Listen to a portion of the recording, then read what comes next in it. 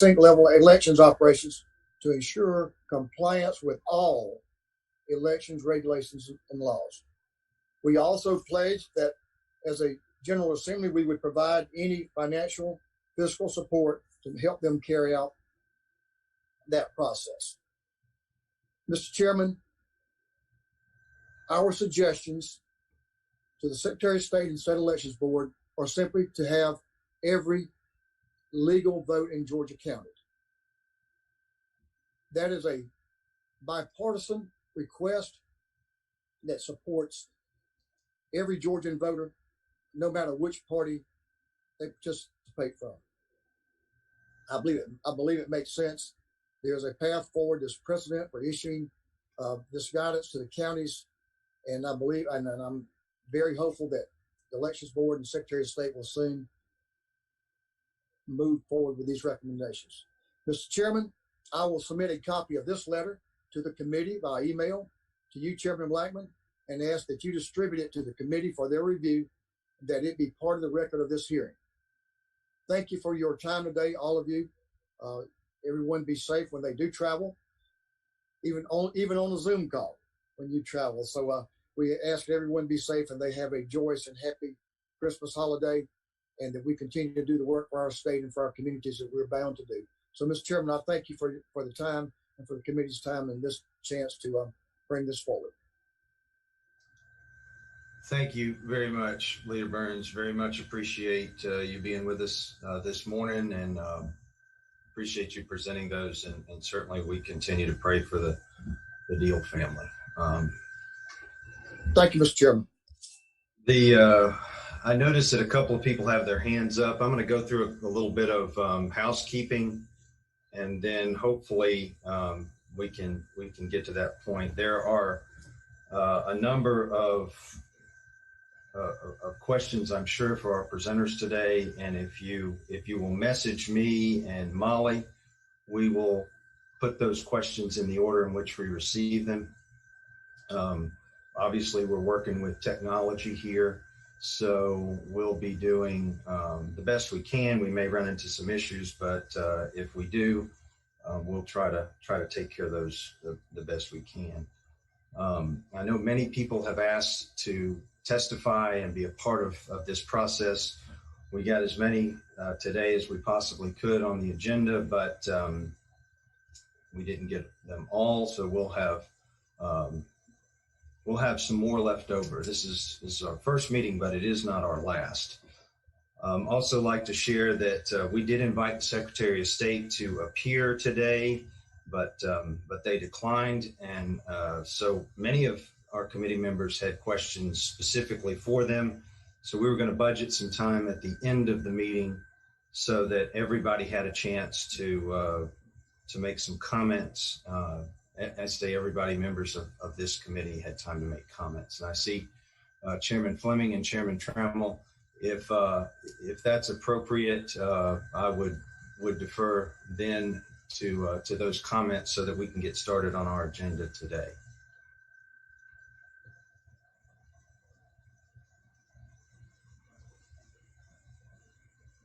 Mr. Ray Smith, did you have a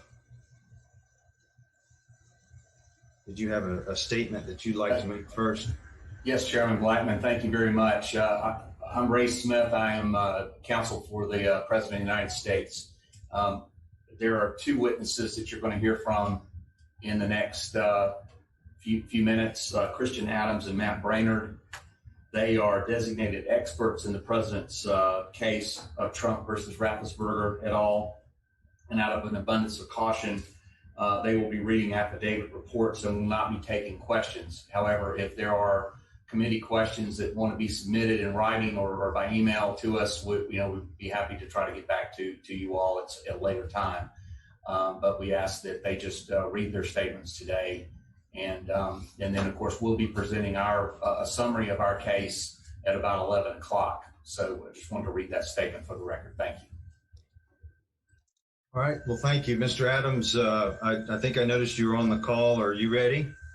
Mr. Chairman.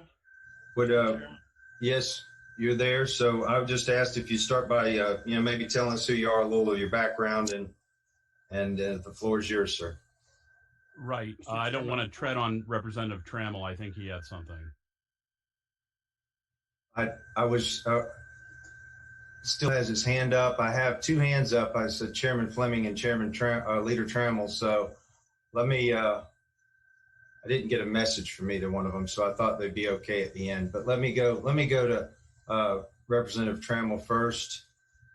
Thank you, Mr. Chairman. And I just want to object for the record to what is about to happen. Offering witnesses without the opportunity for members of this committee to ask questions is fundamentally unfair, and it bespeaks a sham process. We are, to the extent that this is an investigation to get to the bottom of it, we can all read. If they want to submit written statements, that's great. But I would ask that the witnesses be available for questioning. I also would like to state from the outset that the characterization of this is a bipartisan effort is simply not true. The recommendation to the State Elections Board, to my knowledge, no Democrats, at least no Democrats on this committee, are part of such a request. We had a successful election here in Georgia. Our Secretary of State has said over and over again that there aren't problems. To date, 55 cases in 8 states in 37 days have been dismissed. And I think that's a very important point to make from the outset.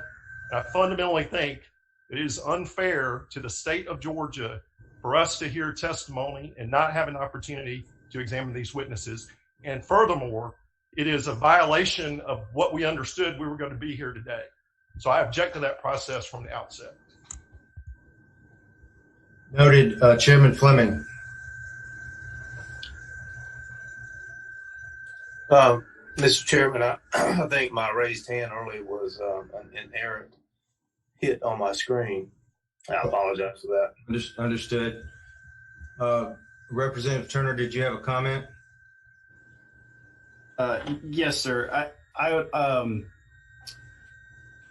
would like to kind of piggyback off of what Leader Trammell is saying and ask you, Mr. Chairman, are we allowed to discuss amongst ourselves during this committee some of the things that are going to be presented here? Because I think we are very informed in this committee, since the majority of what is Georgia law today has come from this committee.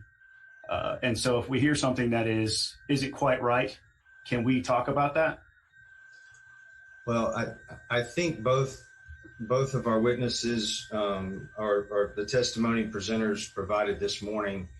If they see fit to not answer any of the questions that we have, then they will have to be able to state as much, and we'll move forward and hear what they have to say, and we can ask them some questions. And if they are compromised and unable to answer, then that'll be something they'll have to let us know. Thank you, Representative Turner. Mr. Adams, you may proceed, sir. Thank you, Chairman Blackman. My name is J. Christian Adams. I am the president and general counsel of the Public Interest Legal Foundation. That is a 501c3 charity that is devoted to this issue 365 days a year.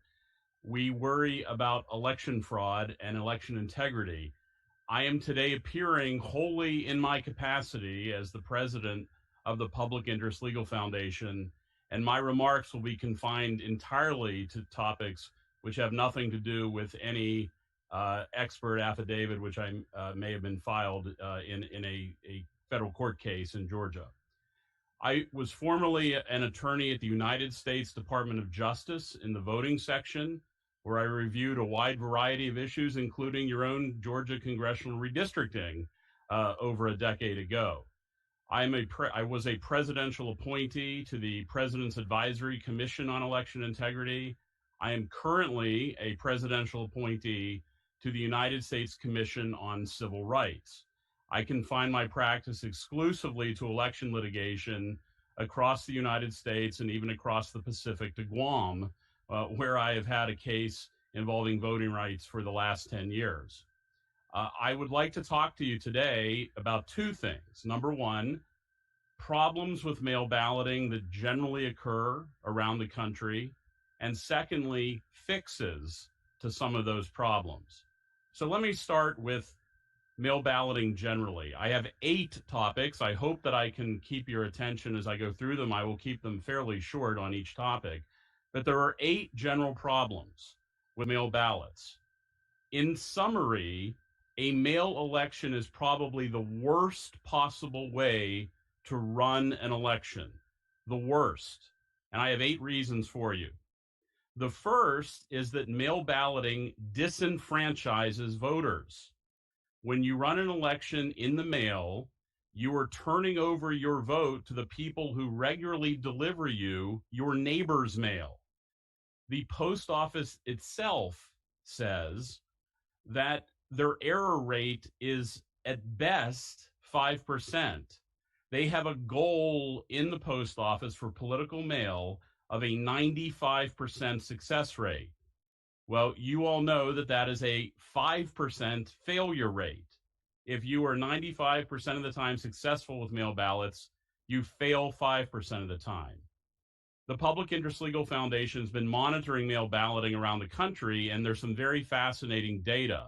For example, coming out of Nevada, where we were able to track in the primary and delivered this information first, that in Clark County, for example, 1.3 million mail ballots went out, 233,000 bounced because of the bad voter rolls, which I'll get to later, and 310,000 arrived. So it gives you a sense of what actually occurs in a mail election. But the bottom line is that mail balloting disenfranchises voters because 5% of them are lost, and even more of them are not counted because of errors that cannot be corrected. The second major problem with mail balloting is it destroys transparency.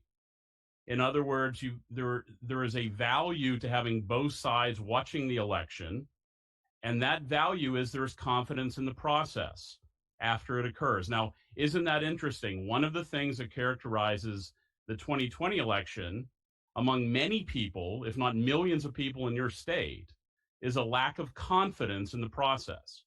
One reason that occurs is because mail ballots are voted outside of the view of election officials. Transparency is a good thing, and when you go to mail ballots, you lose transparency, which takes me to the third problem with mail ballots, is that ballots can be voted by other people. What I'm about to tell you is not speculation. I will give you a direct citation to a federal court opinion that discusses this in great detail. If you want to see how voter fraud operates with mail ballots, if you care about these issues, please read a case that I litigated in the Federal District of Mississippi, the Southern District, called United States versus Ike Brown. I represented the United States while at the Department of Justice. I have a citation for you. It's 494 F Sup 2nd 440. I'll repeat that. 494 Federal Supplement 2nd 440. The case is United States versus Ike Brown. In that case, you will find page after page after page describing what happens when mail ballots go to people who are on the margins, who do not have economic power, who rely on the local government for their jobs, for their livelihood. And what you will find in that case are swarms of notaries, swarms of ballot collectors, voting ballots for people. This was live testimony in federal court by the victims who testified that other people came to their house and voted their mail ballots. This is not speculation. This is not a conspiracy. This is a judgment in favor of the United States of America. And you could read the details of which. One particular victim was named Susie Wood. She was regularly having other people voting her mail ballots. They would bring them to her house out of the mailbox, and they were regularly voting her ballots. When the judge interrupted our questioning of the victim and asked Susie Wood, why on earth would you be doing this? She said something I'll never forget. She said, Your Honor, the person coming to my house always knows who the best person to vote for is. That's in the opinion that I gave you that you can read. It's not isolated. But the third reason mail ballots are bad is it creates vulnerabilities in the system.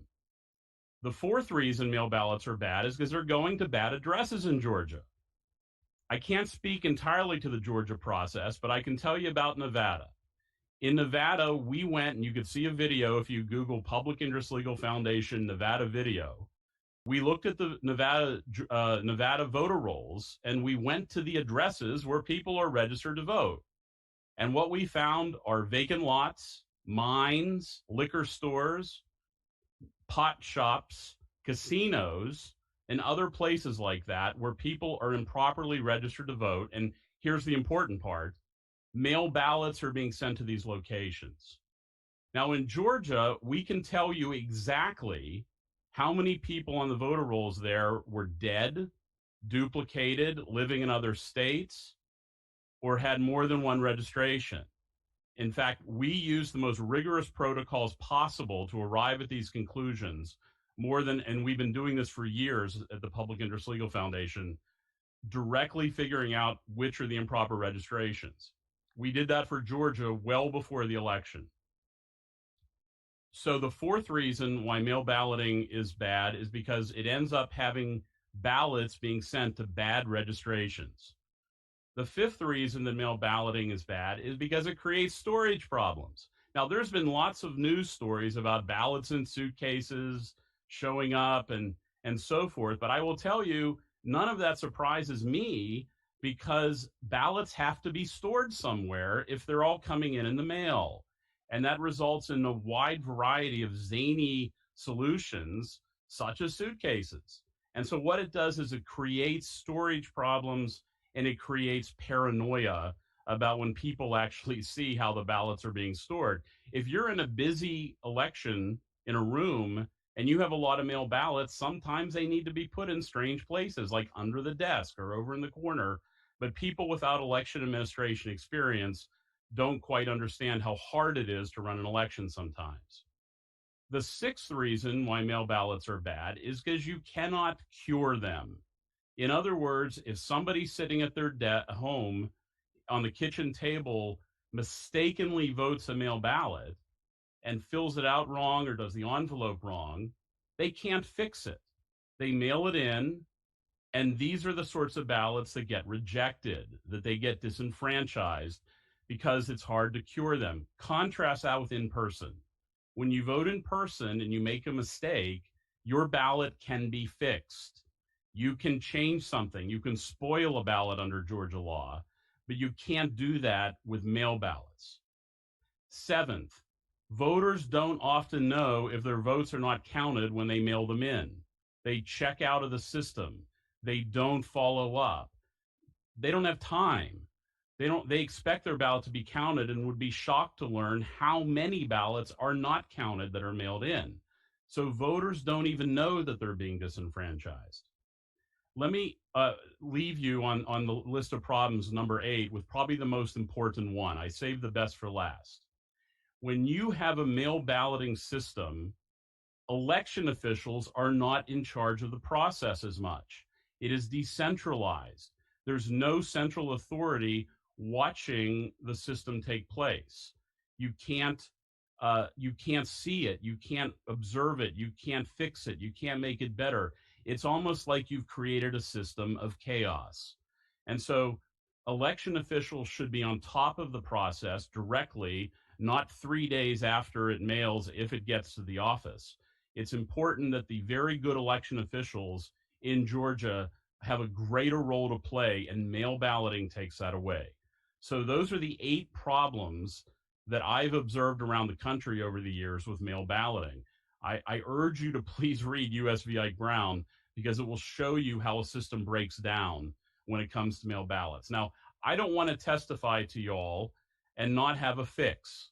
And so I have a number of solutions that I would suggest that I want to go through with you very briefly.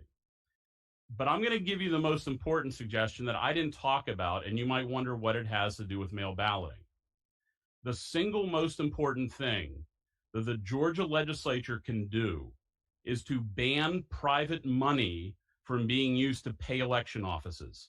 That happened this year with the Center for Technology and Civic Life.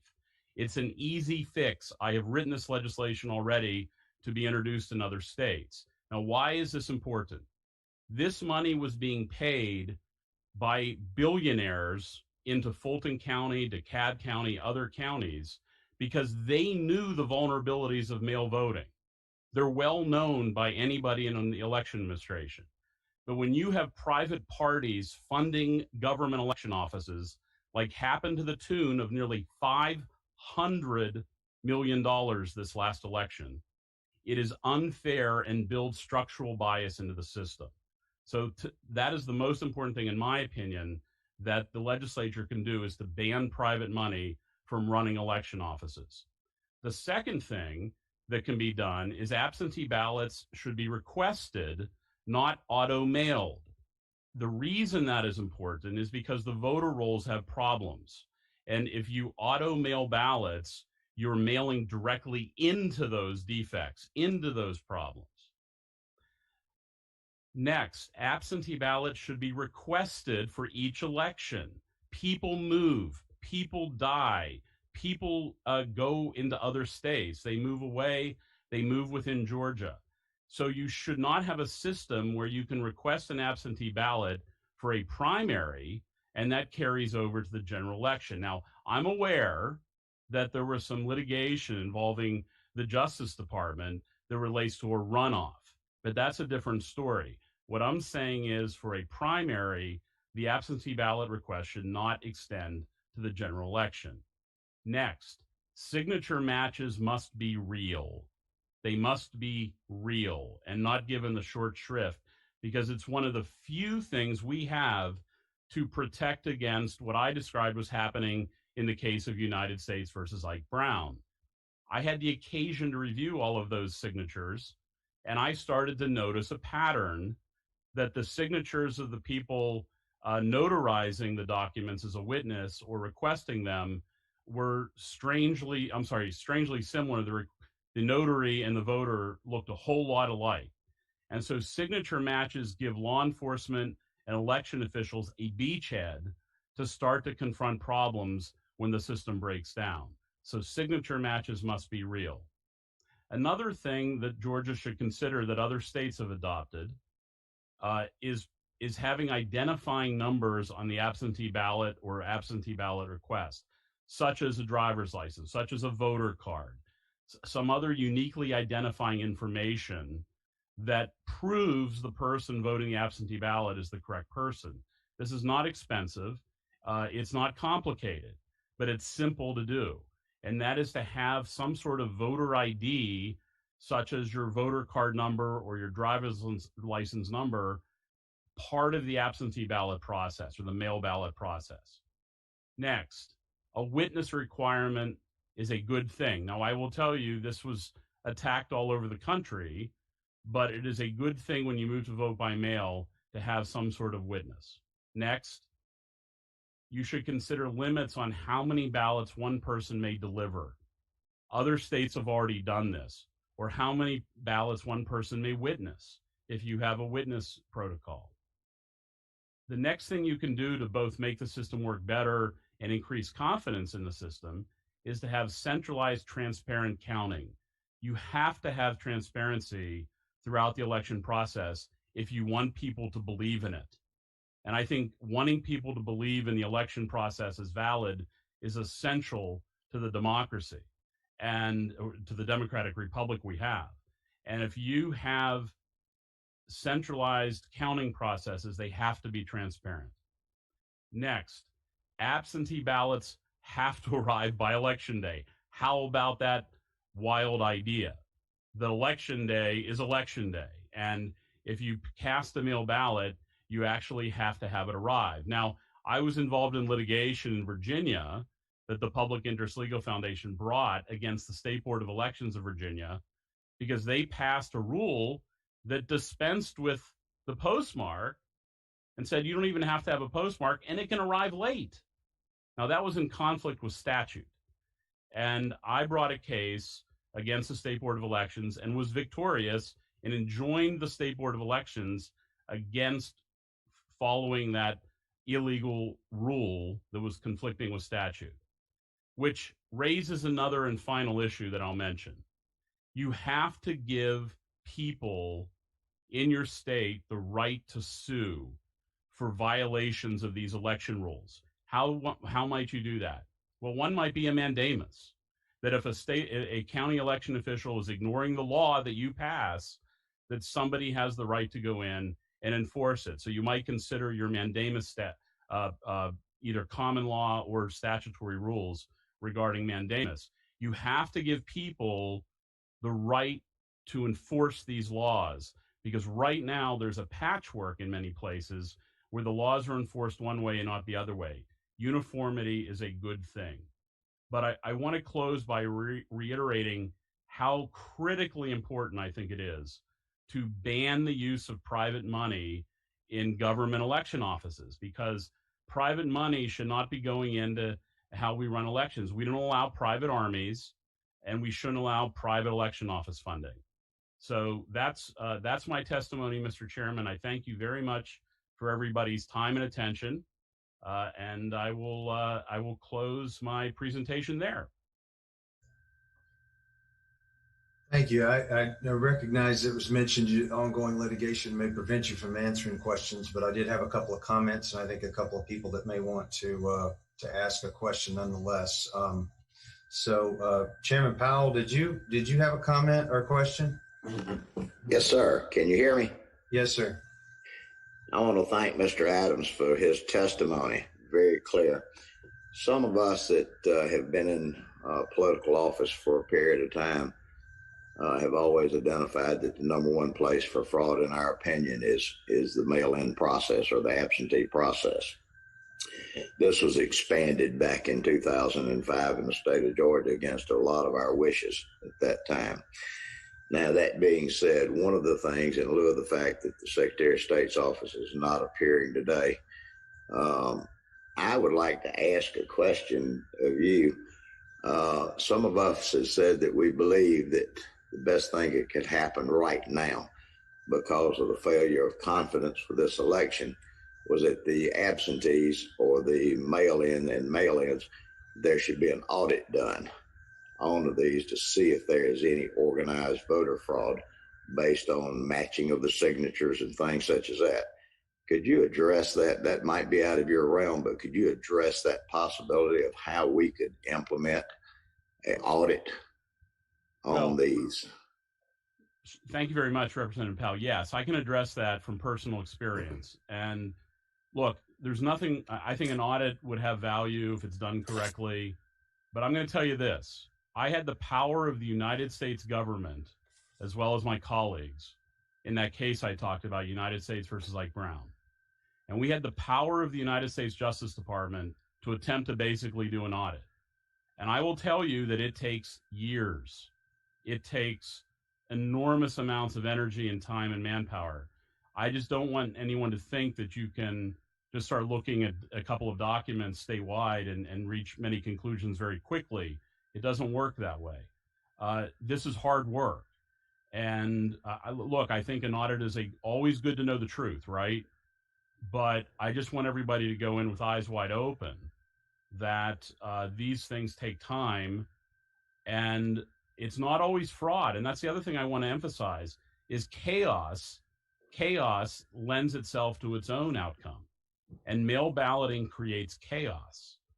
And you don't have to have a conspiracy to commit a crime to still get a bad thing to happen. So I would be all in favor of always getting to the truth. I just want folks to know that it can be a long, long road to get there. Anything further, Chairman Powell? Or? Well, I mean, I heard what he said, but I guess my specific question would be, in lieu of the fact that we have upcoming elections and we can't pass any type of law due to the fact that we can't go into any type of special session or pass any ex post facto laws, but is there any possible way that we could do a sampling audit of these type of votes to see if further litigation might have some of these votes or some of the areas possibly considered for banning if they were not properly certified by the election officials? I guess that's the point I'm getting to, because if that happens, then that we could take it to the next, possibly through litigation, take it to the next step. Right. And look, if procedures were not followed in the statute, that is clearly a serious problem that you could audit and catalog. And I think some people have done that. And I'm going to try to steer a little clear of that topic. If I was doing this, here's what I would do. I would take the list of dead registrants that I know we created at the Public Interest Legal Foundation, and I would look to see how many of those cast ballots. I would take the list of people who moved away from Georgia that the Public Interest Legal Foundation produced earlier this year, that moved away from Georgia, and how many of those cast ballots. That's not a complicated thing. It actually could probably be done in a day or two. But it's important to do it correctly, and not, as many people have made mistakes around the country. They don't think there's anybody else with your same name born on the same day. Well, there actually are. Everyone on this call probably has people looking at the board here with somebody with maybe one or two exceptions who have someone with the same name born on the same day somewhere in the country. So I think it has to be done correctly, but that's another thing that people should consider. So then a step further than that, then, to do a comparative list. So what process would we need to move forward with that? And I mean, we don't have, at this point, we don't know what the intention of the Secretary of State's office is. They had said that there would be an audit done with the recounts, but, there was a recount, but no audit. And that's the thing that's been of primary concern to a lot of us. So legally, and I'm not an attorney, but maybe you could give some advice to that. How could we move forward to implement these type of comparisons to the local boards of elections around the state? Well, that's a very good question. I apologize that I don't have an answer for you for a variety of reasons, not the least of which is I'm not close enough to the Georgia process. I'm sorry. Thank you. Representative Shannon. Thank you, Mr. Chair. Historically, Republicans have been the ones who have really used absentee mail-in voting, as you call it. But in this last election, we definitely did see more Democrats pick up and start to use mail-in balloting. We saw that 65% of Biden's votes in Georgia did come from absentee voting. And we saw that 35% of Trump's voters did use mail-in voting. That's almost 500,000 folks who voted for Trump who actually used mail-in voting. So clearly over time, mail-in voting has now become more bipartisan. And so it just seems kind of odd to me that you are testifying and launching an attack on using mail-in voting, because I just don't remember from other Republicans, I don't remember in general there being such an attack against absentee voting when it was mostly Republicans using it. So it seems to me that this new kind of upspring about Democrats, largely Black and brown voters who are using mail-in voting as of this year so much, it just really seems interesting to me that this is such a hot topic now about why people are using mail-in and exactly the process that goes along with it.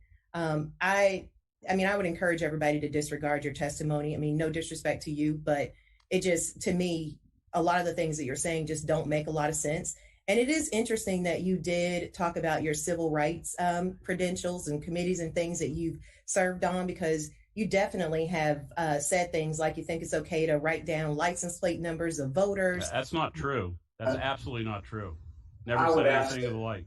You've said that people are playing the race card, ignoring the history of voter suppression in this country for Black and brown voters. So I just think that I just want to shed some light on the perspective of which you're coming from. My specific question is, why are you now launching such an attack against absentee voting? Because almost 500,000 voters in Georgia voting for Trump, that's a lot of votes.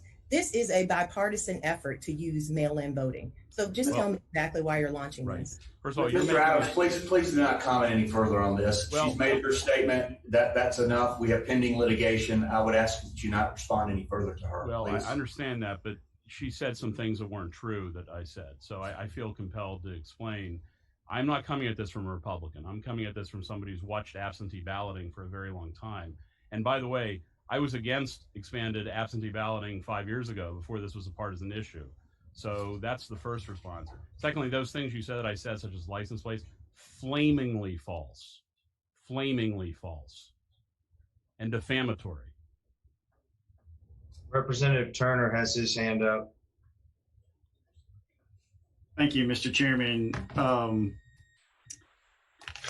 What you said a moment ago, you mentioned looking at the list of dead voters in Georgia. Our process here in Georgia at the Secretary of State's office has been following very closely. And even our independent activists in our community who have been critical of his performance during this have admitted that they have found 0 dead voters in Georgia. Their concerns around our voter rolls are more about people who file a change of address form, move out of the state, set up a life outside the state, and then still request a ballot here in Georgia. And they've alleged some 15,000 examples of those. And so while I would agree with you that voter rolls are a key issue in making sure that they're maintained, and there's some things that we probably need to be doing better in that regard, not probably, we absolutely must be doing better in that regard. Because you had said a couple of times you couldn't speak to this exact process in Georgia, I think it's very important that we clarify dead people didn't vote in Georgia in this election. Potentially, there were people who cast ballots that shouldn't have, that have moved out of Georgia and their residency is no longer here. And so as to Chairman Powell's earlier question about the process of doing an audit, if we were going to start, I wouldn't say dead voters because there just aren't going to be any examples of that. Our Secretary of State pulls the records from every county whenever there's somebody that passes away, and they immediately remove them from the voter rolls. Those reports are going monthly to our local elections officials, and so that process is key. But I do believe we need to audit to make sure that we are following it. And this committee has done a lot of work to make sure that our voting process is 100% verifiable from beginning to end, and that there's a checkpoint and there's a record at every step of the way. When you request when your application is received, the signature match is happening at that point again for the first time. The records of when the ballot was sent out, when it was received, that it was actually processed. If there were problems, we have in our state statutes things that allow the voter to cure their absentee ballot if there are problems that didn't exist 4 years ago as a result of the work of this committee, by the way. So I would just like to kind of bring to light that there are some good things that we're doing there. And if you're going to make these suggestions, I would ask that we focus on the real problem areas, because there's been a lot of misinformation out there that's cast doubt in our process. And that's one of those things when it's a red flag for me when I hear, hey, you could have dead voters voting in Georgia. Well, that doesn't happen here. And we've pulled the data to find out whether or not that did happen, and it's shown that it hasn't happened. I would just like to focus on the areas where there are actual problems, and not some of the things where they could take us down a rabbit hole that will lead us ultimately to nowhere and give us a false sense of security, where we should be looking at the areas where there's actually a brush fire. Representative Nguyen had a question. Thank you, Mr. Chairman. Mr. Adams, you mentioned that your group uses a rigorous process to identify potential issues with invalid ballots. Specifically, you cited some of the issues are erroneous registrations, and you also named other instances of potentially folks casting invalid ballots for one reason or another, including double voting. I haven't had a chance to read the litigation that you did mention earlier, and I will take a look at that. But I did have a chance to read about the lawsuit that you filed in the state of Virginia alleging that invalid ballots were cast by non-citizens. In that lawsuit, Social Security numbers were shared publicly, which resulted in the commitment of your firm to redact private information, identifying information that could potentially endanger folks that are being accused of committing a felony. And subsequently, your group was sued for defamation because it was found that these citizens these voters who are alleged to be non-citizens were in fact citizens in the state of Virginia. Can you share with us how your rigorous process yielded a result that your rigorous process did not hold up for this particular case in Virginia? Yes, thankfully that was not our rigorous process. That was the Commonwealth of Virginia's not very rigorous process. And what happened there is the Commonwealth of Virginia was removing American citizens from the voter rolls that were actually citizens being removed as non-citizens. And so that is about as bad as a process as you can have. What we did is we asked the Commonwealth of Virginia for the list of all of the people that were declared non-citizens who have been removed from the rolls by Virginia. The Commonwealth of Virginia published that list and gave it to us. And incidentally, they are the ones who published the Social Security numbers initially, not our organization. And we took them at their word that these were people who were declared non-citizens. And it turns out, believe it or not, that the Commonwealth of Virginia, which, by the way, I apologize to all the Georgia legislators who get to hear about what goes on in other states, the Commonwealth of Virginia was declaring American citizens as non-citizens and actually canceling their voter registrations. That's something I think we all can agree should never happen. And we discovered it through this lawsuit by assuming that the Commonwealth of Virginia was acting properly. Well, it turns out they weren't. And we relied on that information and we drew reasonable inferences. If the Secretary of State of Georgia were to give you, Representative, a list of people that they canceled as aliens or foreign nationals, I think you would probably trust it also, like we did. And it turns out you can't. You can't trust everything the government does. So, but thank you for that. Yeah, you're absolutely right, Mr. Adams. In fact, if the Secretary of State or anybody else presented me with a list, I would absolutely not trust it. And I would go as far to say, if I were to pursue litigation, I would not take anybody's word on it. I would actually do the legwork it would require to uncover that those people were, in fact, wrongly removed before I followed lawsuit. And you actually can't. That's part of the problem. Defamation and by the way, we didn't. Those people. Let me just jump in just a second. We do have two other people that have questions. So I'm going to we're going to move to Representative Jones. Thank you, Chairman Blackman. We appreciate your time, and I do not want to belabor too many points. I appreciate Representative Turner's focus on the NCOA process regarding the change of address. That is an area where I think we do have to be able to shore up our processes. But I want to point towards one of the solutions you talked about, and we do appreciate it's one thing to bring problems, it's another thing to bring solutions. And your fourth solution was signature match, making sure that it's real. One of the things you did not mention was providing for or requiring an ID process within the mail-in process. Do you happen to have any type of an opinion on that, or maybe data that this committee could use? And I actually, that's one of the things I would strongly recommend is some form of identifying number. And it doesn't have to be complicated. It could be your voter card, it could be your driver's license card. It could be a variety of things that the election officials have that you write either in your application or on your ballot to validate who you are. I'm not suggesting photocopying your driver's license. I don't think most people have the ability to photocopy at home, but something that proves who you are when you vote that mail ballot, that gives the election confidence that those are the same people. So yes, I'm very much in favor of something that is easy and doesn't have a financial burden on anybody to validate that they are who they say they are when they cast the ballot. Okay, thank you. And final question, Secretary Williamson. Thank you, Mr. Chairman. I did. Am I unmuted? I think I am. Thank you, Mr. Chairman. To Mr. Adams, you already stated that you're not that familiar with our processes in Georgia, but I want to echo what Representative Alan Powell said, Chairman Alan Powell, getting back to the idea of doing an audit of these signature verifications.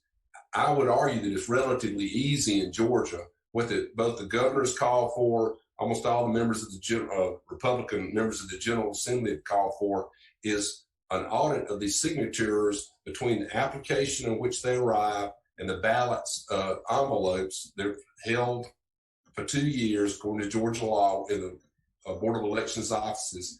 And at a minimum, you could use the power of statistics and just check. And it's all about voter confidence. I opened the meeting in prayer, and all I want is the truth. And the people I represent want to know whether or not it's true. Is there fraud or not? And an audit would reveal whether or not these signatures are matching up with legal voters or not. And I think it's a very simple ask, and echoes again what Leader Burns is requesting of the Secretary of State's office, and that would be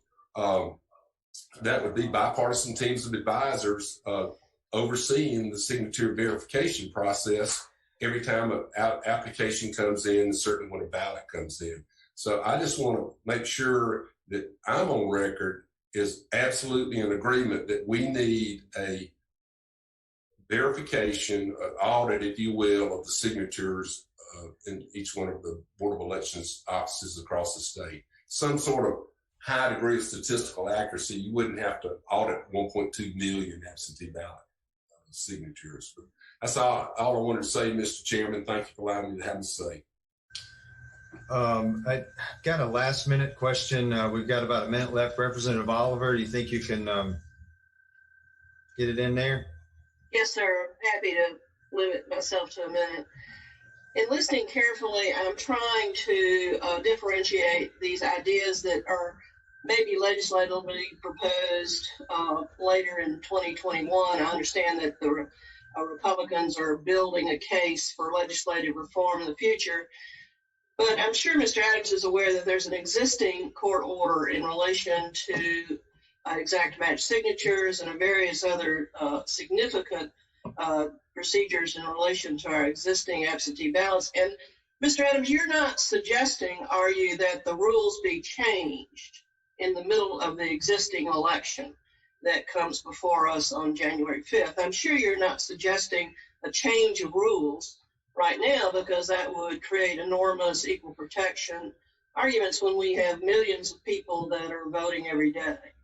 Surely you're not suggesting that, or anybody is suggesting a change of the rules before January 5th. Well, obviously I can't speak for everybody. I will speak for myself. It is not my prerogative to time these changes. That's not what I'm here to tell you to do, is the time you do this. I'm telling you what makes sense. Now, my understanding is, notwithstanding a court order to the contrary, that you already have set these rules long ago, that these are legislative rules that were passed long ago regarding how mail ballots are counted. So I would never suggest that I advise you on timing. That's your choice. What I can tell you is that I think you've already done this. Thank you, Mr. Chairman. Thank you. Mr. Adams, I appreciate you presenting and taking questions today. Thank you very much. We have up at 10 o'clock here. If he is ready, Mr. Brainerd, would you please, again, just start by telling us who you are and maybe a little bit of background, and then your presentation, sir. Yes, Mr. Chairman. I'm prepared with the statement to go through my background and right into my findings, if that's okay with you and the committee. It is. Thank you. Thank you for the opportunity to testify. I've been working in the voter data and election administration field since 1996. I've worked building and deploying voter databases for the Republican National Committee, 5 presidential campaigns, and no less than 100 different campaigns and election-related organizations in all 50 states and the U.S. Virgin Islands. I worked for 8 years at the nation's premier redistricting and election administration firm, Election Data Services, where I work with states and municipalities on voter databases, delineation, and litigation support related to these matters.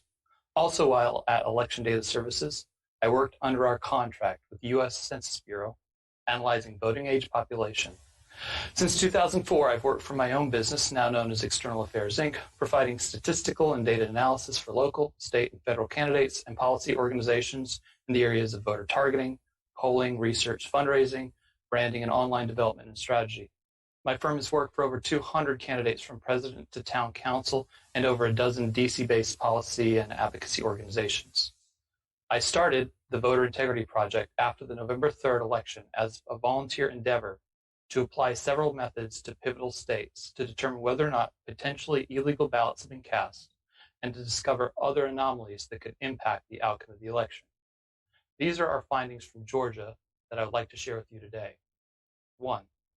From the state's database for the November 3rd, 2020 election and comparing that to the USPS Owned and Leased Facilities Report, it is my opinion that 1,043 early and absentee ballots were cast by voters who were registered with a postal box disguised as a residential address.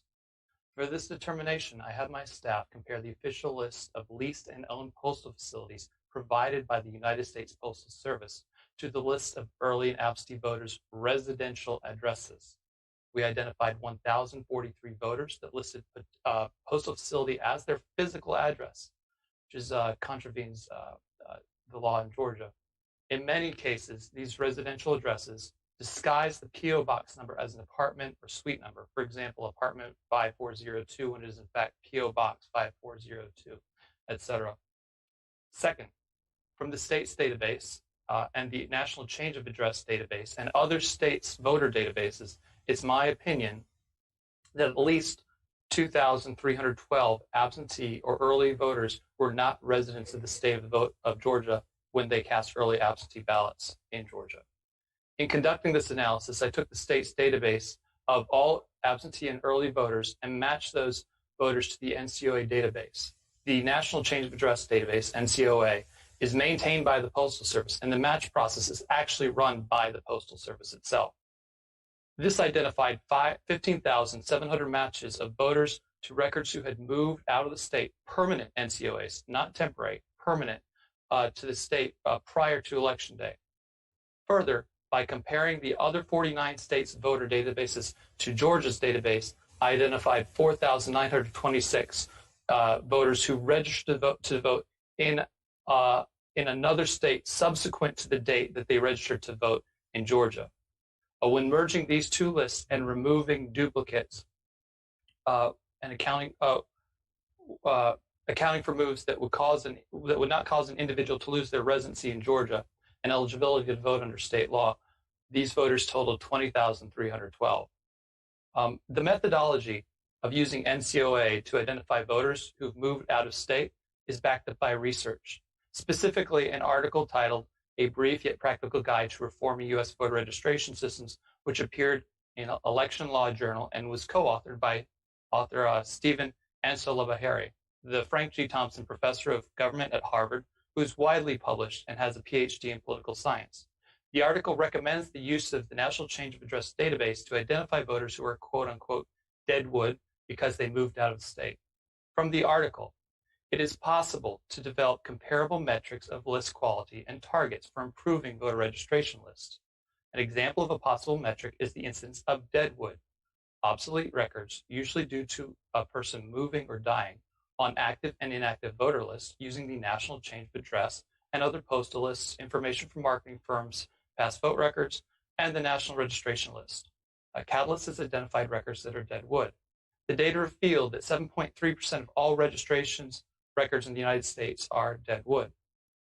The methodology for matching Georgia voters to out-of-state voters who subsequently registered to vote in another state was done using full, exact name and date of birth.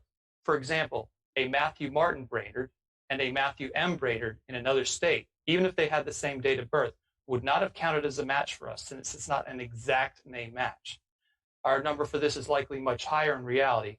Both Georgia and other states, we had difficulty obtaining reliable, accurate dates of birth for all individuals, and since having a full, reliable date of birth was required for the match, there are many voters in this category that we inevitably missed. I would point out that this matching method has also been validated by published research. An article titled ADGN, an algorithm for record linkage using address, date of birth, gender, and name, in Statistics and Public Policy, another journal, also authored by Mr. ᔕEtiᗪ, states the following in his analysis of a database for the state of Texas. Either name or date of birth or name and address identifies nearly all individuals in a database uniquely. 99.6% are unique with date of birth and name.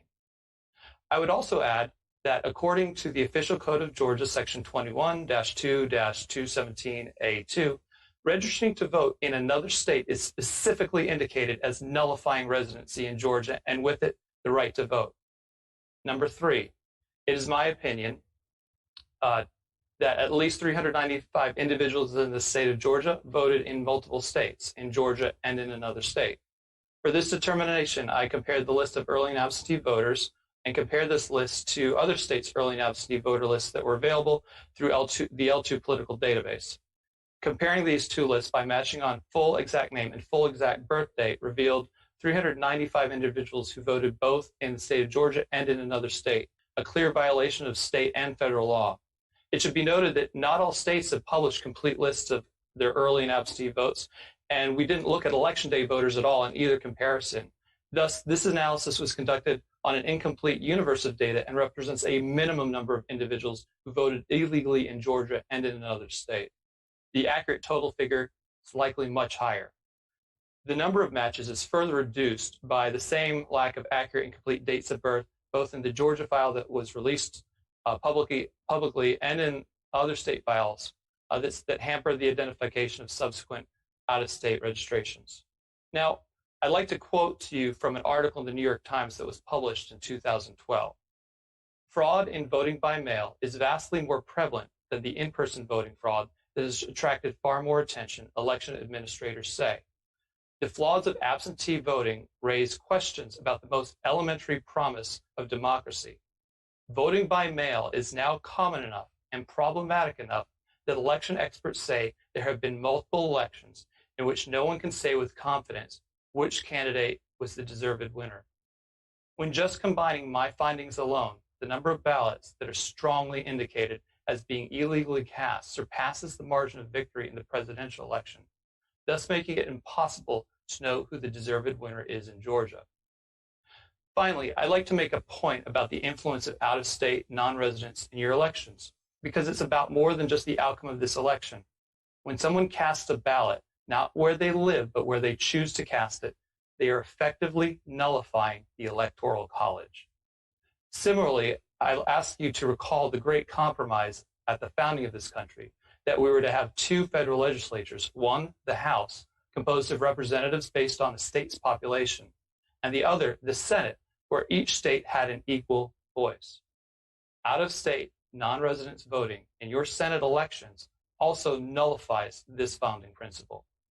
To the members of the committee, I am eager to answer any and every question you may have about these findings. I do respectfully request that you allow me to answer certain questions about the specifics of these findings after my testimony in current litigation, which I expect to complete within the next few days. You may email these questions to me for a written response, or I'd be happy to answer them via live, over Zoom, over the phone, and under oath. Thank you. Thank you very much. There are some questions. Mr. Brainerd, if there's something that you can speak to at present, that would be fine. We understand the ongoing litigation. If it is not something, then I would just ask that perhaps you write it down and get that answer back to us at an appropriate time. I'm going to go back. I believe the first request was from Representative Oliver.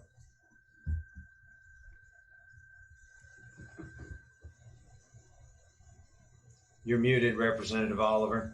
No, sir. I was asking for the previous witness, not this witness. Oh, I'm sorry. I got another one up there from you. Representative Trammell. Thank you, Mr. Chairman. My first question would be for, with respect to the affidavit on compensation. It's true you're being paid a flat fee of $40,000 for your testimony? That's what it says in the affidavit. Although to be clear, that was for another legal organization. And the campaign itself isn't paying me anything.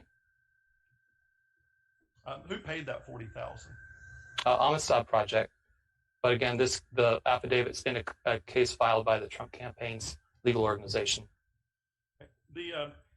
On your Twitter bio, I see a link to a ᔕTOᑎE, which is a crowdsourced funding, and it says that you're raising money for the project that you're testifying about before this committee today.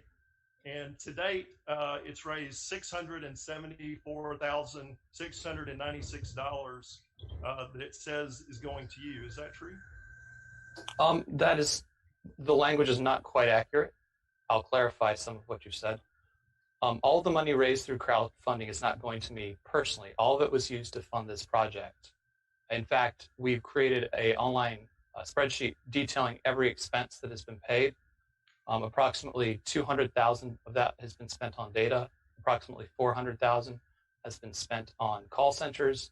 And we still have invoices to log. When we reached $580,000, I posted and requested that people that were no longer asking for money, and that any money that comes in, will be dedicated to the project. I said that when we're done with the project, and we're nearing that point now where we will have no more expenses for it, we will offer anybody who donated money to return it to them because we have surplus. If there's any money that's left, sorry, go ahead. So we'll return money to anybody who asks for it, if given that we will likely have a surplus and that the project didn't cost as much as we received in donations.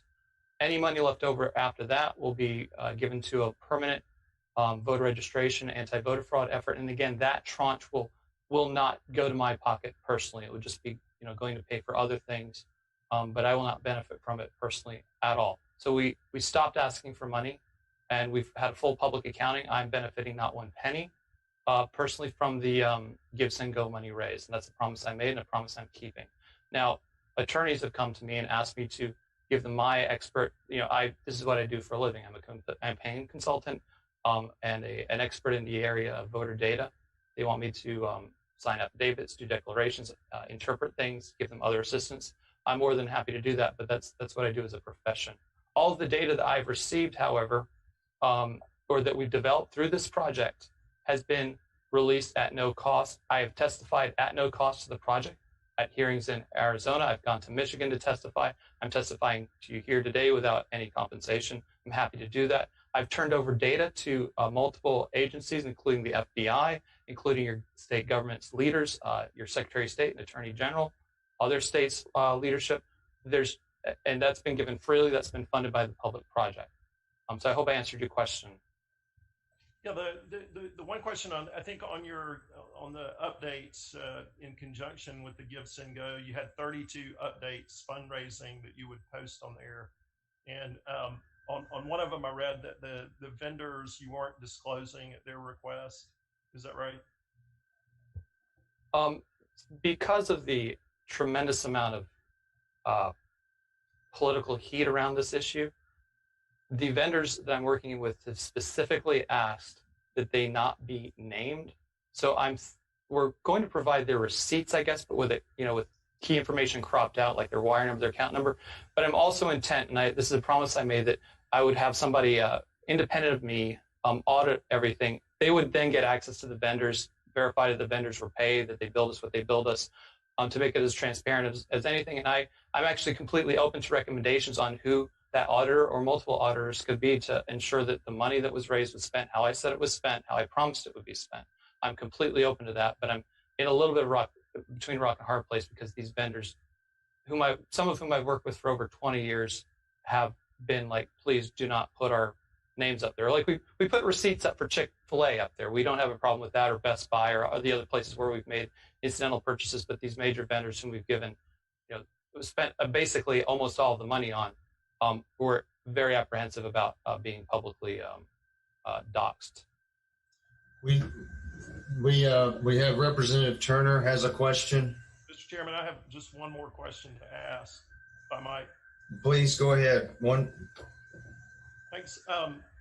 Mr. Brainerd, two or three nights ago, you were on an interview with Lou Dobbs on the Fox Business News channel. And in that interview, you said that you were working with Georgia legislators. Who are the Georgia legislators that you're working with? Your colleagues on this committee who invited me to the hearing.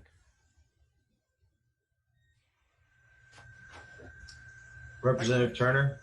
Thank you, Mr. Chairman. Mr. Brainerd, you and I have never had any conversations, have we? We never had. I don't recall. Yeah, I don't recall.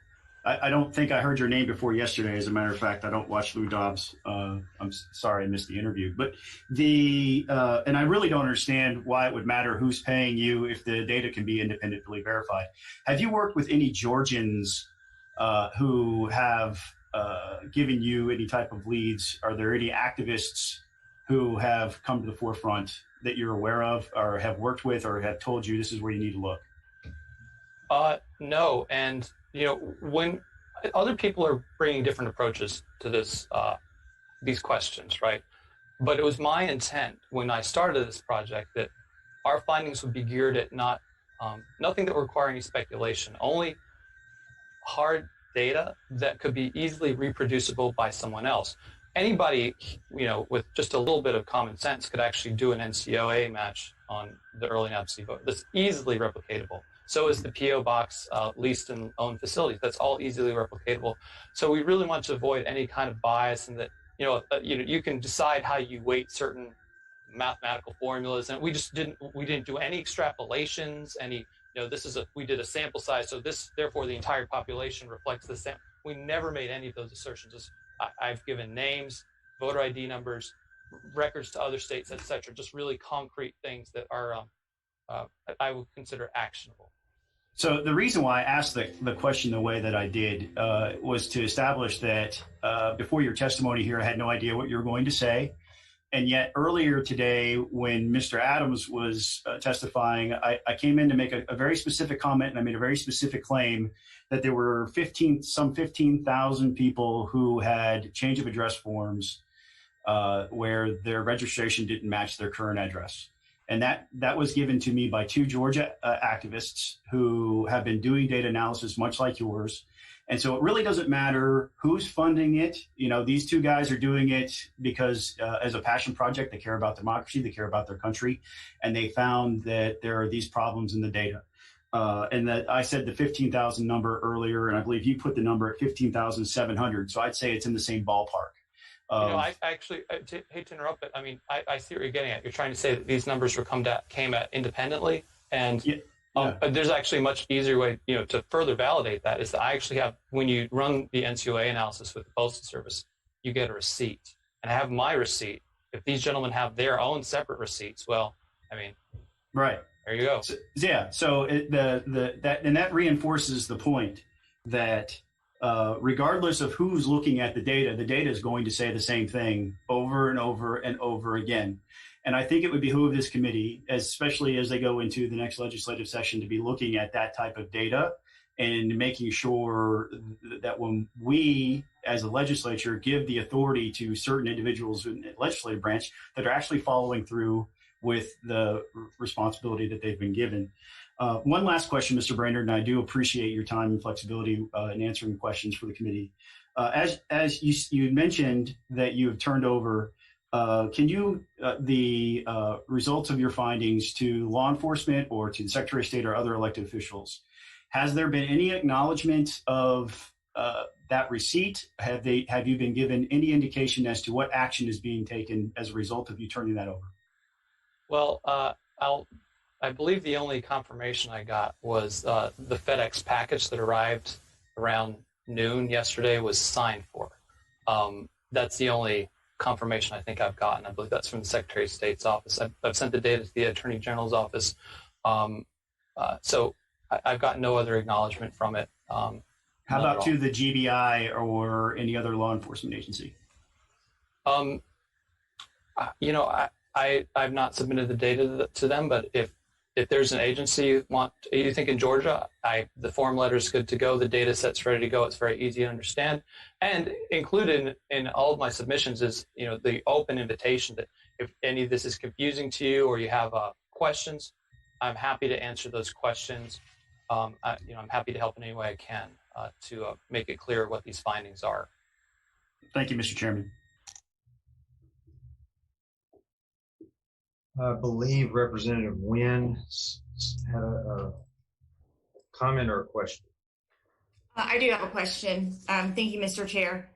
Mr. Brainerd, I did have a chance to read through your affidavit and look at the exhibits that you attached to the affidavit.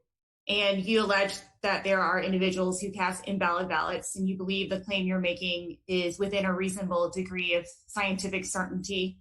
So I did take a look at the exhibits you attached, and I do want to share with you some of the things that I found that appear to be incorrect to me. And I'll just address these in orders of the exhibit attached, and I'll just, in the interest of time, highlight the most notable things that I found. The first exhibit attached, Exhibit 2, is a list of folks who were registered to vote in Georgia and have subsequently registered to vote in another state. Right off the bat in your affidavit, you testify that you cleaned up the list for duplicate entries, yet on the very first page of the exhibit, there are 3 duplicate voters. So I am concerned about the duplicate entries that may not have been removed from the exhibits. On that same page, what I did was I just took the first 10 names that were listed that are alleged to no longer be a resident in the state of Georgia. Of those 10 names, I found 8 property tax records that shows the voter still lives at this current address listed under which they're registered in the state of Georgia. They claim homestead exemption on this home as their primary residence, and they pay property taxes on their homes here in the state of Georgia. These are 2020 records that I will be submitting to the committee for review. Of these 10 voters that I researched, I was able to reach one voter on the phone. The voter verified that both he and his wife still live at this address in the state of Georgia, and he has only voted in the state of Georgia. He has a lengthy voting history that I was able to pull as well. From this very same list of individuals, one individual is alleged to be registered in both Georgia and Arizona. I was able to confirm her registration in Georgia and match her voter registration to a property tax record to confirm that she still holds residency in the state of Georgia as her primary residence. I cross-referenced her with Arizona's database and in fact did find a voter with the exact same name, and they are exactly the same age. However, the voter in Georgia was born January 17th, and the voter in Arizona was born on April 17th. The voter also has a very common name, and I subsequently just typed in her full name, first, middle, and last name. In the state of Georgia, 117 people share this name, according to White Pages, and in the state of Arizona, 54 people share this name. There was another similar scenario with another individual on that same list, registered allegedly in both Georgia and Arizona. Same first, middle, last name, but they have different birthdays. They're different ages. One is age 48, one is age 49. The voter in Arizona has not actually voted since 2016. I'm going to move ahead in the interest of time to Exhibit 4. And you mentioned this earlier, voters who in your affidavit, you allege that voters are using P.O. boxes to register and disguise P.O. boxes as their residential address to cast invalid ballots. In this exhibit, I immediately recognize one of the addresses. It's right around the corner from which I live, and I have friends that live in this actual building. It's a condo building with units on top, and it happens to have a FedEx center in the bottom of the condo complex. I reached out to my friend that lives there and informed him that both he and his wife are listed on your exhibit as having committed voter fraud by trying to disguise their residential address as a P.O. box. He subsequently sent me a list of all the homeowners in that same complex, and I cross-referenced them with their voter registration to confirm they live there. And then I also looked on your exhibit, and every single person that owns a condo in that building that voted in this election has been accused of disguising their residency as a P.O. box. I found a similar scenario for an address that is also an apartment building with a FedEx center in the bottom of the building. I know exactly where that building is because I have friends who used to live in that apartment complex, and a simple Google search will show you in real time that that is a residential apartment building with a FedEx center underneath it. Now, for those two buildings alone, I've identified at least 70 individuals in the first building that are on this exhibit, having been accused of disguising their residential address as a PO box. And on the second list, there are at least 58 folks that are named for that specific apartment complex. In Exhibit 5, this is the list of people who have alleged to have voted twice, one in the state of Georgia and one in a second state. One of the very first names on that list happens to be our colleague, Representative Tyria Nolowitz's neighbor. So we simply picked up the phone and called Representative Nolowitz, and she called the voter. The voter is alleged to have voted in the state of Maryland and also in the state of Georgia. The individual has confirmed that he currently lives in Georgia and has never voted in the state of Maryland. He, in fact, has not been to Maryland in the last year at all. He does have a father with whom he shares the exact same name, a senior and a junior. In another scenario, I was able to find an individual who allegedly voted in Georgia and also in the state of Virginia. The voters share the exact same name and age, but they have different birthdays. The Georgia voter born June 14th, the Virginia voter born June 2nd. On that same list, I happened to notice that one of the Representative Wynn, excuse me, how many more on your list are This there? is my last scenario. Thank you, Mr. Chairman. On the last, one of the voters on my list happened to be my constituent. I attempted to call her, was unable to reach her, so I actually just drove over to her house and talked to her and her husband yesterday afternoon. They've lived in Georgia their entire lives, have lived in that same house since 1985. They've never even been to the state in which they're alleged to have double voted. Earlier, Mr. Adams did testify that there are circumstances in which voters have the exact same name, first, middle, and last name, and the same birthday.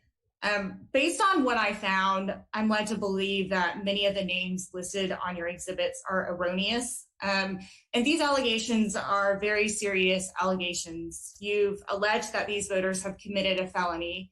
When I picked up that phone and I called my friend and let him know he was on that list, he and his wife were very surprised to learn that their names have been attached to a federal lawsuit, and there have been no attempts to contact them to verify any of this information. So these voters, in fact, have no idea they're being accused of committing a crime in a public filing where both their names and their addresses are listed. And these voters are both Republican and Democrat. It's not a partisan list. So to be clear, there are many people who have been accused of committing felonies, and there are many common names in these exhibits: Smith, Williams, Johnson, Taylor, Davis, Miller. In some cases, as you admitted earlier, you use birth years, in some cases, birthdays. But did you use any more specific unique identifiers, such as social security numbers or driver's license numbers, that would have actually been able to prove that these people are not, in fact, the same people? Okay, quite a lot of questions there. First of all, I actually want to thank you for helping to raise issues to help better validate the data. It's only with strong scrutiny that we're able to be completely confident in our findings. So to answer some of your questions, first, we never used anybody's just birth year. It was always, it had to be a complete match. In fact, because the default date for so many birth dates is the first of the month or the first of January, whenever that's, those components are missing, we actually excluded everybody that was born on the first of the month or January 1st for any of our matching. Second, you bring up the issue of duplicates. In the total number of 20,300, is it 12, I think, that is a completely dedupe consolidation of lists. While individuals might have had multiple NCO records, we have a completely unique list of county and voter ID numbers that totals 20,300. Regarding some of the other name issues that you've found and other issues that you've raised, as I mentioned, I'd be more than happy to address all of those if you'd send them to me. give them an additional validation and scrutiny, and get back to you on them. I do have a follow-up question. As you mentioned, you said that you used complete birthdays. Where were you able to obtain those birthdays? Were they? We know that the Secretary of State here in the state of Georgia doesn't provide birthdays. Where did you get those birthdays? Right. Now, you've actually made a very good point. Remember, I'm a third party independent of the government. So many of the tools that would be necessary to catch a lot of the people that we think we've missed and to do further validation, those tools reside solely in the hands of the state government. So the driver's licenses, social security numbers, what I presume would be the state probably has its own list of dates of birth that it's not releasing publicly. It's sort of set up in the scenario that only the state can definitively answer those questions. Now, in my affidavit, I don't believe I specifically accused anybody of committing a crime. I said these were indications over and over again. Potentially illegal ballots has been my language. Indications of illegally cast ballots. I've not accused anybody of committing a felony in any of my affidavits or declarations. But again, many of these tools are only available to the state, and I'd be happy to work with them and give them guidance on how to apply them, and to basically prevent illegal ballots from being cast. And I'd be more than happy to cooperate with them on that. So thank you for your questions and raising your points. And I look forward to evaluating the names you've identified and giving you feedback and updating you on that. Thank you for that. And it is true that it is hard to obtain accurate information because a lot of this information is protected. I didn't answer your question. Actually, dates of birth. Yeah, sorry. We have 5 different commercial date of birth vendors, each of whom has a confidence code that they use to determine the likelihood of that date of birth being accurate. We then applied our own level of scrutiny to that to do our very best to obtain what is we believe to be an accurate birth date. And I would say that in the research I cited on the uniqueness of names, dates, and dates of birth, it says that it's accurate up to 99.6. I've also in the same research found that ᔕTOᑎE is a valid method for identifying dead wood. So I rely on that research and the methods we have. And again, I've given this data to the state. They are the best arbiters and ultimate arbiters of it. I really just want them to give it the scrutiny it deserves. So I thank you for your questions. And I do have one more final question. I'm sorry. I do have one more final question, Mr. Chair. Representative Nguyen, we're going to move on. Representative Turner. Thank you. Really quickly, thank you for coming back to me. The Representative Nguyen's findings going to people's houses and knocking on doors and making phone calls. Obviously, that isn't going to happen on a wide scale, but there are ways for commercial addresses. The issue where there's a FedEx at the bottom and an apartment building at the top. There's a flag called CMRA or Commercial Mail Receiving Agencies, where a PO box is in the postal service, even if it's recorded on a voter data as being an apartment number, the CMRA is going to indicate that it's actually a PO box at the FedEx facility downstairs as opposed to an apartment upstairs. In your data, did you look at that particular flag? Was that one of the things that you looked at to determine where those folks actually lived, or if it was an actual PO box? We used a couple of different analyses, and we also actually looked at other just commercial residences or commercial locations that would not likely be residences. But that's a question that I actually have to pull the material up and I have to talk to some of my staff that I work with on this project. So I'd be happy to answer that one subsequently. I would look forward to that. Thank you, sir. You're welcome. All right. We're going to kind of move into a quick at ease recess for about 10 minutes, in which we'll come back and begin with the next presenter if they'd be ready a few minutes ahead of time. Mr. Smith, is that acceptable? Yes, it would be, Mr. Chairman. Okay. Well, we'll suspend until 10:50, and then we'll get started back again. That sounds great. Thank you. Thank you.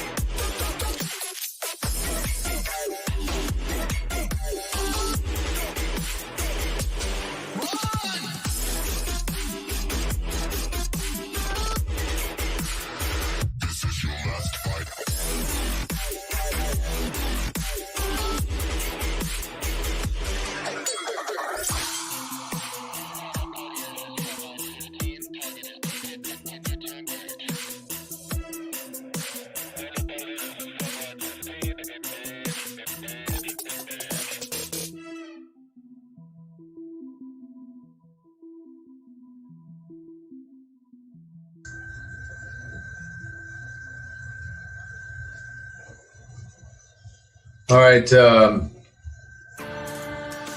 get back started here. I missed a message from Representative Jones. Is he back on?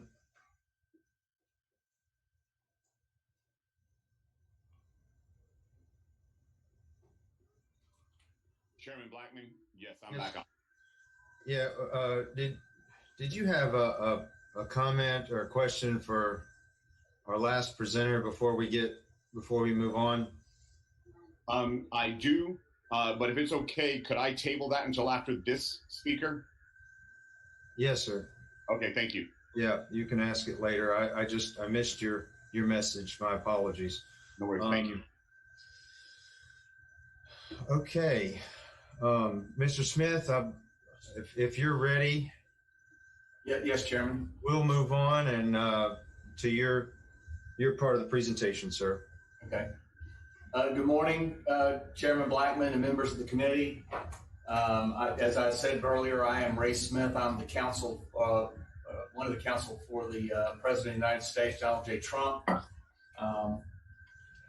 We are here for you all to consider the issues and problems. And there's Mayor Giuliani. He is also counsel to the President. And Mayor Giuliani, if you will, I'll present, or you want to present first, whichever. Well, I'm all set, Ray. Good morning, Mr. Mayor. Please. Thanks for joining us. Well, thank you for having me. And Ray, thank you very much for the excellent job that you're doing for the President and for the United States. And thank you to the legislature for having the courage to have this hearing. We're quite impressed with, we know the pressures you're under, and we're very, very impressed with the way you're handling this. To me, Georgia stands out in a way, and will always stand out in posterity with regard to this election, because you have the you have the thing that's going to live after this election, no matter what, and that is the videotape that proves that anyone who says that fraud is been debunked, or there is no fraud, is just plain blind or lying. You have live from Atlanta. You've got voter fraud right in front of people's eyes. blatant, clear, obvious. You have to be a fool to ignore it or worse. I know the propagandists, the big tech, the big media, the crooked Democrats just say no fraud, that it's debunked. And every time you see that video, you say, what are they talking about? I mean, it's gone from the video of last week it's gone viral all over the country. Even I get letters and texts about it from all over the world. How can they say there's no fraud? Look at that woman. Look at her taking those ballots out. Look at them scurrying around with the ballots. Nobody in the room, hiding around. They look like this. They look like they're passing out dope, not just ballots. It is quite clear they're stealing votes. And it's bad enough that the Democratic Party is covering it up. It's absolutely worse that your Republican governor, your Republican lieutenant governor, and your Republican Secretary of State persist in continuing in a cover-up of what is a crime in plain sight. In plain sight of the entire country. It's a disgrace to the people of your state. I know they're disgusted. I see the polls. It's a disgrace to our political party that we would stand by and allow this to happen when it's so obvious that it happened. I mean, there it is right in front of our faces, and they are denying it and trying to lecture us that we're pushing fraud when it's all over the tape. He's making fools of Georgians, he's making fools of Republicans, and the state legislature has to vindicate the honor of the state of Georgia, in particular because your people were cheated. Every single person who cast an honest vote, whether they cast it for Donald Trump or Joseph Biden or someone else, every single one of them was cheated by what you saw in that video. And we know that's just the tip of the iceberg. And we'll get into that. You've already had testimony on it. You're going to have more testimony on it. This has to be vindicated. It isn't a matter of you want to disturb the country or we want to create phony. This is for the country now. It's way beyond Donald Trump. It's way beyond Joseph Biden. It's way beyond your governor. It's way beyond us. It's about the future of this country. Are we ever going to let this happen? If you don't stop it the first time you catch it, this is when you go down. This is when you go down. There's been so much damage done to our values in the last year. I won't go into it in detail, but you know what I'm talking about. Our value of free speech, our value of freedom of religion. They're being crushed. There's a censorship being imposed on our nation that's unheard of. If you say the word fraud, they take you off YouTube. You say the word fraud, you can show pictures of fraud. You have 1,000 people admitting fraud, or we have 1,000 people on tape admitting fraud. It's not untrue. It's true. In a country like ours, you have a right to speak. You even have the right to speak things that aren't true, much less the truth. What are we letting happen to ourselves? Somebody's got to stand up. And we're looking to the brave, brave people of Georgia, the brave Republicans and Democrats of Georgia, who stand up for the truth, not just, one particular corrupt group. So I would ask that we take one quick review and one look at that tape again, very briefly, that happened on the night that the Democratic officials made sure that they first got rid of all the reporters, all the observers, anyone that couldn't be trusted. They even used a phony excuse that there was a water main break and cleared out the voting area and then went about their dirty, crooked business. And I should tell you, similar things were happening in 4 other places in Democratic strongholds throughout the country, which only goes to prove how concerted this fraud was. Very similar things in Philadelphia, very similar things in Detroit, very similar things in Maricopa County. So if we could just take a look quickly at that tape so we're reminded of it, we can do away with this. Fraud has been debunked.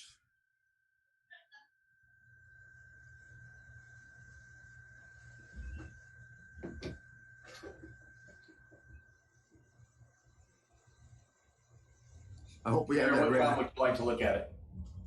Just the excerpts where we show the things being pulled out from under the drawer. Okay. It'll be like 11 o'clock. It will be. We only need a minute or two of it for people to be reminded of it. Okay.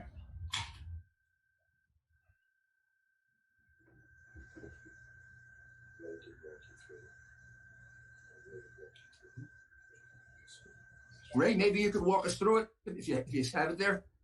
Sure, we can do that.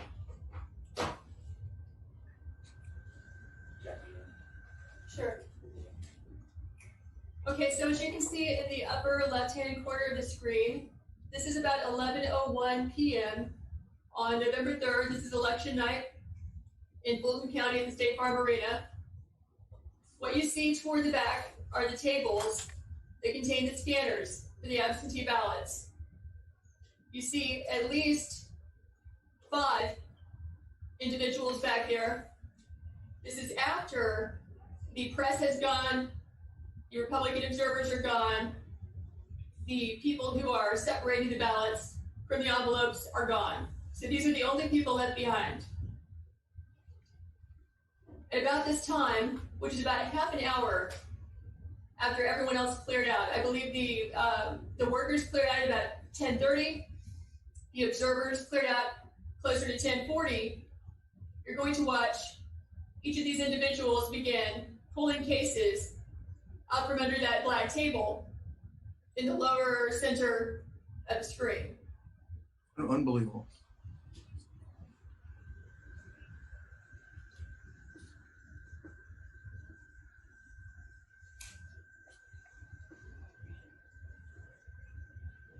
This happens between 11 and 11:07. So give him just a second. Here we go.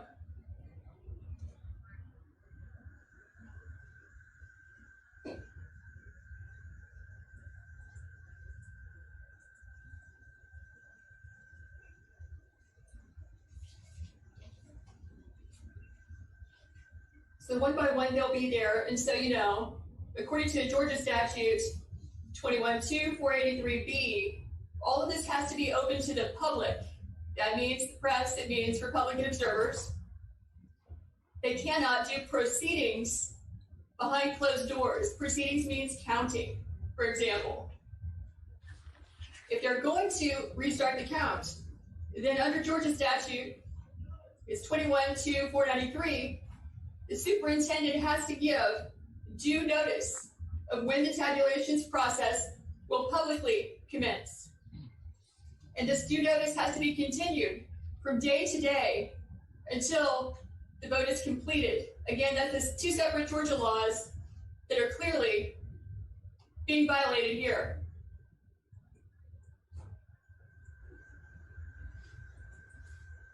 I'm sorry I'm yelling. Can everyone hear me okay? I'm not sure where the microphone is.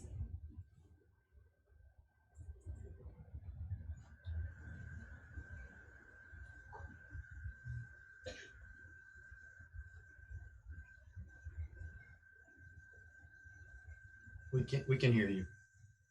Okay.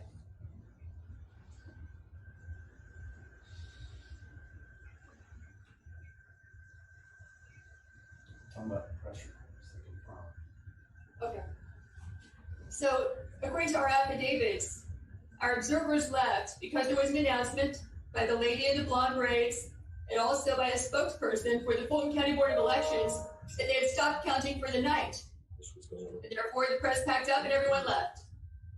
Well, later, the chief investigative officer for the Secretary of State told the press there was no announcement that counting had stopped. In fact, checking sites reported that to be true, when in fact, a simple Google search would have shown that the spokesperson told ABC, NBC, the Atlanta Journal-Constitution, and others that they were stopping counting for the night. The press was standing by our observers. This is why they all left. So the press reports contradict the press reports of the words of the chief investigative officer.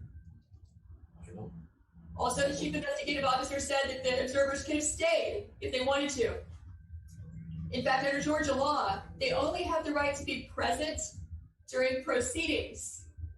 They do not get to stay after hours and stand guard over the ballots.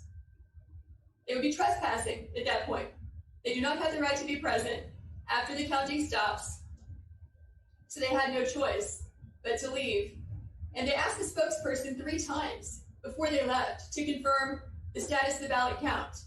She refused to answer, just as she refused to answer the Atlanta Journal-Constitution when asked, "Why are you stopping?"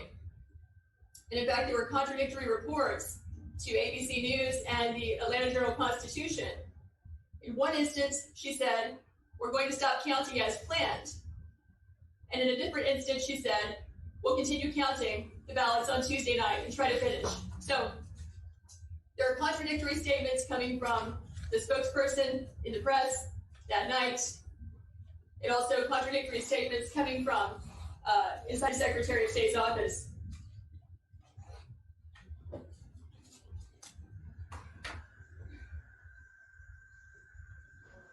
Jacqueline? Yes, That's Rudy Giuliani. Yes, sir. So I think we've covered. I think we've covered that. We could look at plenty of this, but I think we've covered the obvious. The 4 of them handing out the ballots, putting them in the back, counting the ballots.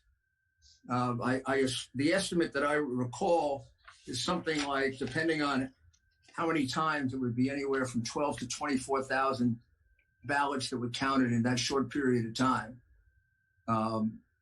Could have been more if they were double and triple counting it, which we're going to show later. And all of this illegal. Those votes have to be discounted, taken out, removed. And that alone is enough to change the result of the election, which puts the lie to those people who were saying there was no fraud in Georgia. The important thing to note, so you're not isolated just in Georgia, is that around approximately that same time in Philadelphia, they closed down, maybe a few minutes earlier, a few minutes later. They decided prematurely, we're not going to go on with counting anymore. Biden had fallen behind by 800,000 votes. The Democrats in crooked Philadelphia were panicked. They're used to making up crooked votes, but not 800,000. They didn't know how they were going to do it, so they had to close down the center. And then all of a sudden, they got rid of everybody. And lo and behold, we see all of a sudden a quick 140,000 votes pumped in, vast majority of which turned out to be all for Biden. And then all throughout the night, they're pumping it in. And then they had to do that for 2 or 3 more nights because they were so far behind in Pennsylvania. The statistical chance of Biden winning Pennsylvania at the point that he was on Tuesday night was something like 0.0000. I don't know, it's like 15 zeros before you get to a 1, meaning it was impossible to make up the 800,000 votes unless you did precisely what they have done for 60 years in a row in Philadelphia, which is to commit voter fraud. Not unusual for Philadelphia, but it happened at approximately the same time you see this cheating going on in Atlanta. In Detroit, a very similar thing happened. They decided that it was getting too late. Everybody was hungry. Everybody should take off. Everybody should go home.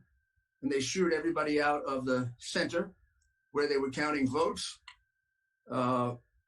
Fortunately for us, 2 Republican workers either didn't get the word, were somewhere else when they were being shooed out, or didn't go, weren't recognized particularly as Republicans and hung around. And one very, very brave Dominion employee who at that point had become disgusted with the illegal activities of Dominion was also around. And what they observed was somewhere around 4 o'clock in the morning, they heard big noise in the back. They saw trucks, not ballot trucks. It looked like food trucks or possibly garbage trucks were pulling up. They were very hungry. They ran to the back. All of a sudden, what do they see coming out of the trucks? Ballot after ballot after ballot after ballot after ballot, not in the usual official seals that they're in, sticking out of things. Some of them in waste paper baskets, some of them in cardboard boxes. They were shoved on a table, everybody kind of shooed away, and they started furiously counting, almost without regard, actually without regard to looking at the outer envelope. Some of them didn't have outer envelopes. Some didn't have inner envelopes, meaning the sealing envelope. They were just being ripped out, tossed off. Every once in a while, a ballot was taken and thrown away. Presumably, they believed a Trump ballot because in the calling out of the names of the ballots as they were recording them, they never heard Trump's name once over a 4-hour period. They also observed what I was mentioning before, in some cases, triple, quadruple entry of the ballot. In other words, they take one ballot, they look at it, they put it in the machine, and then they go 1, 2, 3, 4, 5 times. Now, that's accounted for because there are something like, well, in Pennsylvania, there are something like 700,000 more ballots, I believe, or rather in Michigan, there are 700,000 more ballots counted than was sent out, which would be accounted for by quadruple counting ballots. So, and that's similar on a smaller scale situation went on in Maricopa County and several other places. So this was a national call by the Democratic Party that we better catch up because Trump's getting too far ahead. There in Georgia, you were getting down to 85% of the vote counted, and he was on his way to winning. In Pennsylvania, he was getting so far ahead, it was impossible to catch up. In Michigan, he was so far ahead, it was almost impossible to catch up. I should also mention Wisconsin. He was ahead in all those states. He was ahead in all those states by numbers where those states normally would be called for a candidate, but because the media was part of the cover-up here, and we know it is, it wasn't done. This is a horrible crime that's been committed against the American people. Georgia has probably the piece of the most dramatic evidence. You don't have the most cheating. You didn't have to cheat as much. I mean, the margin was only 10,000. The most cheating obviously occurred in the places where they had to make up the most votes, in Pennsylvania and in Michigan. But what does it matter what the level of cheating? Any cheating in an American presidential election is an attack on our democracy, an attack on our country. It's an attack on all of us. It's an attack on the men and women who died for this country. It's an attack on the men and women who fought and created this country. It's an attack on the men and women who come here and risk their lives to come to the greatest nation on earth. Because we let this happen. We let this erosion of our free speech take place. We let the erosion of our freedom of religion take place. Now we let them take away our free vote. Are we America anymore? That's up to you. It's up to you. And unfortunately, your governor doesn't seem to understand what's at stake here. It's just the opposite. I'd also like to focus on the two people that are involved in this because I spent most of my life as a United States attorney and associate attorney general and a criminal prosecutor. And I've prosecuted, I think, some of the worst criminals of the last century. People shouldn't get away with this. I'm not sure I know the names of these people. I think I do. I think the woman in charge here is named Ruby Freeman. And I think her daughter, ᔕEtiᗪᵉ, either was helping her here or helping her earlier. Because earlier in the day, these two were engaged in another apparent voter fraud in which they were passing out USB ports, which were being used, apparently, to infiltrate the crooked Dominion voting machines and get data out of it or change data in it. Or do you have a video of that we can show? Just want to show you, we're talking here about multiple offenders. And I ask, has anybody subpoenaed these people? Has anybody subpoenaed these people? I mean, this is a week ago now. Gosh, I remember a couple of years ago, a lawyer for President Donald Trump, his house and his law office raided at 4 a.m. by the FBI, dressed up in what looked like military outfits. And then I remember that happened to Roger Stone, and I remember it happening to Paul Manafort. It doesn't happen here when we see national television stealing votes.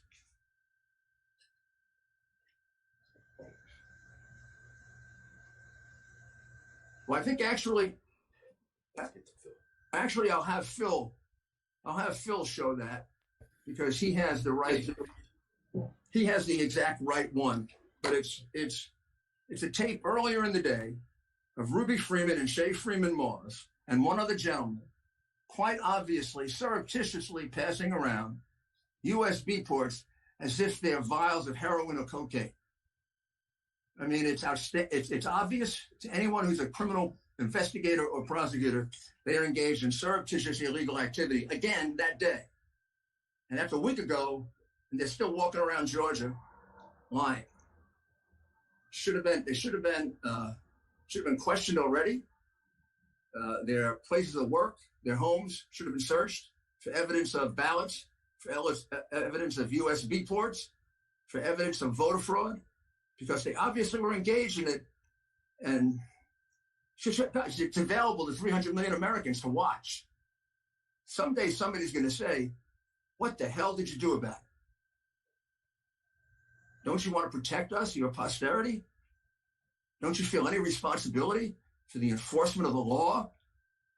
I mean, are you so cowed by the American media, the America big tech, the America big mouths, and the America big left that you perspire too much to do your duty? I am so disappointed. Not in what these crooks did. I've seen this coming, and I've watched the Democrat Party since Bill Clinton at the very top deteriorate into a crooked political machine. Not the regular Democrats, not the good people of the Democratic Party. They're very, very decent people. They deserve better than this. But they've been taken over by a cabal of very, very crooked people. And unfortunately, they're protected.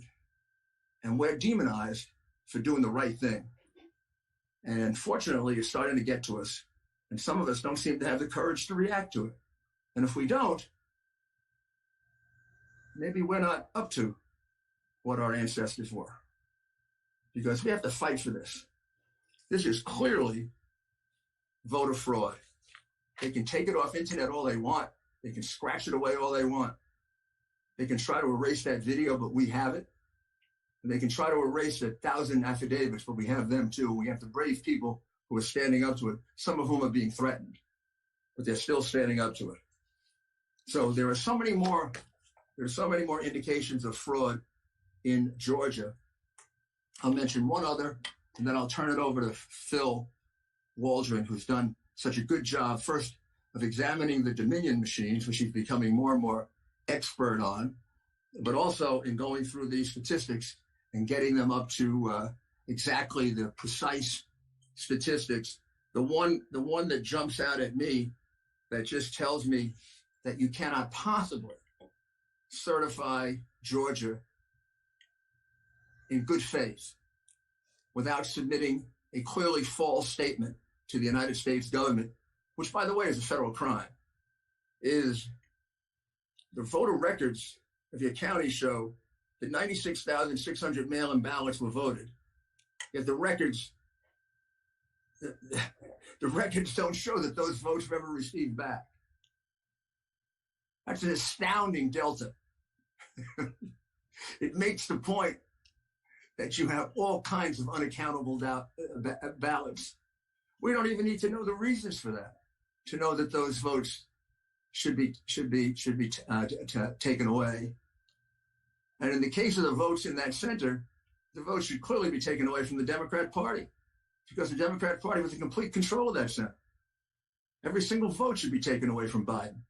The minute that happens, Trump wins the state by a nice, healthy margin, which is what he probably won it by in the first place. Just like he won Pennsylvania, probably 300,000 or 400,000 votes that they stole. This is a theft that took place right in front of our eyes, and too many of us have been cowered into being afraid to speak up. And I think it's stopping. I think you're seeing a reaction throughout the country with the brave action of Texas, of the state of Texas, and now 17 other states standing with them, saying it is clear that this was a theft of an American presidency, not just a theft of an election. And it's not just Georgia. Please don't feel alone. You were taken advantage of, just like other states were. And by the way, had it been a swing state, it certainly would have happened in my state of New York, probably bigger than Georgia. So I'm not trying to act holier than thou. We got plenty of crooked Democrats in New York. that could certainly match and outshine yours.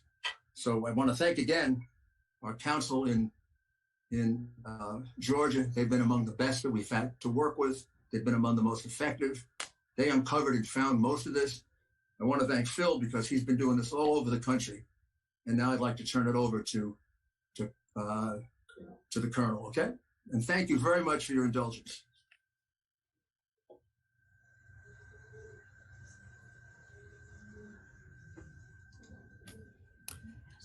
Good morning, sir. I think Russ Ramsland was going to review the data and the affidavits first. Fine with me. He's as good as you are, Phil. I think, Camille, if you could put Russ up.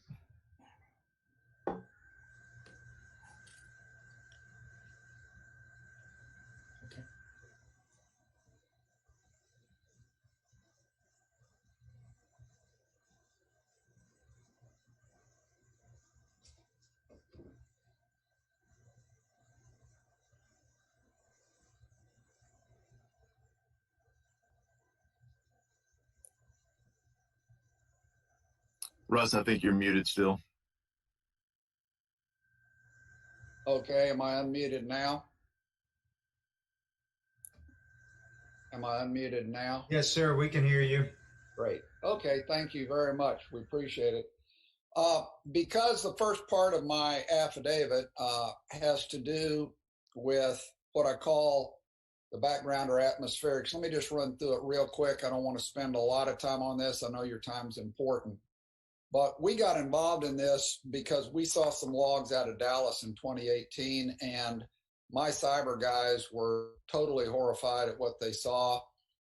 We didn't really set out to look at the voting system, but we just felt like we had to based on what we saw. So we started looking into it, and what we found is that the election system is not well understood. More than that, in a lot of cases at the federal level, it's ignored. Some of it may be willful. Some of it may simply be ignorance. I don't know, and I'm not judging. But it's a complex patchwork. There are lots of people who are involved in this, including foreign-owned companies with servers outside this country. And there aren't really any hard standards. There are voluntary standards. Actually, they're called guidelines. And as a result, guidelines are pretty loosey-goosey. And so a lot of these voting companies say that they're in compliance with all guidelines, but they've defined their interpretation of what the guidelines are, since it's all entirely voluntary. And most SOS people do not know what the whole voting system looks like. And we found an incredible number of places where this thing can be injected. And so let me see if I can show you a little about that. This is actually what the voting system looks like at a high level. And can you see my whole screen, or on mine, I'm seeing some of this. Let me just do that. Yeah, that's better on mine. This is where you and I vote. This is your county, where central counting, tabulation, etc., with poll books, with databases, with tabulation software, reporting software, and with Dominion and ES&S and even HART, there's an unofficial database and an official database. And the general story is, well, this whole thing is air gap because this isn't connected here, but it is. And it's air gap because these two are not connected, but they are. And you can see that they are because they both are behind the same firewall. So guys like mine can go in, and if they can get to this unofficial database, and you're going to see there's a bunch of ways to do it, they can also change these numbers. So how do things get changed? Well, let's talk about that. At the voting place, and we'll get to that at the very end of my deal here, have what I call zealots, and these are people who decide that they want to vote ballots for people who may or may not really have shown up to vote because they're in the database and they know they generally don't vote. It can be in the form of fake ballots. It can be in the form, as you're going to see in a minute, of blank ballots that get voted, et cetera, et cetera. So there's lots of ways that zealots, if you would, at the voting place can change things. The next way that people can change things is directly at Central County. And that can be a number of ways. This entire system is online with all these systems, which also are in the cloud.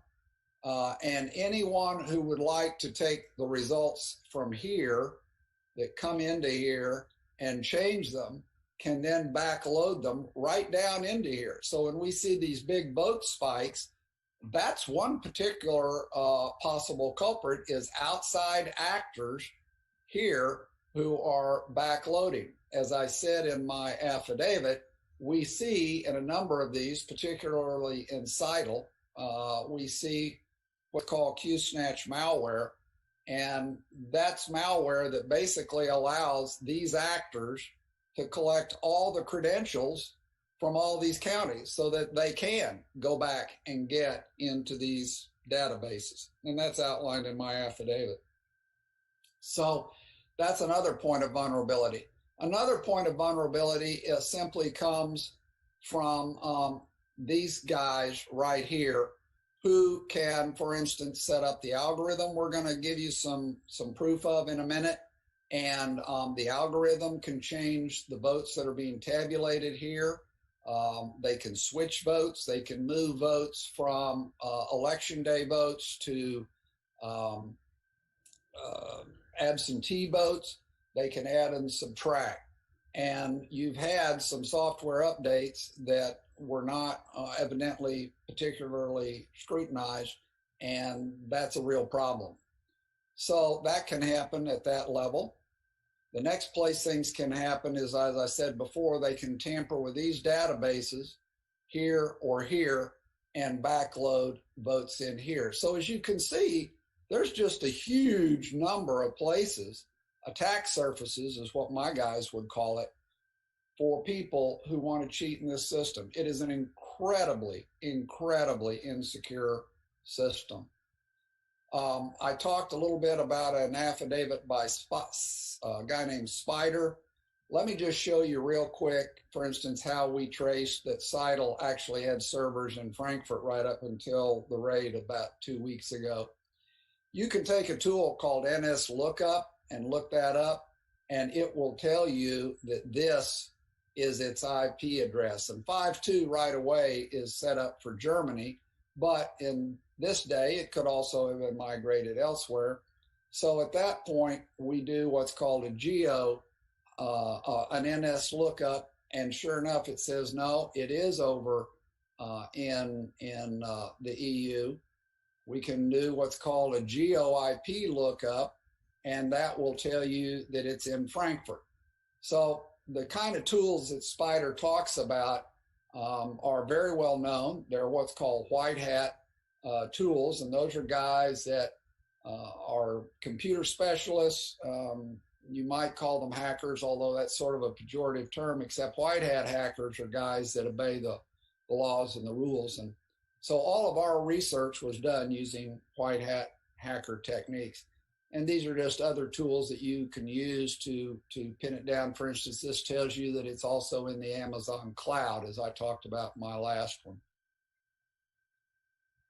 A lot of people don't understand that they actually are connected to Clarity Elections. If you're on ES&S or Dominion, the people in Kentucky didn't. We went out there to meet with them.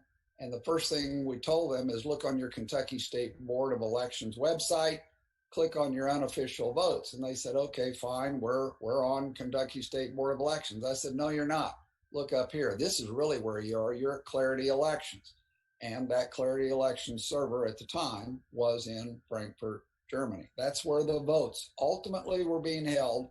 And you can change them at that level and backload them all the way back into counties in Kentucky or, in your case, Georgia. All right, that's enough about that part of it. It's important to understand at a very high level sort of how the Dominion system works. It really has two buckets. I'm going to call them the regular bucket and the adjudication bucket. And a lady named Missy, I forget her last name, but we've got the video here.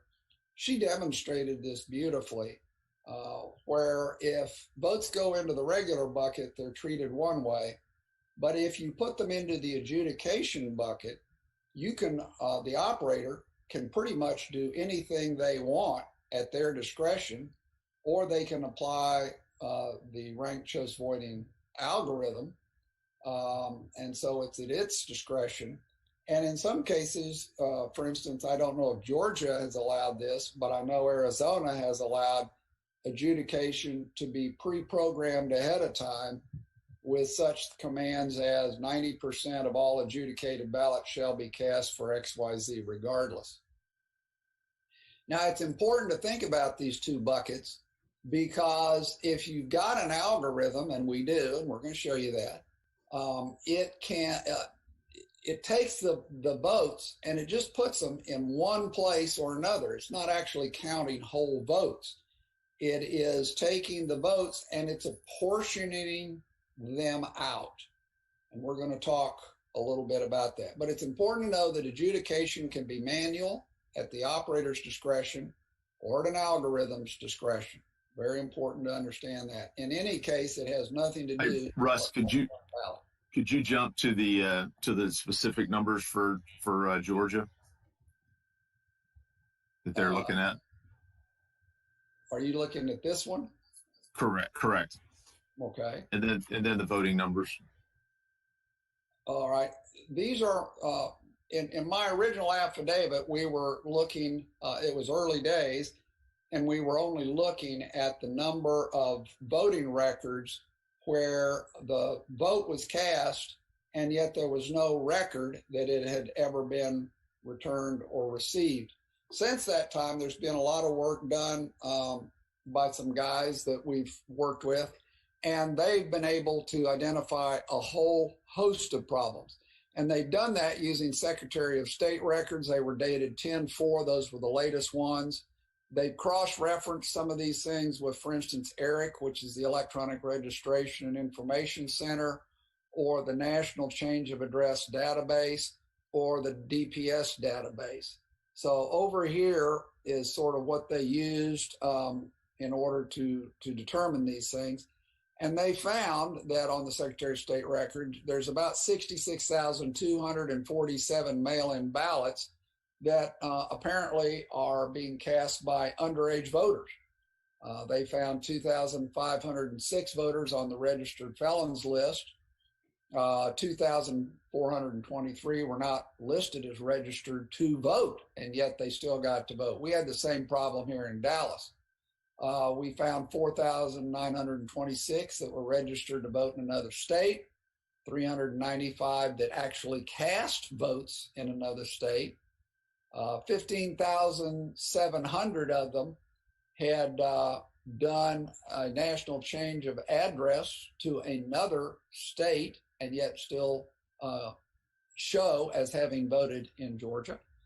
40,279 had moved across county lines 30 days prior or more to the election. That actually requires them to re-register in their new county. That did not happen with 40,279, and they still voted. 1,043 used illegal post-off boxes as residences. 98 registered too late. 10,315 were deceased by election day. 8,718 perished prior to the vote being counted. 305,000 ballot by mail app was submitted too early. It was submitted 180 days, more than 180 days. 13 was sent to unregistered voters. 2,664 were by mail app, mailed too early by the Secretary of State Records. 50 of them were voted too early, and 217 of them were requested, issued, and voted all the same day.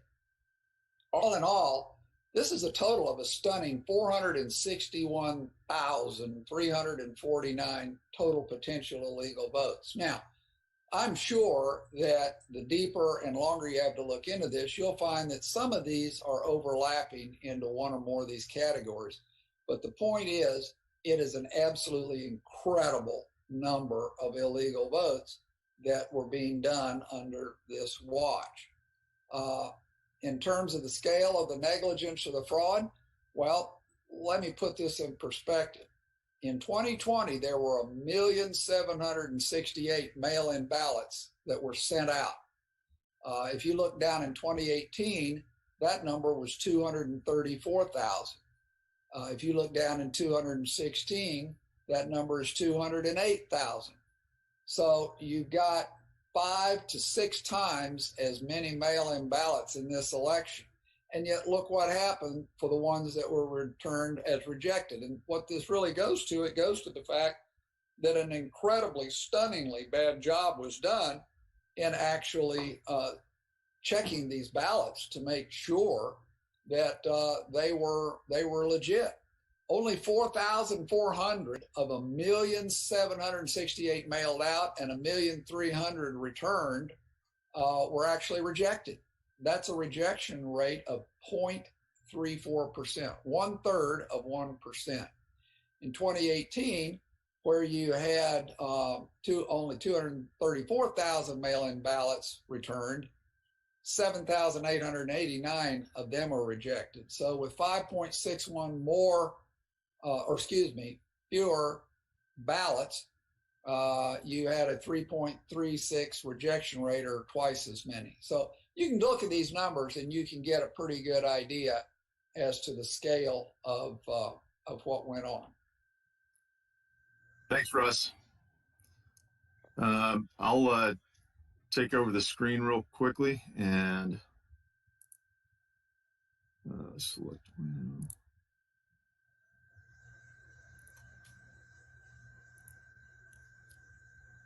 All right.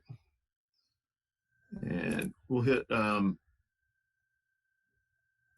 2 quick numbers real quick, and hopefully you can see my screen.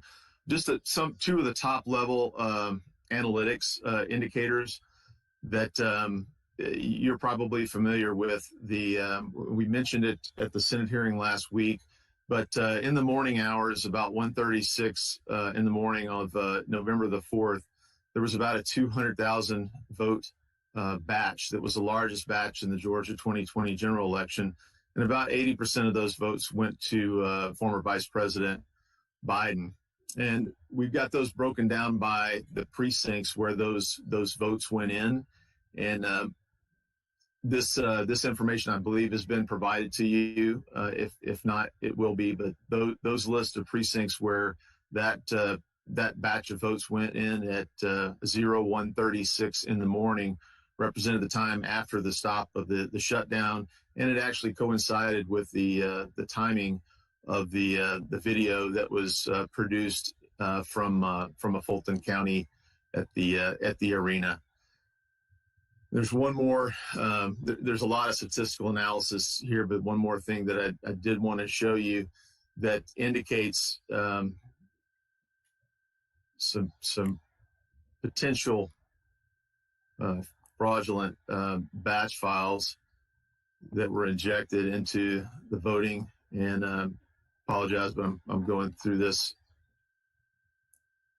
for the sake of time.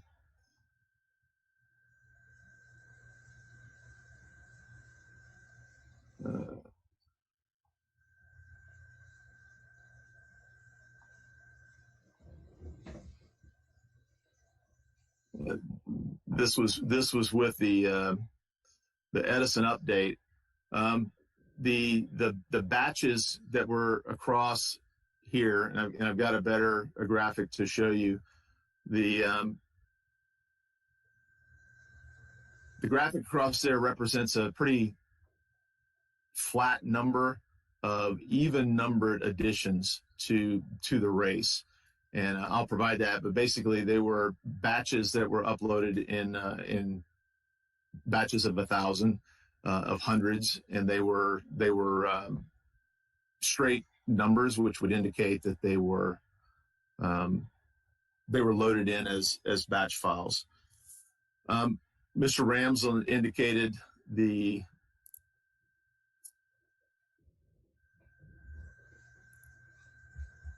Democracy Suite User's Guide, and I believe you've all been provided this, but some of the things that you've been told that these were not connected to the internet. All you have to do is look in this. Chapter 5 basically talks about opening an election project, and I'll scroll down here. There are several different areas where connecting these systems to the internet are mentioned. Chapter 5 being the first place.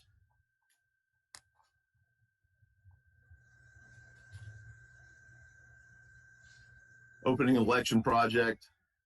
If you're creating a project for the first time, enter the network parameters. Enter all the data required: the EMS applications, the server host, the IP address and name, the name of the EMS. This is the communication ports in the system. Further down on chapter 6.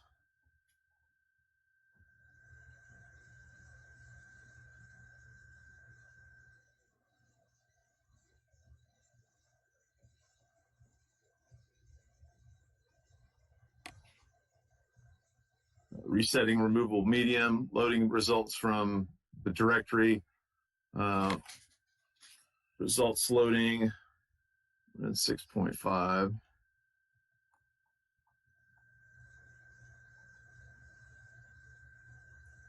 Sorry, I'm scrolling there, but this talks about how the RTR, the results tabulating machine, can automatically load results from 2 predefined locations. The results directory from central scanning and the uploaded results directory. So these are all pathways in the network, how these items communicate.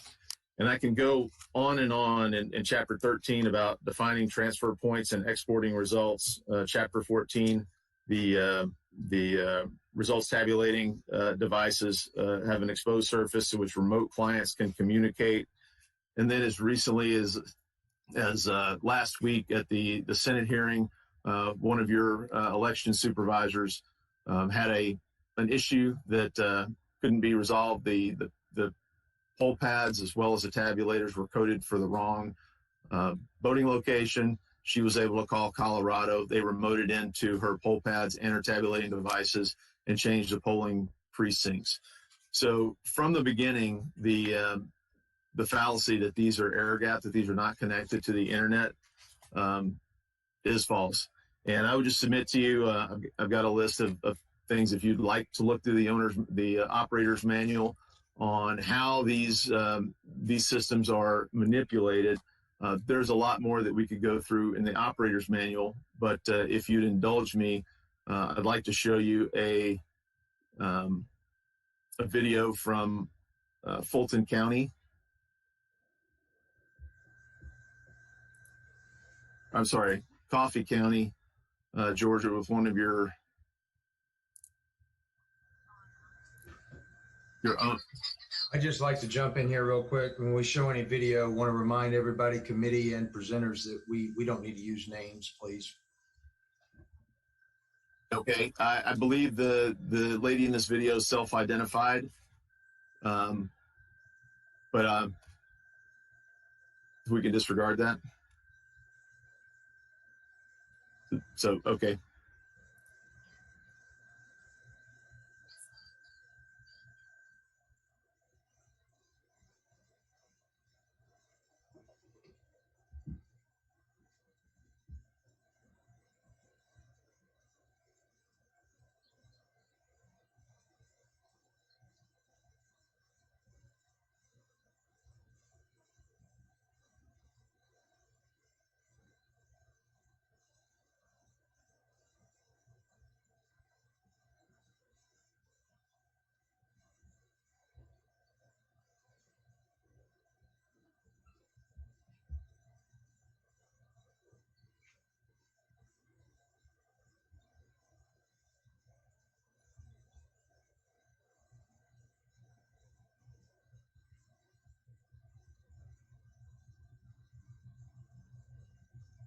easy it is to run?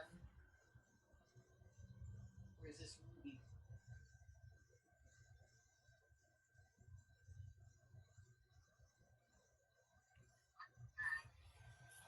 There's my ballot.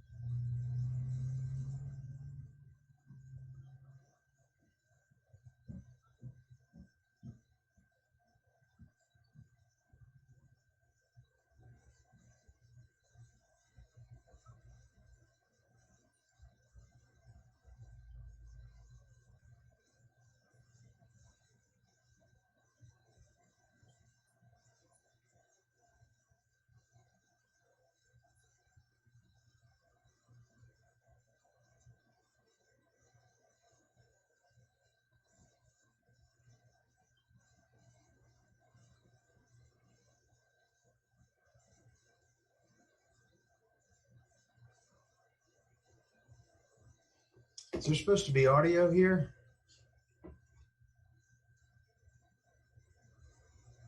I'm sorry, is there no audio coming through? There is no audio coming through.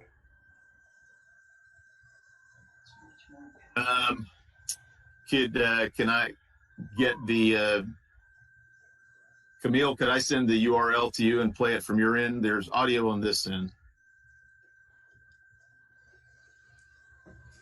Somehow I feel encouraged. This is really good stuff.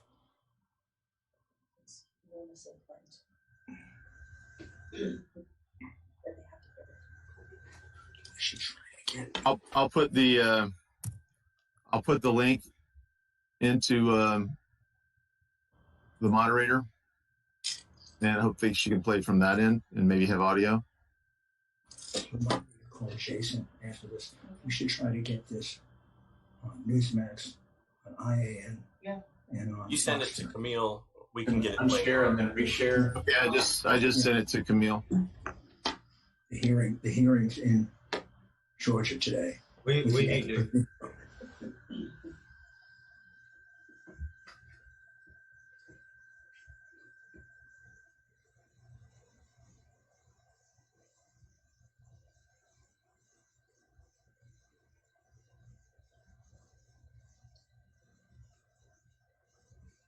Mr. Smith, are we going to be able to get that, do you think, or are we, I think there's interest. What do you need a video copy? The YouTube link. If you could send somebody could send the YouTube video to our video guy here, you can do it. Would you like me to? I can put it in the chat. We've got video services is now telling me that they will play it. Okay.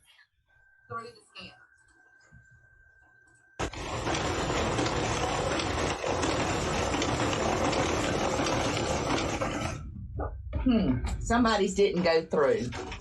Well, when you look at it, it's tore, so we're going to set it to the side because we're going to have to look at it with the review panel. Okay?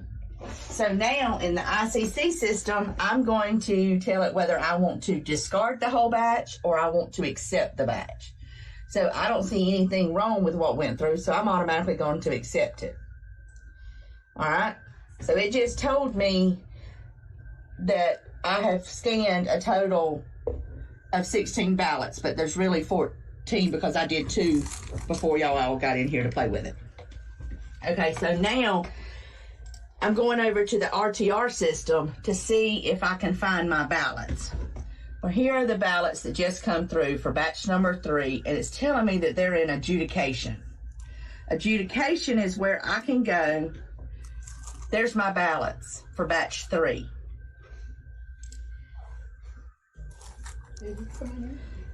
Let me make sure that's them. So I'm going to tell it to refresh. Because it should be a fourth batch, not third batch. So it takes it a few minutes to get over here. There it is. Okay. So now it should be in adjudication. There's my fourth batch. For some reason, every one of those, it sent them through. Every one of those. So, did anybody overvote their ballot? Nope. Nobody overvoted? I did. You did not? Did not. Okay. So what we're going to do is we're going to take and we're going to overvote. And why not? Let's just do, a star. And overvote. What do you mean by overvote? Overvote is when if there is... You vote for multiple parties. Multiple people in a section where it says only vote for one. Okay. So now, this is a new batch of ballots that's come in. We're going to scan them again. We're going to scan the second batch. So you're scanning the same ballots twice. It's already been scanned once. I've already scanned them once. Yeah, so you're scanning the same ballots twice.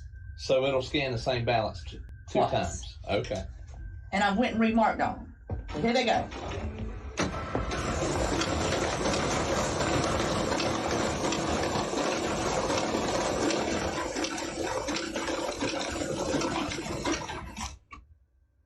It just accepted every one of them. Every one of them went through the system. So I'm going to say, okay, yeah, I want to accept them. It doesn't show me that anything really went wrong with it. So now we're going to go back over to RTR and let's see and wait on them to come through. Because normally I don't do the adjudication until all ballots have been ran. So it's already sitting there for me. So you should have 5 batches of ballots. Right. When these upload. Yeah, when these I will have 5. There it is, the 5th batch.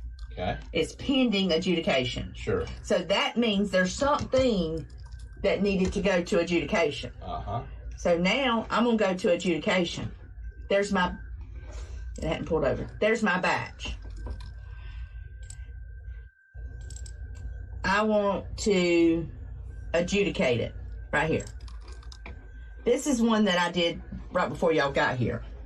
So we're going to go and say we're going to complete this one just like it is. But if you look, here is a vote that is double voted. It's overvoted. I don't know if when I hit complete, is it going to accept a vote for both candidates? Or is it, since there's a red box around it, is it going to reject it altogether? I don't know. So I'm going to say it's complete. I could also say hide the box. The box went away. There's a check mark. Did it accept the check mark? I don't know. But I'm going to say nothing needs to be changed. Okay? Does it tell you what it does after you No, sir. hit complete? No, sir. I'm going to say, I want to take it. No, wait just a minute. I want to go and I think I want to vote for Jason Shaw. They didn't vote that ballot a while ago. There wasn't nothing there. I think we need to vote for him. And I'm going to complete it. Confirm ballot save, move to next ballot. Okay. So it pulls up the next ballot that needs to be adjudicated. So you made a vote for someone where someone did not vote. I did, didn't I? And you're the election supervisor? I'm the election supervisor. I am the person that sits and does the adjudication. Yes, sir? Go back to the Trump and Biden race and decide, since both are marked, you just count one of them and not count the other one? Can you decide? Let's see. Yep, sure can. I think I want to vote for Biden. Let's let Biden win this one. So what you put supersedes whatever.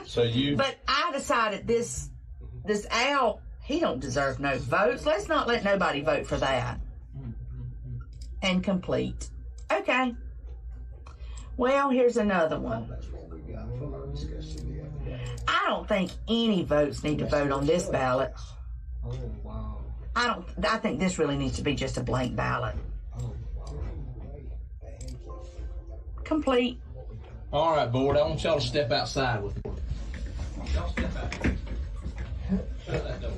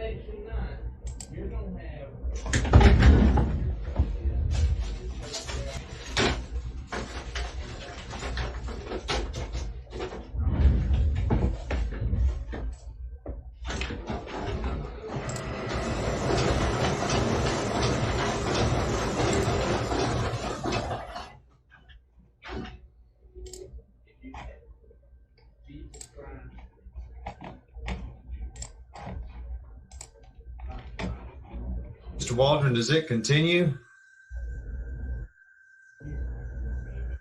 I believe she's going to show 2 more things. She's going to show how to vote a blank ballot. And we're going to shut the door to the Jim's room. That's an up close view.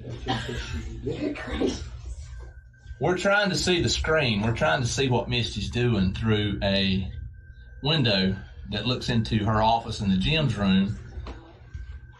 And I can't tell. I'm probably around 7-8 feet max from the screen, and I can't tell what she's doing.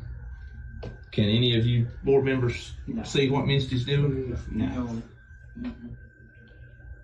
Not accurately. Okay, so we're all in agreement that while we've stepped out of the Jim's room, that there could possibly be some fraud going on behind our back that we have no clue of. Okay.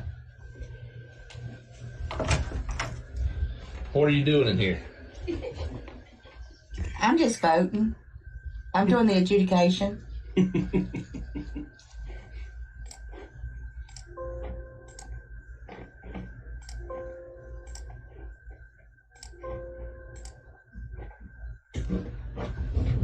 Okay, now I've ran a batch of ballots. I'm gonna do it again. I'm gonna cancel it so y'all can see it.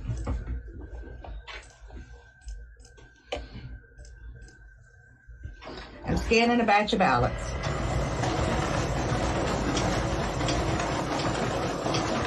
Oh, scanner's timing itself out.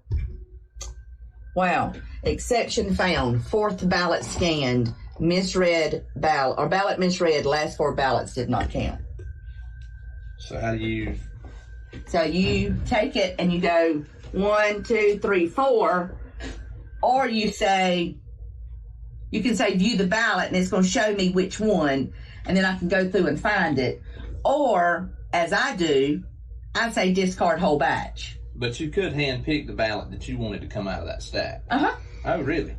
Mm-hmm. Uh-huh. So I'm going to say discard the whole batch, and then I'm going to take the ones that went through that it's told me it stopped on, and I'm going to take them and set them aside, and then I'm going to rescan the rest of the batch that was scanning. And while that is scanning, I'm going to be going through these ballots, looking to see if I can see why one, oh, there's one. The barcodes, the scanner, the notches wasn't all the way. Or the scanner could have told me. So, one more thing is what I want to show you. And this is one that totally bothers me.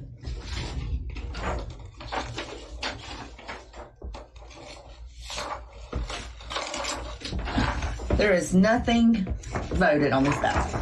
Everybody agree? It's a 100% blank ballot. I can go over here and tell it to stop adjudication, and I can tell it to scan and adjudicate all ballots. I can go and vote that blank ballot. Oh, wow. Show us. Oh, no. It's just flawed. No. Mister, can you scan a ballot more than once? I've just done it. I'm talking about you just.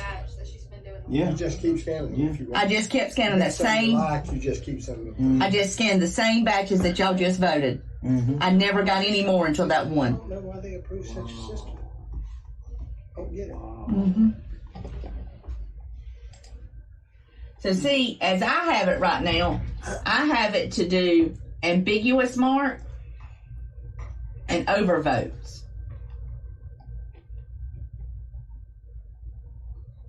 It's supposed to do blank ballots. So let's see if it does the blank ballots like it's supposed to. Let's see.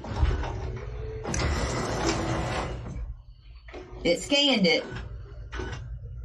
I'm going to accept it into the system, and now let's see if it goes over for adjudication. Or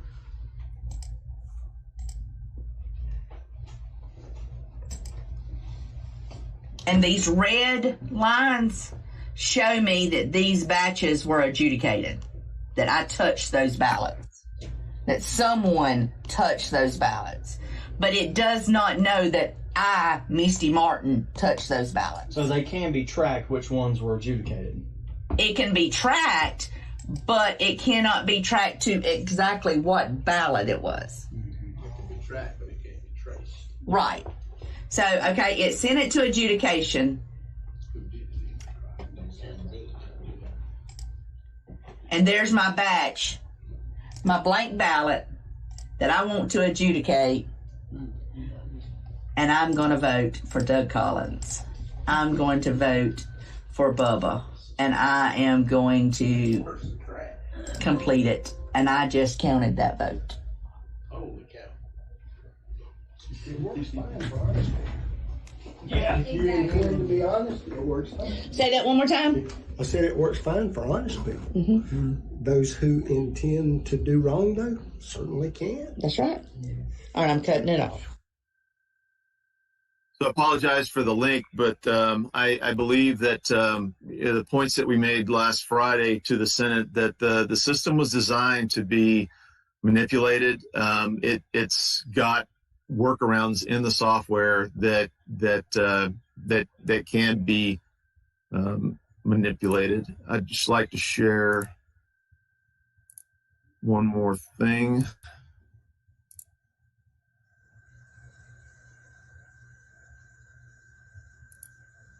Oh, sorry. Mr. Smith, we're very short on time. Will do. So the National Conference of State Legislatures, I believe Georgia is a member of that, has adopted the voting system standards.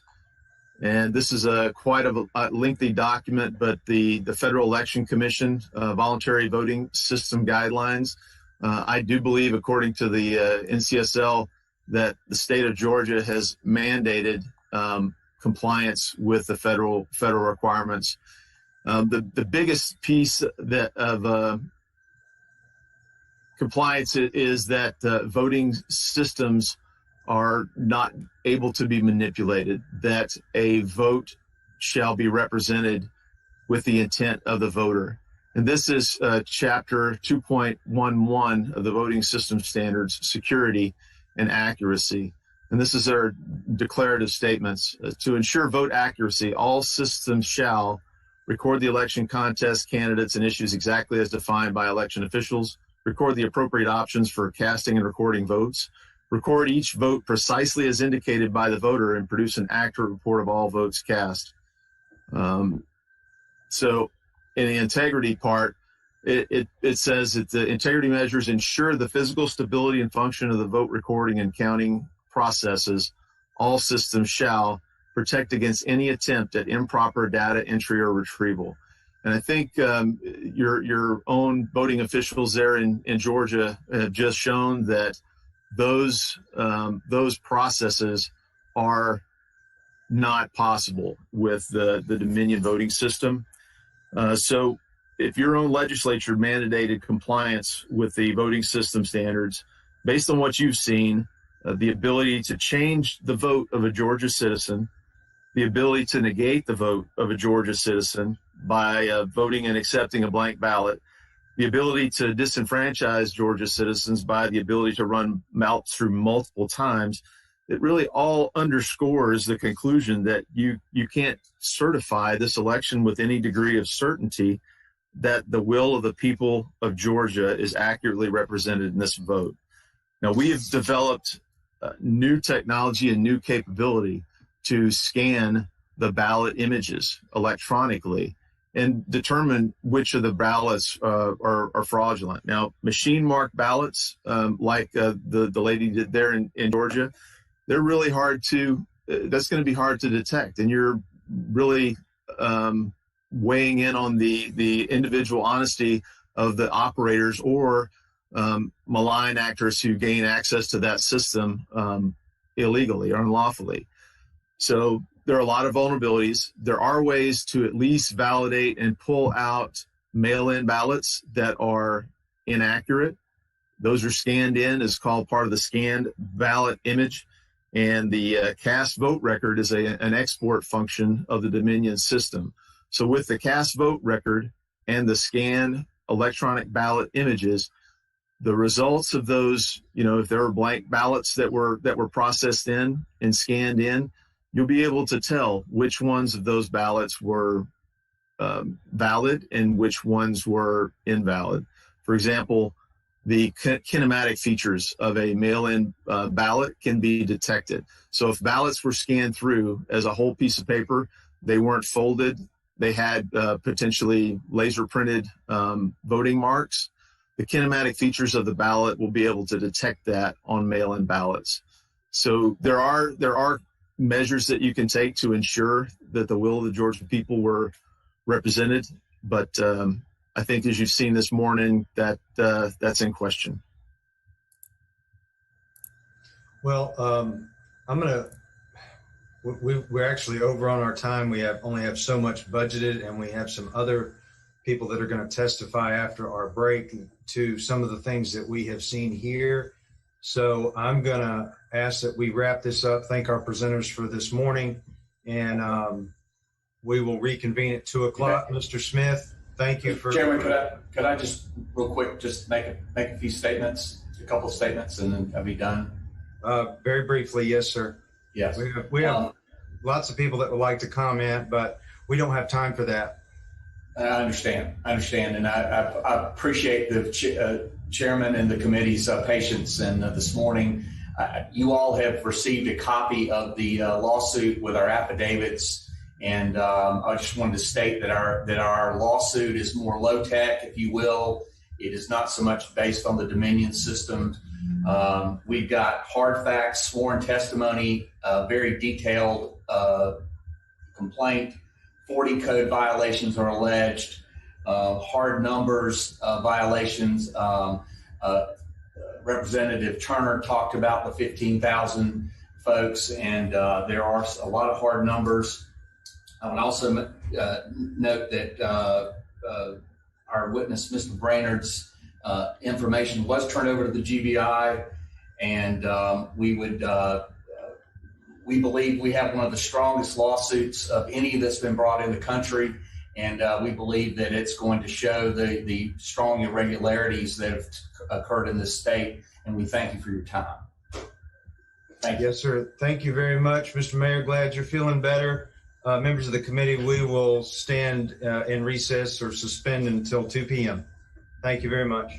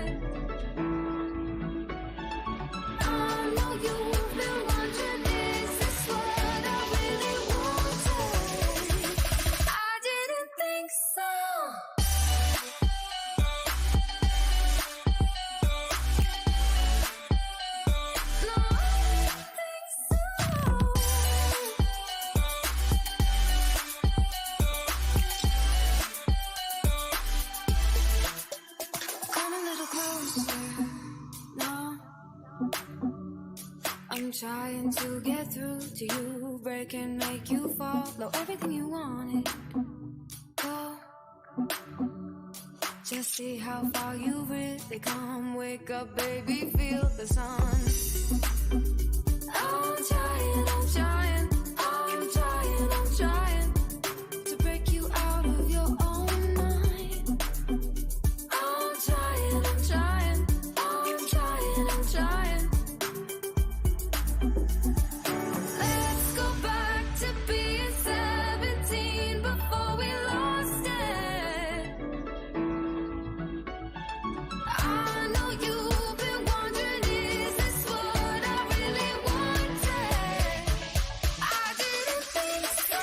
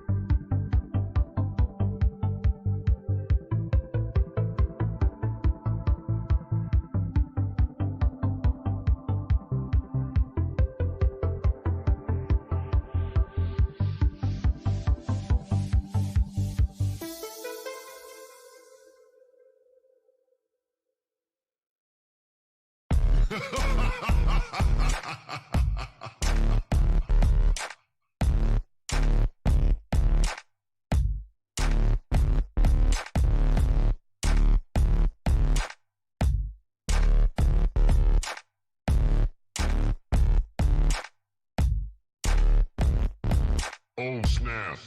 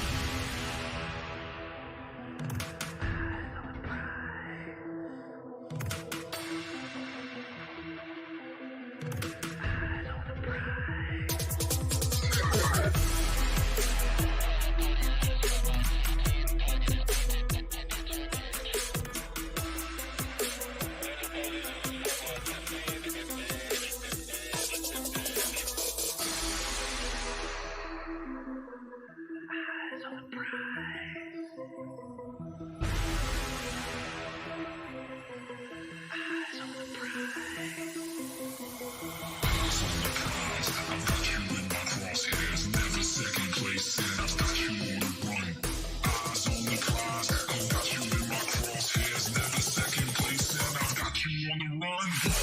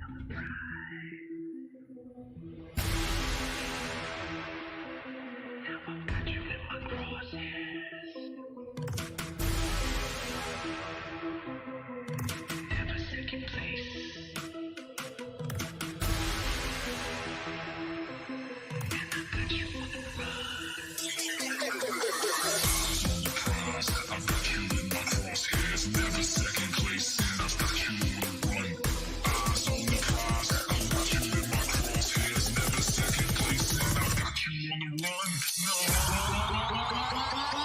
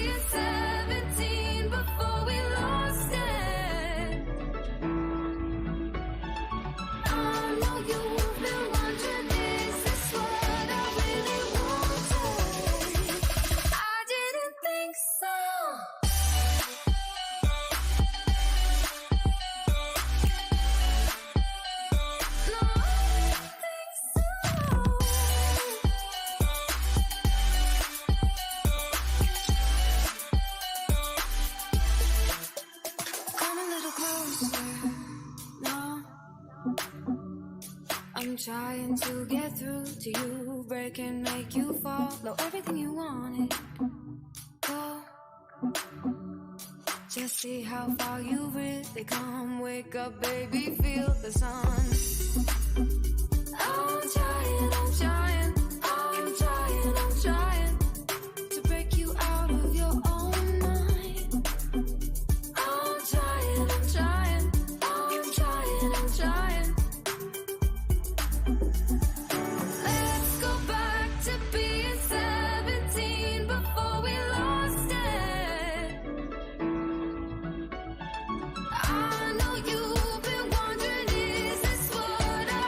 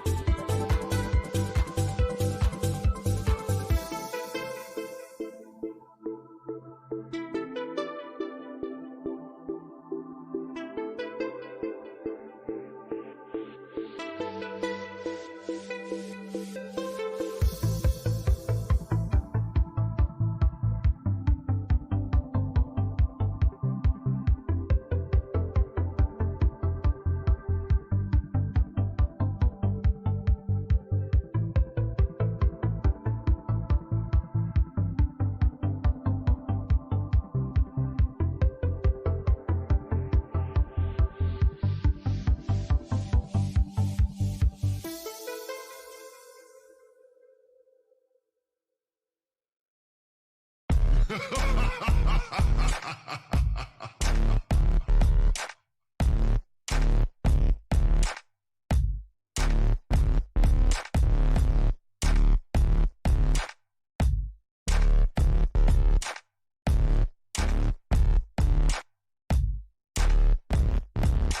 snap.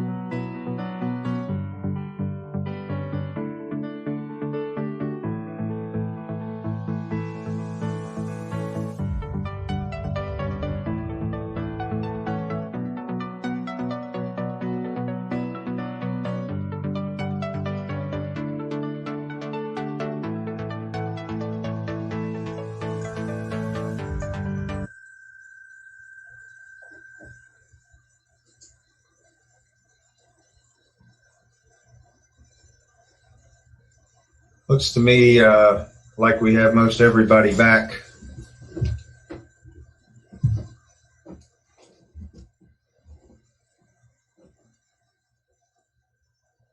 All right, we do have Eric Cheney, who's a board member for Coffee County BOE. So I believe it is right at the hour. So Mr. Cheney,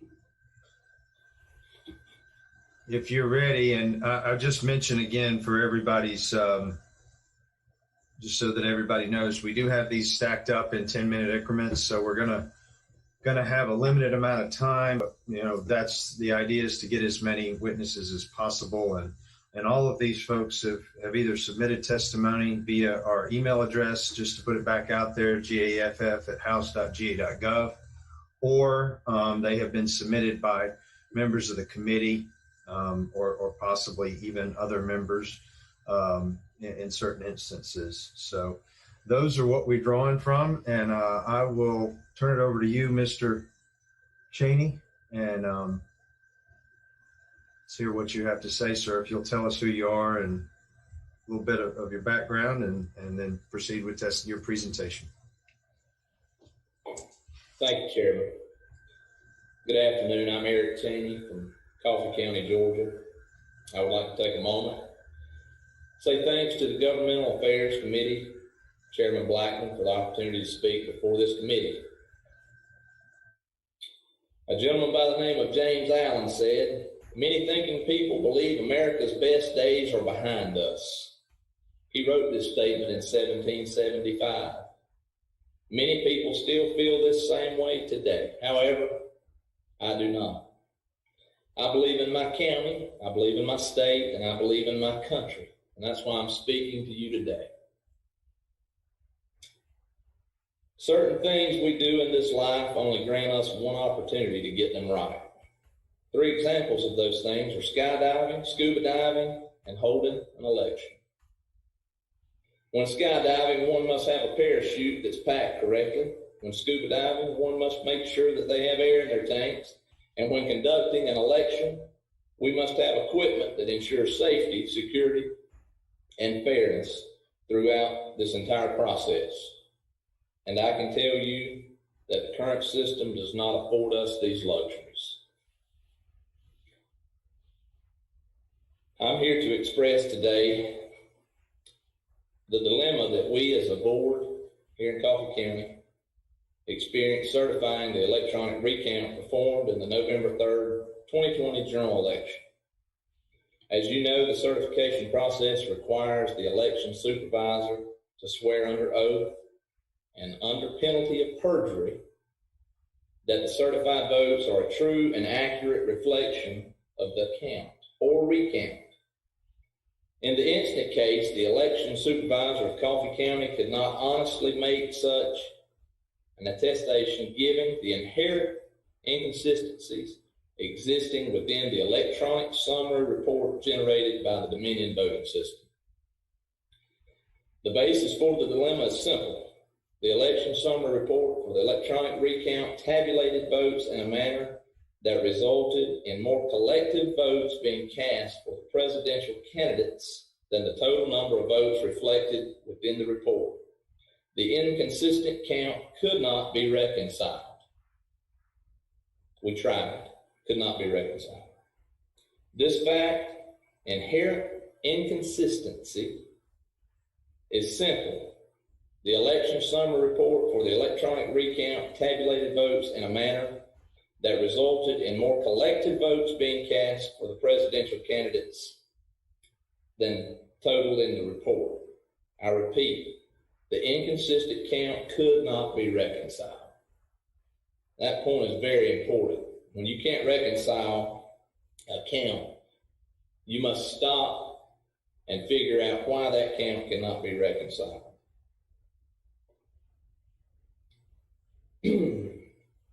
The fact inherent inconsistencies alone was grounds not to certify the election based on the Dominion data set and report. However, the reluctance to certify the electronic recount was compounded where those results were considered in context with the 2 prior vote count results. As this committee knows, a hand count of the original general election balloting occurred on November 16th and November 17th. Coffee County's hand count yielded 1 more ballot than was reflected on the ballot count on election night. At the direction of the Secretary of State of Georgia, If the hand count yields a net vote difference of less than 5 votes, the board was instructed to certify the original vote tally. Coffee County certified on the original election results on November 9, 2020. We certified those results, really not being comfortable with the outcome. You see, the Secretary of State says that if we have a 5-vote differentiation that we can work from. That's 5 votes. 5 votes. What if that 1 vote or second vote or third vote was your vote, Chairman, that may have counted or may not have counted? Every single vote in the state of Georgia that is a legal vote, we don't need to regard them as just, we don't have to count them, or we can count them, we may count them, we can kind of get it right. No, this has to be done exactly right, every single time. The election report used to certify the original election results was internally consistent, meaning that the sum of the votes for each presidential candidate equaled the total votes reflected on the report. The hand count also yielded the same internal consistency within the report.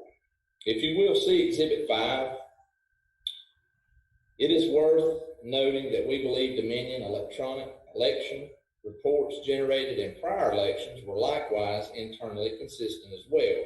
The internal inconsistency of the election summary report stands in stark contrast to all other prior elections. I want to read that line one more time. The internal inconsistency of the election summary report stands in stark contrast to all other prior elections. When I mentioned exhibits a moment ago, we have sent in a list of exhibits and a total package of data that we would love for you to look through. Anyone who may. We do have that, Mr. Cheney. I do have a couple of questions, and I know we're going to run out of time. I don't want to cut any important points that you might have out, but I do have a couple of people that want to ask. A couple of committee members have a couple of questions. So, yeah. Representative Bernal, you had a question? You wave. Okay. Representative Turner had a question. I might have missed it. I heard that you said, thank you, by the way, for being here. I'm going to speak quickly in the interest of time. I heard you say that there was 1 extra vote in the hand count versus the machine count, but I don't know that I picked up on how far off the second machine count was. I was getting to that point. Okay. And further down my explanation. Okay, go ahead. Yeah. If you wouldn't mind answering the question, please. Yeah, please continue, Mr. Cheney. Yes, we have a 50 vote difference, 50 votes in the second hand count that we could not reconcile, could not duplicate. Was that a hand count or a machine count the second time? That is a machine count. Thank you, sir.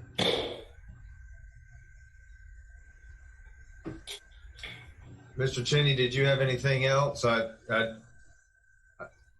Yes, sir. How much time do I have left? You got about a minute. Well, listen quick or I'll speak fast, okay? That'd be fine, thank you. Okay, I'm just going to cut out this list of exhibits and kind of get down to the bottom of what I have here. This committee must understand in the same election cycle, we identified other problems with the Dominion system and reported the same to the Secretary of State.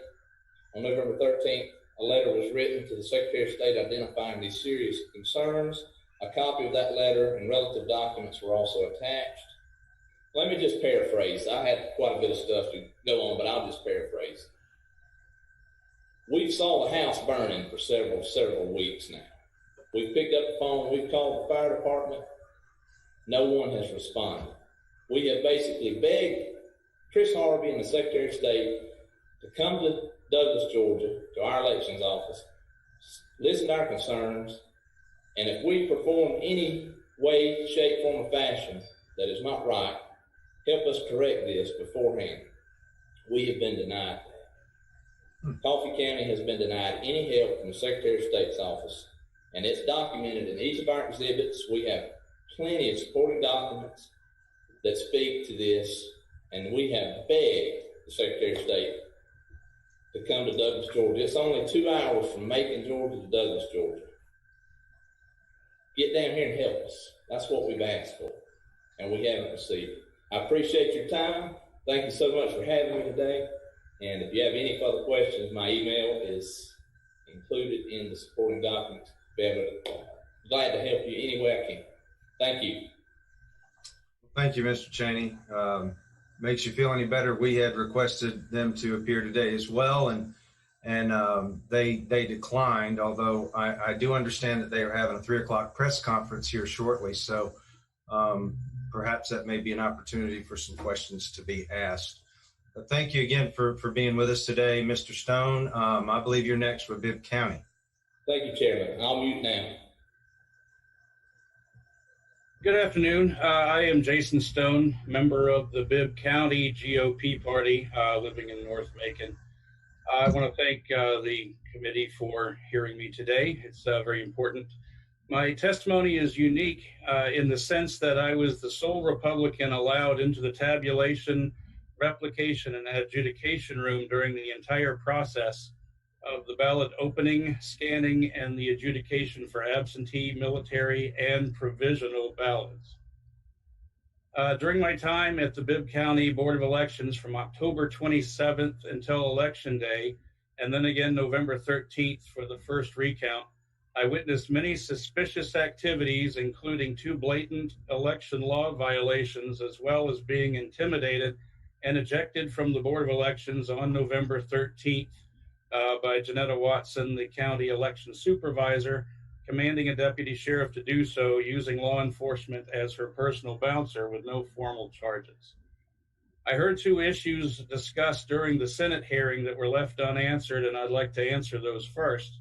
It was discussed referring the pristine ballots seen during the recount that they might be reproduced ballots, but this is not true. A reproduced ballot is printed on a standard size piece of paper with a QR code and cannot be mistaken for an actual absentee ballot. Secondly, there is no difference between the absentee ballots issued from the Board of Elections and the ballots sent out by outside vendors. It was assumed in the Senate hearing that there were obvious differences, but there are not. My personal issues with the process start with the fact that when envelopes come into the building from either the post office or drop box, they're put into the Janetta's office, where she personally, as I was told, matches the signatures to the Bibb County voter rolls. This process is done in private with no Republican or any other observation for that matter. So when the absentee ballot envelopes arrive out into the workstations, they are assumed to be correct. You know, we have no way of knowing if those ballots were legitimate or not. Second, the vote review panel that I was a member of was invited to witness the absentee ballot opening process of the absentee ballot opening during Tuesday, October 27th. It was later that day I was told that the staff and the paid poll workers had been processing absentee ballots since Monday, October 19th, meaning there were 7 days of unobserved absentee ballot processing without any observation. Third, in accordance with the Georgia Code Title 21 of Elections 21-2-386, Section A, Chapter 1, Subsection G, Paragraph 7, it states, and I quote, "The absentee ballots shall be tabulated in accordance with the procedures of this chapter for the tabulation of absentee ballots.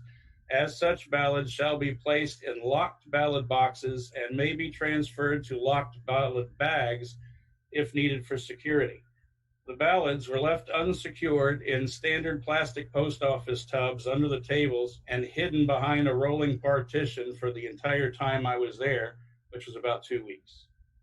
Subsection G, paragraph 3 of the same document explains that the county election superintendent can only open the inner envelopes on election day unless a letter was sent to the Secretary of State's office at least 7 days in advance and published on the website.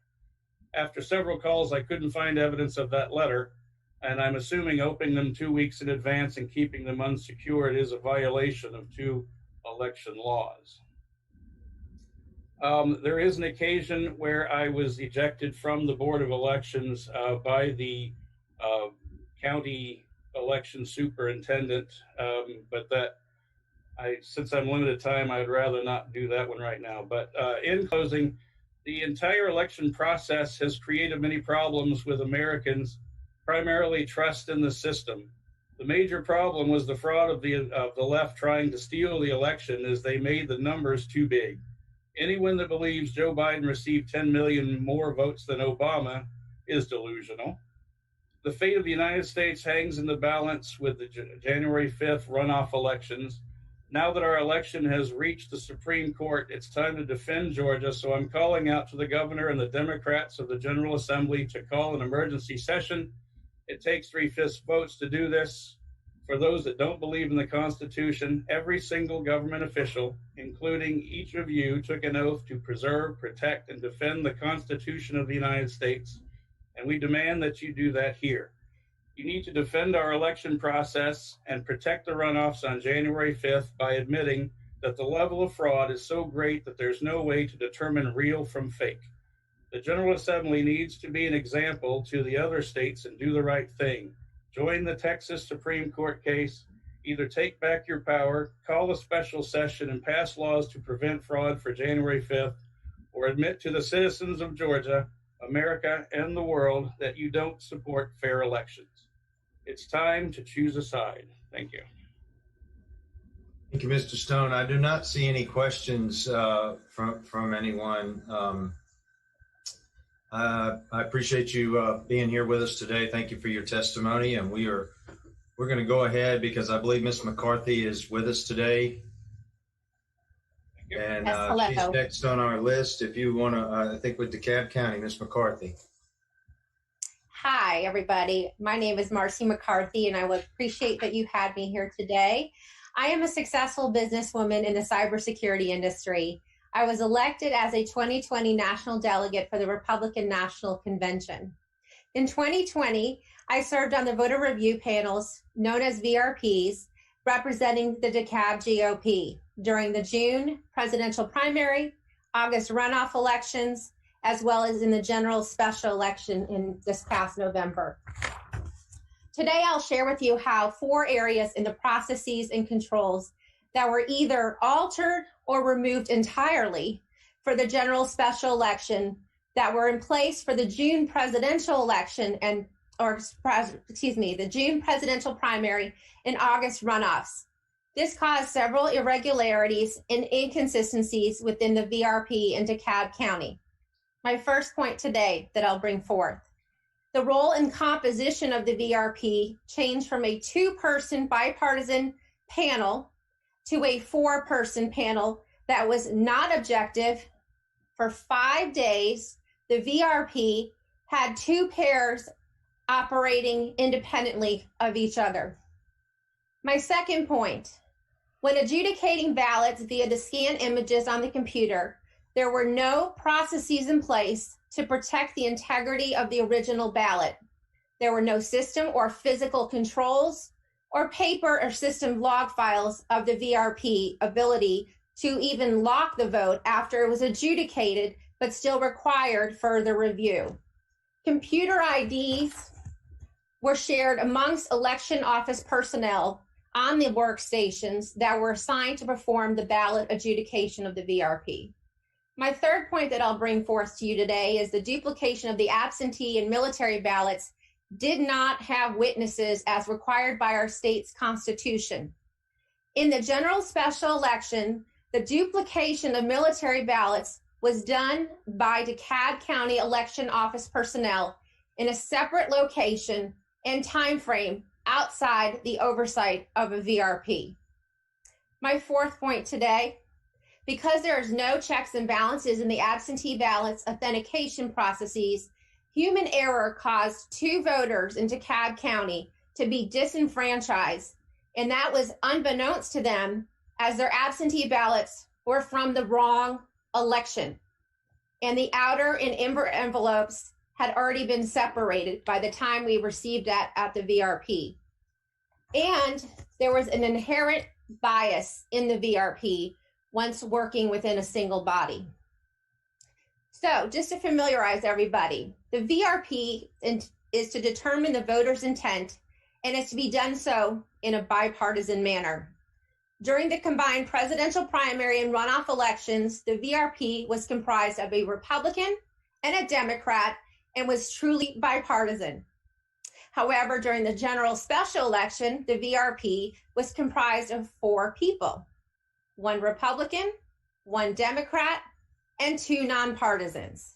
The nonpartisans were represented by the League of Women Voters, who officially claim to be nonpartisan in that they don't support a candidate or a party, but they share a variety of progressive public policy positions that are in direct alignment with the Democrat Party's political platform. In practice, the VRP composition during the general special election was comprised of 1 Republican and 3 Democrats.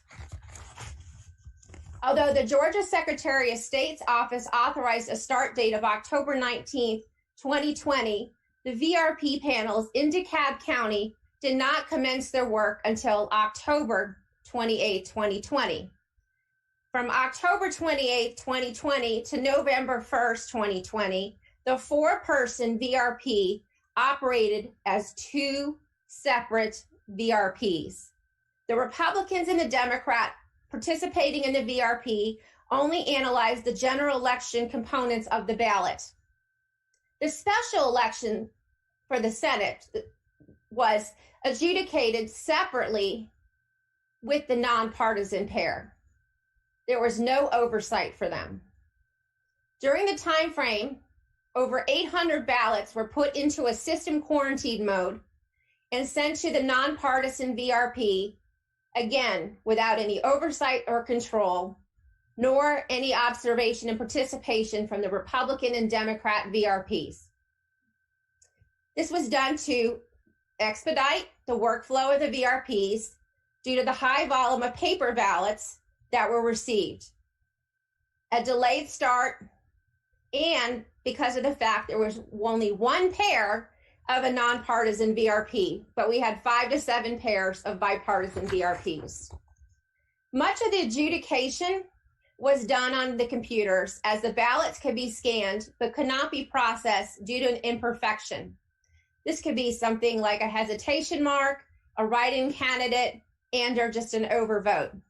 But unlike the earlier elections, the elections office worker would perform the adjudication via the computer at the direction of the bipartisan VRP on the scanned ballot image. We also had to go into a special room and had a paper logbook where we both signed in and out of the secure area. In the general special elections, the system adjudication was done with minimal supervision from the election supervisor, and changes to the ballot were done independently by 2 VRPs for 5 days. There was no system controls, no physical controls in place, and there was no audit control to protect the decisions made by either VRP as the ballots went into a system quarantine mode. There was no way to lock the scanned ballot when being viewed on a computer. So whomever was the last VRP to review a ballot in quarantine could still anonymously edit the previous VRP's work, transmit it to be completed, which would cast the ballot. Because the nonpartisans were operating independently, and the most common error in the special Senate election race was an overvote of the 5 Senate Democrat candidates, there was an untethered opportunity to award that overvote to Raphael Warnock, as there would be no audit trail that showed a modification that was made and when that change was made and who made it. There was no changes in procedure until I expressed my grave concerns to Lane Flynn, who is the DeKalb GOP chairman, on October 29th following my VRP shift. The most common error that I observed on the absentee ballots was an overvote of the Democrat senatorial candidates. I observed and noted that the computers being used by the VRPs to review the ballots were signed into by various DeKalb election office personnel, all sharing the same user IDs. So there was no possible way to track the identity of who actually logged in into any of the computers and who sat at them. The lack of physical and system controls was just astounding to me.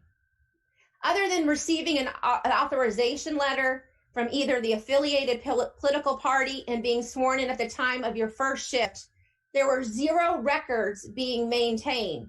Furthermore, the badging was ad hoc at best, where some of the VRPs had the laminated badges, but most had sticker badges. It's important fact that the military. Ms. McCarthy, excuse me, I don't mean to interrupt, but we're got about a minute left.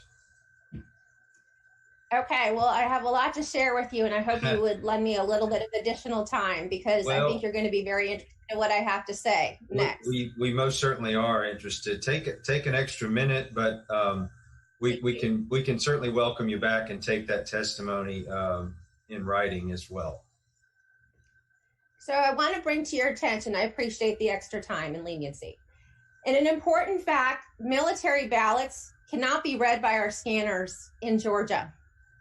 The Special General Election DeKalb County Elections Office accepted 1,878 military ballots out of 25 initiated. During the time frame of the general special election, there was a significant difference in the duplication process of the absentee military of the COA ballots. For the summer elections, the VRP did the duplication of the absentee and military ballots. But during the special and general election, the duplication was actually performed by unobserved election workers. And to provide clarity, to describe what a duplication of a ballot is, it was done in the summer by a Democrat and a Republican. And it was done because it could not be read by the scanner. The work was labor intensive and very time consuming, and it was overseen by the DeKalb County election supervisors, but it was completely bipartisan. During the time frame of the special general election, the VRP did not duplicate ballots at all. That was again done by election workers, which is against our Constitution in terms of there. They were also serving as a glorified VRP because they would only give us the rejected ballots that they felt that they could not transcribe directly. Okay, and this was done during our special general election without any oversight. I think that should make everybody here very concerned about the integrity of our election. This decision was made by Erica Hamilton, the director of DeKalb County Voter Registration and Elections Office. So I would like to also share one other point with you. We had a voter review panel that finally got together as one body 5 days into the process. We found 2 absentee ballots from the wrong election in our pile of ballots that we were to manually adjudicate. One was for Donald Trump and one was for Joe Biden, but it was from the presidential primary election. I have to ask everybody here today, if we're doing a verification and authentication of the signatures, the ballot, why were 2 ballots in the same pile presented itself there and were from another election? So unbeknownst to 2 DeKalb voters, they did not know that they were disenfranchised, but were.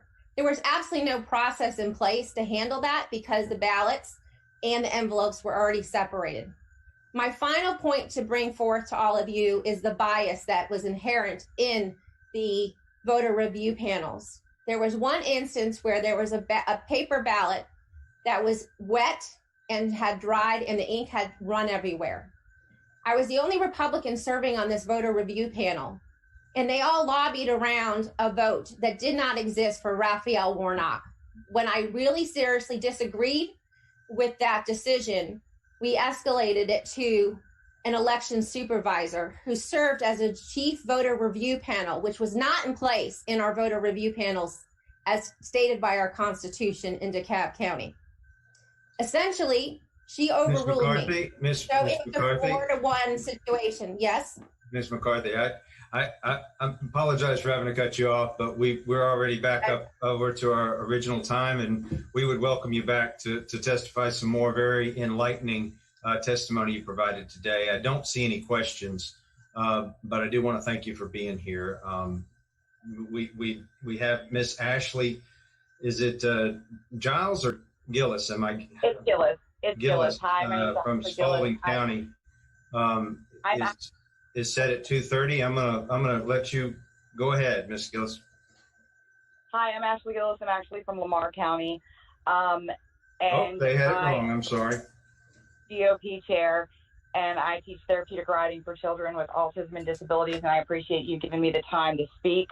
I'm going to go right into it, but first I'd like to back up to Lamar County during the primary.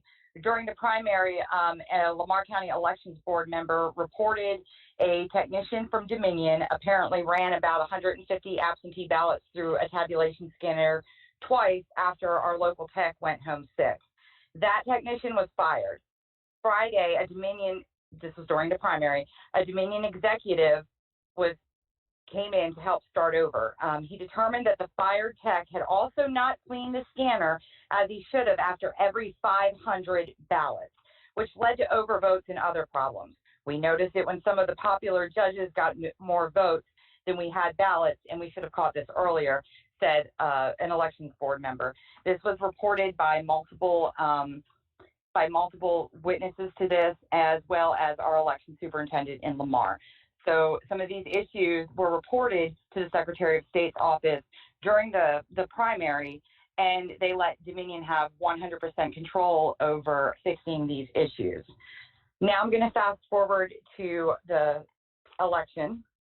On November 5th, I was sent to Spalding County as a fully credentialed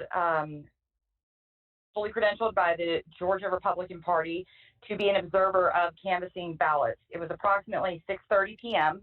We were locked out. A lawyer was sent up there to see if we could gain access, and we were denied access.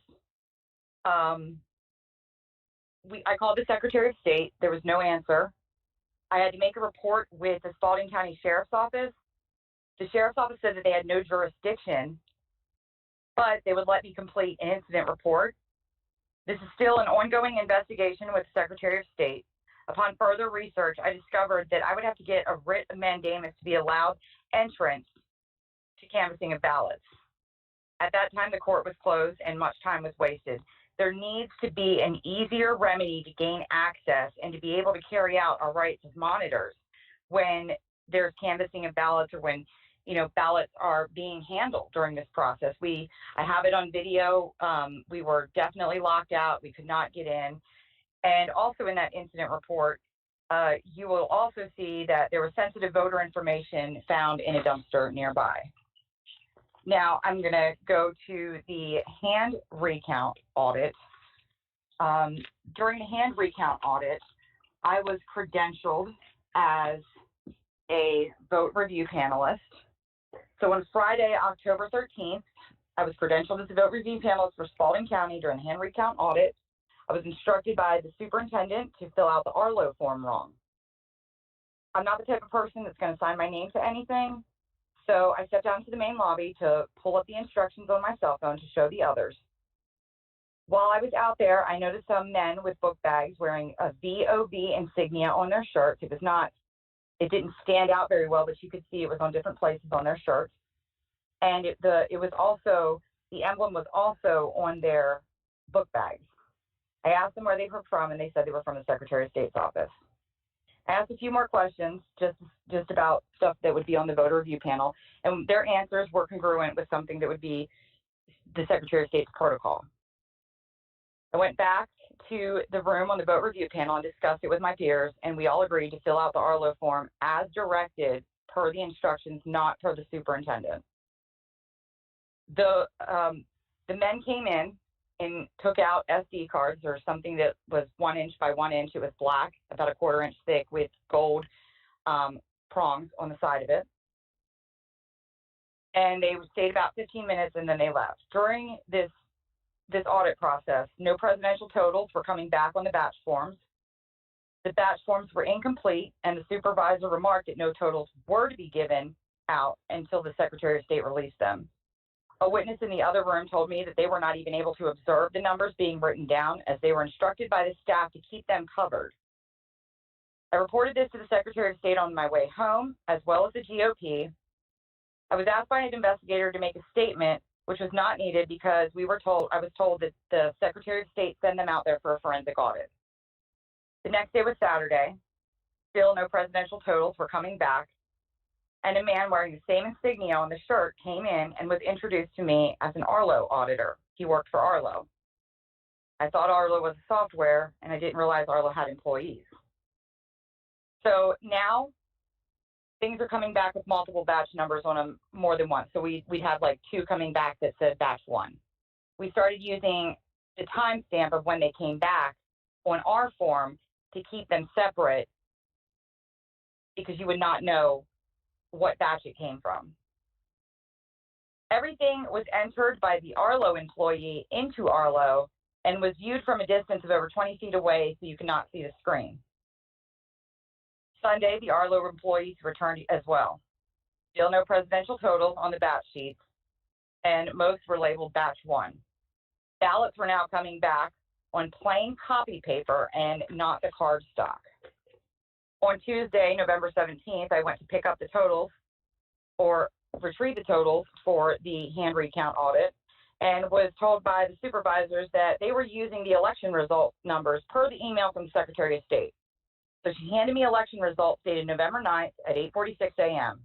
Again, that day was November 17th, and it was after 10 o'clock. This whole process did not seem to coincide with the instructions that were given by the Secretary of State's office. I spoke with the Muscogee County Board of Elections supervisor. Her name is Nancy, and she confirmed that what I witnessed was not congruent to the protocol. And for the hand audit, the county employees were supposed to be entering information into the Arlo software program. This was also confirmed by Pike County and Lamar County Board of Elections officials. Spalding County came out with the exact same numbers during the hand recount audit as they did for the election. There was multiple vote review panels, and even on the Secretary of State's website, it says that, there was going to be human error in this, and their numbers came out perfect. What concerns me also is that ᴨ has vested interest in Dominion products. Does helping with this audit violate ᴨ's contract with the FEC now that they're helping input numbers into a ┬Voting Works software? As of today, I have asked the Georgia GOP, I've asked the Secretary of State these questions, and I have not gotten a response to any of this, and why there was somebody in Spalding County entering the numbers instead of the Spalding County employees. Well, thank you. I'm going to take that pause as you have finished your testimony. That's correct. Yes, ma'am. Well, that's correct. Have you signed affidavits for all of this, or? That is correct. Okay. All right. Very good. Well, we'll make sure that we try to follow up with the appropriate authorities, as we've stated consistently through this process. And I don't see any questions. So without any questions, I believe, is it Ms. Voiles? Welcome back.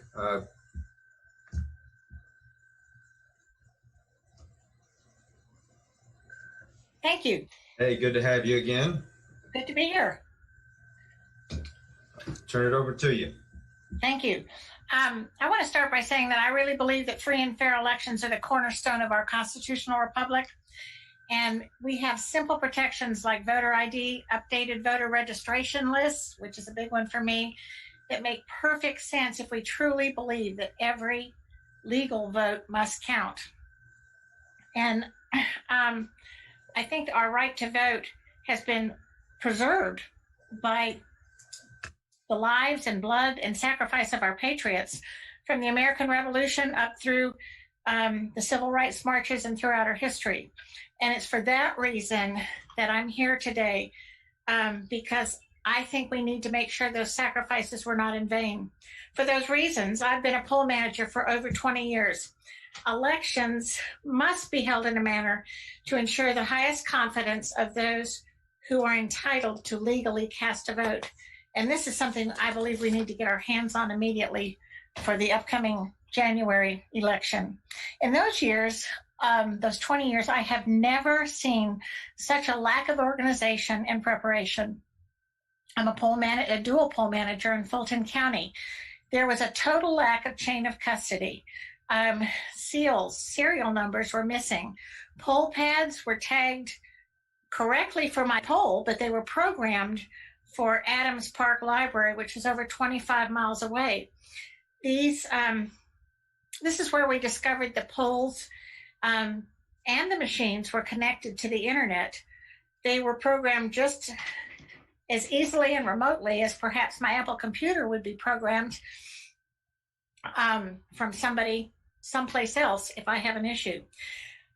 And then where I want to spend the majority of my time, however, is on Friday, November 13th, my area supervisor for Fulton County elections sent an email requesting managers and assistant managers to help perform an audit at the Georgia World Congress Center. We had to commit to Saturday through Wednesday, 7 a.m. to 5 p.m. because of the multitude of work that had to be done. I reported early Saturday morning and watched a short training video on the procedures and processes. After a logistical delay, we were finally seated. They didn't have enough tables for everybody. I was table number 136, and there were 2 auditors at each table, and we were tasked with simply counting the votes that we were to be given from different polling locations and absentee ballots. Our first box was already ready for us. It was a corrugated cardboard box, and here again, the chain of custody was non-existent. It was taped with clear packing tape. It did have the secretary's seal kind of affixed to the top, not totally, but there were no signatures on it. And it was, it didn't tell us who handled the box last. In our box, after it was opened and we broke the seal, we had 800 absentee style ballots in this box. These are the same type ballots that are used for provisional. That's why I'm saying style. It was to concentrate, and this is where I want to concentrate the balance of my time, on a batch of pristine, stark, white ballots squeezed about 2/3 of the way into the box. Every other batch had 100 of these AB style ballots, and up to this point, they showed normal use, normal wear and tear. I shouldn't use the word tear, but normal little curling of the page. This particular batch had 110 ballots and was marked as State Farm Arena. That told us that's where that originated. These ballots were noticeably different in appearance, in feel.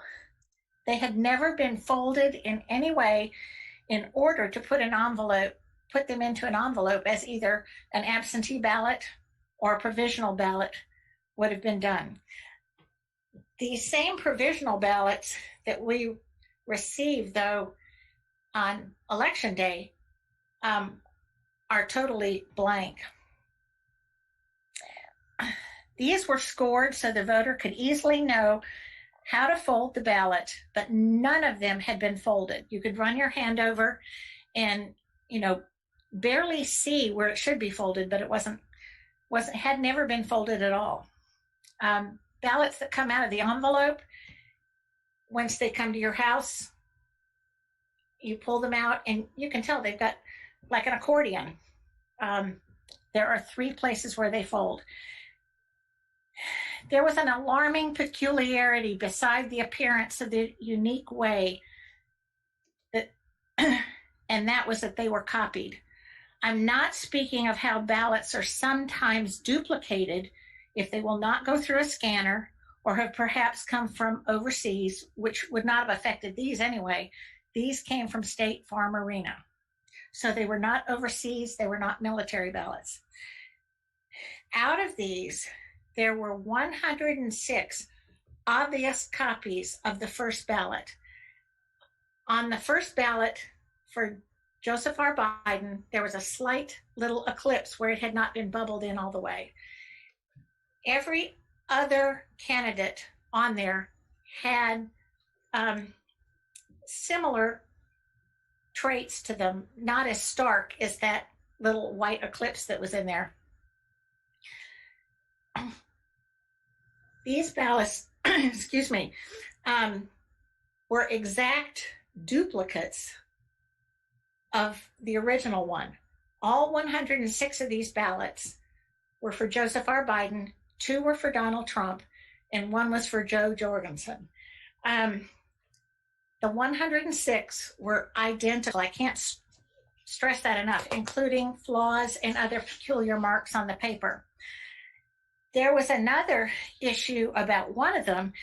All of us had been in a hurry and lifted the lid to the copy machine a little too fast, and we've seen the copy that is produced slightly askew, even though the paper is right. The photographic image just isn't quite right. On that one paper, we had one of these 106 where it was a tad bit askew. So out of these 110 ballots, it was just really stunning that so many were for Biden, and even more egregious was so many copied from one original. When we left about 4:30, we were told that there were still many ballots to get through, but we would be done sometime later on Monday. The next morning, we were back at the appointed time on Sunday. Far fewer people were in the Georgia World Congress Center. Most of the other people had been Fulton County employees, and they were not there on this particular Sunday. So even though we arrived first, before the appointed time, before 7 o'clock in the morning, and other people arrived after us, we did not receive our ballot box until others received theirs. Now, the box we received on Sunday morning was of the typical kind that we have in our ballot box polls in Fulton County. They're a fabric style, roughly a cube with zippers, a pull handle, and wheels that is sealed before we take them in to the service center. So the next morning, as we're waiting for ours, the gals behind us got over 3,000 ballots. The gals in front of us got over 6,000 ballots. We finally got our box. I peered inside expecting to see an enormous amount. We had 60. They were from the Quality Living Center in South Atlanta. Now, as I mentioned, this box was the type that we have seen before in the State Farm, but it was not the hard type that we saw with ballots in it being pulled from under the table. Those are typically our supply boxes. Our box was the type that was standard issue used in precincts. So when I opened this box of 60 ballots, they were of the BMD, the ballot marking device, the Dominion machines from the Quality Living Center. And they had 58 for Biden and 2 for Trump. I have long been concerned, even from personal experience, about the number of people in facilities for recovery, rehab, group homes for seniors. And far too often, ballots are requested for these people without their knowledge or without the help of any family member. These seemed a tad bit suspicious to us. We have a duty to ensure that all our eligible Americans are able to vote their own ballot, and that votes are not stolen or diluted by fraud or even administrative errors. You have any questions? I do see Representative Turner. Did you have a question? I do. Hi, Susie. Hi, Scott. How are you? I'm well, thanks. I hope you are too. Thank you for being here. We've known each other for a long time, so I I'm glad to see you here today. My question is, when you saw and your suspicions became aroused, how did you react? Were you reporting that to anybody? Are you talking about my... When you saw the pristine ballots that appeared to be photocopied, did you report that, or how did you handle that? Well, initially I said that I had a very odd sense of ballots, but there really was no avenue at the Georgia World Congress Center, anybody in Fulton County, to actually take those. We would hold up our little card that said we have a question, but they did not seem to be as alarmed over some of the things that we were alarmed with. So I allowed my concerns to be taken care of through an affidavit. So the next step would be, at any point in time, have you been in contact with anybody at Secretary of State's office or any other law enforcement type of folks to let them know what you saw? Yes and yes. I did let the Secretary of State's office know, and I have not heard back from them. I even called them the morning of the election. I was so concerned about the lack of chain of custody. To have no seals on machines, to have no machines locked. Anybody could have tampered with those machines at any time. And then when we discovered they could be used and things could be changed via the internet, that was even more disturbing, that things were not that secure. So nobody from the Secretary of State's office responded to your complaint? No. Thank you, ma'am. Can I elaborate one more time on that, Scott? Chairman? Yes, Ms. Voiles, we do have one other question, and I know we're a little long, but please, I think this is important. Representative Taylor, you can just ask your question after Ms. Voiles finishes. It's short. I just want to say I'm very well aware that both the Secretary and Gabe Sterling are aware of my affidavit, and neither of them have contacted me, and I know them personally, to say, hey, we want to hear about your concerns. Representative Taylor? Did you still have a question? I'm not hearing anything. Ms. Voiles, thank you again so much for being here. Appreciate your testimony, and we wish you well. I'm going to move to trying to give Representative Taylor a minute, but Mr. Mark Amick, say that right at all? Or thank you. Got several poll watchers. Thank you again, Ms. Wolf. Sure, it's Amick. Amick, excuse me. Mr. Amick, I'm going to let you go. All right. First, I'll say thank everyone for the opportunity to share my experiences and recommendations with you today to help ensure that we have integrity with our elections here in Georgia. It also appears that my video is not working as fate would have it, so I do apologize for that. But we'll continue to move forward here. So my role in this past election and the recount and the runoff has been as a statewide poll watcher. That is different than a precinct poll watcher in that I'm enabled to go to any polling location, and that's relevant in this particular instance because I'm going to share some experiences in my testimony, citing some different examples that I have seen throughout the election process here. So quickly, one example is that on election day, I was not allowed to enter into Birmingham Falls Elementary, the polling location there in Fulton, Georgia. I was wearing my state-issued badge and letter from the Secretary of State.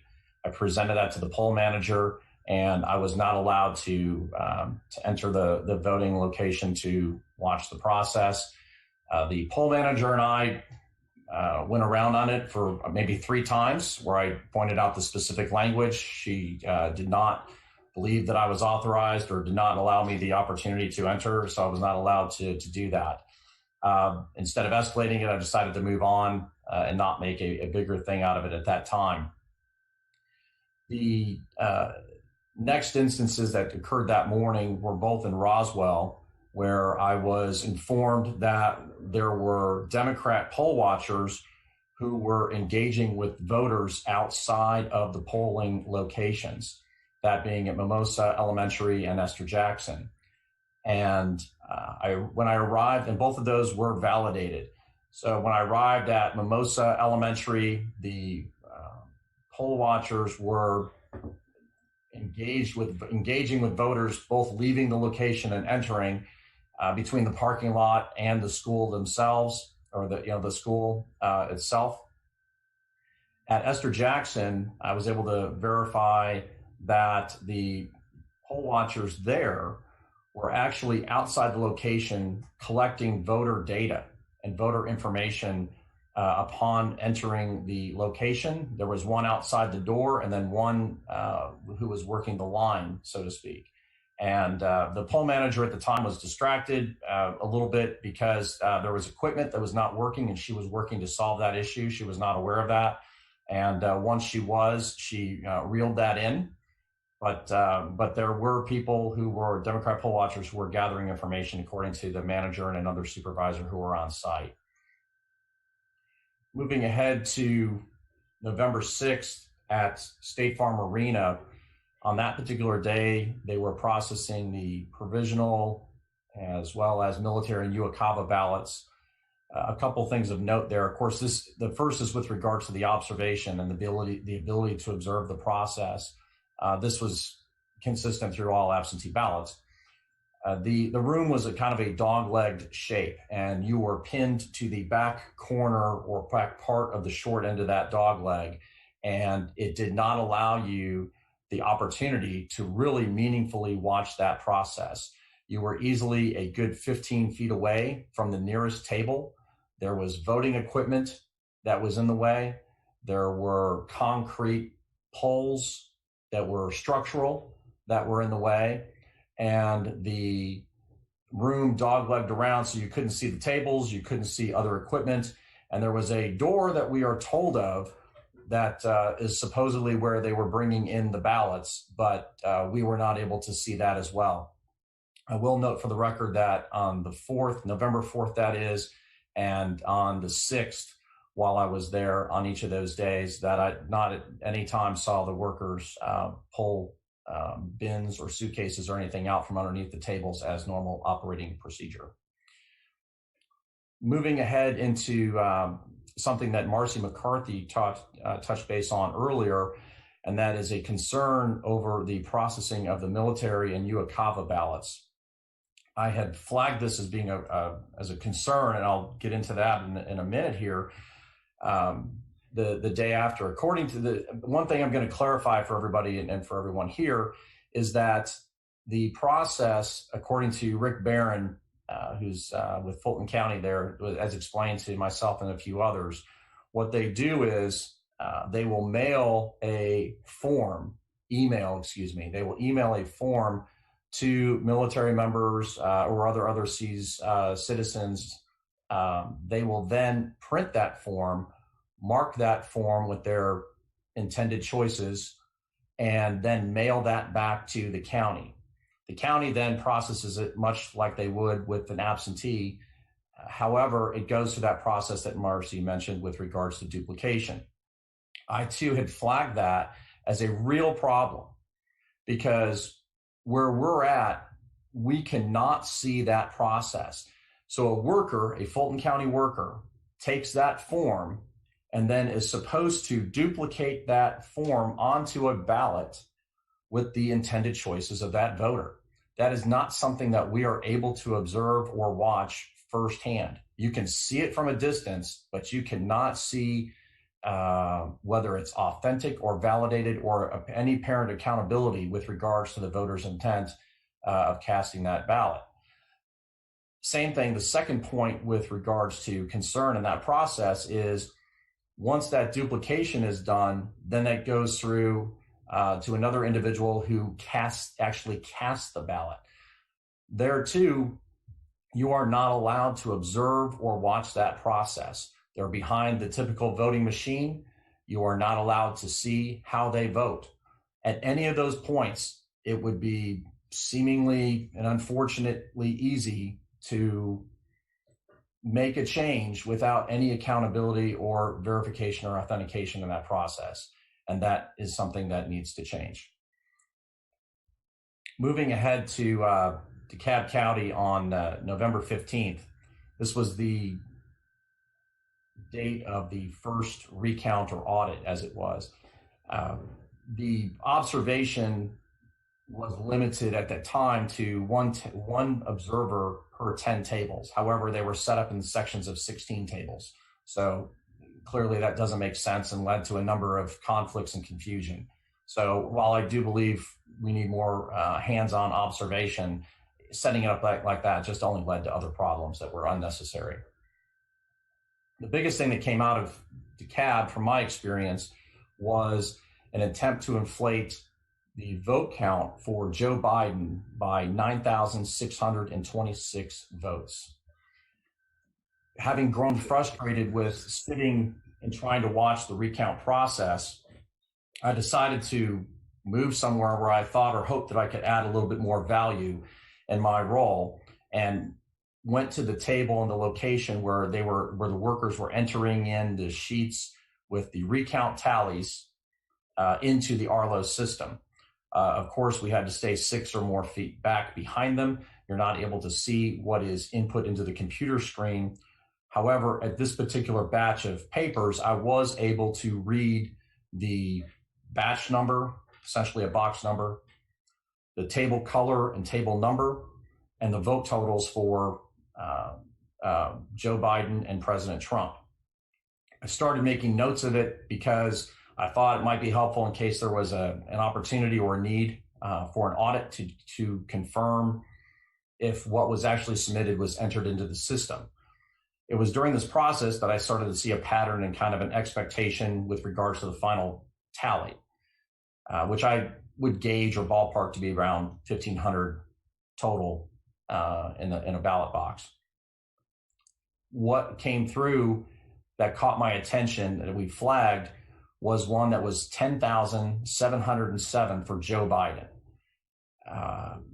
I've turned this in as an affidavit, so I won't go into all the details, but I flagged that, worked with the DeKalb County election officials to make sure that I was a part of, to oversee the recount, which was conducted. And that vote total for Joe Biden ended up being 1,081 and not 10,707. That was not a simple decimal. That was not misreading of a number. Somebody wrote that down. Actually, I take that back. 2 people wrote that down and signed off on it as being counted and authentic. I don't know. That has been turned in supposedly for investigation. I too have not been contacted with regards to my input if someone wanted to gain some insight. But sir, obviously we have some concerns about that. We have concerns about what other ballot boxes would these people have counted? Are they going to be allowed to count and continue in the recount, or excuse me, not the recount, but the runoff election? So some real problems there with regards to DeKalb County and that attempted inflation of 9,626 votes. Going into just a few recommendations here real quickly, one thing that would help there as well as other locations is we have to have meaningful observation. We really do. And if that means that we get state issued N95 masks to be able to get up close, to be able to watch what is going on, we need to be able to do that. Clearly, this had a role in some different processes where it breaks down, and people, I think, took advantage of that. We need to look at posting and making available on large screens for transparency the vote totals that are coming in. So both at State Farm Arena and in DeKalb in this instance, in State Farm, we did not know what ballots were being counted, what was coming in, what the final results were, or anything of that nature. There should be TV monitors that say, here's what's coming in, here's the count, and here's the results. Same thing in DeKalb County. needs to be really big. Have someone verify with watchers that are able to determine what's on the sheets of paper to be turned in, and then have it up on the big screen. So that way everyone can see, here's the batch, here's the total for each candidate, and here's the results. So that needs to be open and transparent. Bipartisan participation, as Marcy mentioned earlier, and particularly with the process for military and UOCAVA ballots, would be essential to transparency and authenticity. And we have bipartisan participation throughout different parts of the process. There's no reason why we can't have that here. I would say that we need to provide notice to the county chairs of respective parties, whatever it may be, those are of interest, so that they have at least 48 hours of notice of when a count or opportunity to watch a process is going to take place. Too often, what I found through this over the past few weeks was that the notice was limited and people were scrambling for staffing. There needs to be a minimum threshold, and I'm suggesting at least 48 hours, but that can be determined at another point. Just a couple last bullets. One is I'd like to suggest that there's also fraud awareness training. There's nothing on the Secretary of State's website with regards to that. I think that needs to be part of the curriculum, as well as part of the oath, which is signed by the poll manager and clerks in the locations that they understand that voter fraud is a federal crime, punishable by X years in jail and X fine per offense. I think that can go a long way for deterring people and creating awareness. Mr. Meek, I'm going to have to, we've gone about 15 minutes, so we're several over. And not that you don't have very good suggestions. We appreciate that you offering them up, but perhaps we can get a list of those in writing. Yes, absolutely. I'll get that to you. Can I make one last point for 15 seconds? Please. Yes.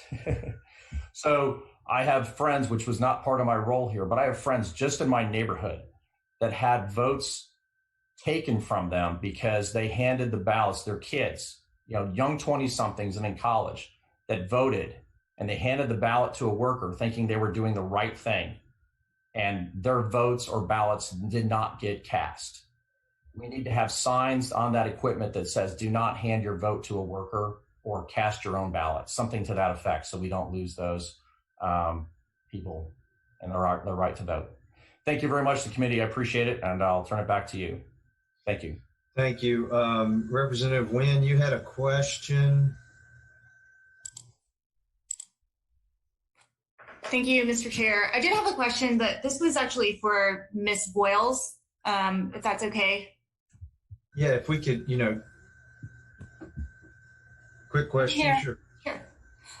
Thank you for testifying, Ms. Boyles. I just had a question about the quality living home that you mentioned. What was your specific concern around that? My specific concern was these were ballot marking devices for years. We have been asking up in North, for years, I mean like 25 years, we have been asking in North Fulton County for at least a voting unit of the various kinds we've had since then to come to our independent living facilities and have never gotten them. My specific concern with those quality living center ballots is it's a recovery center, and they were 2 in order. Out of the 60 ballots, the first 58 were for Joseph R. Biden, and the last 2 were for Donald J. Trump. That's, as a poll manager, that's very unusual, especially to see that many for one candidate in order, and then subsequent for another in order.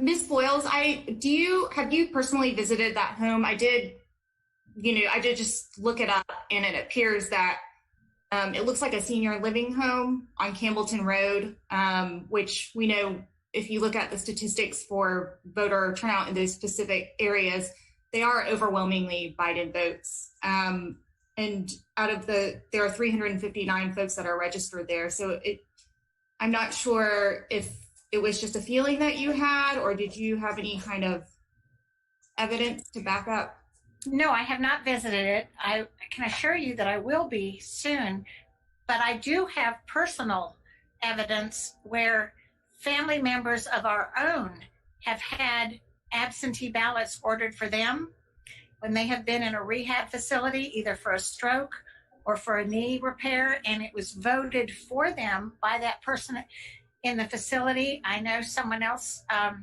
just this past election whose mother had one voted for her. It's just a very large concern for me that it's an area we're not watching, to have people's votes mitigated by somebody else voting for them. I do understand that we have laws that enable voters to. Representative Wynn, I'm going to move on to Ms. Susie. I'm going to move on to Ms. Susie right now. Have a family member assist you.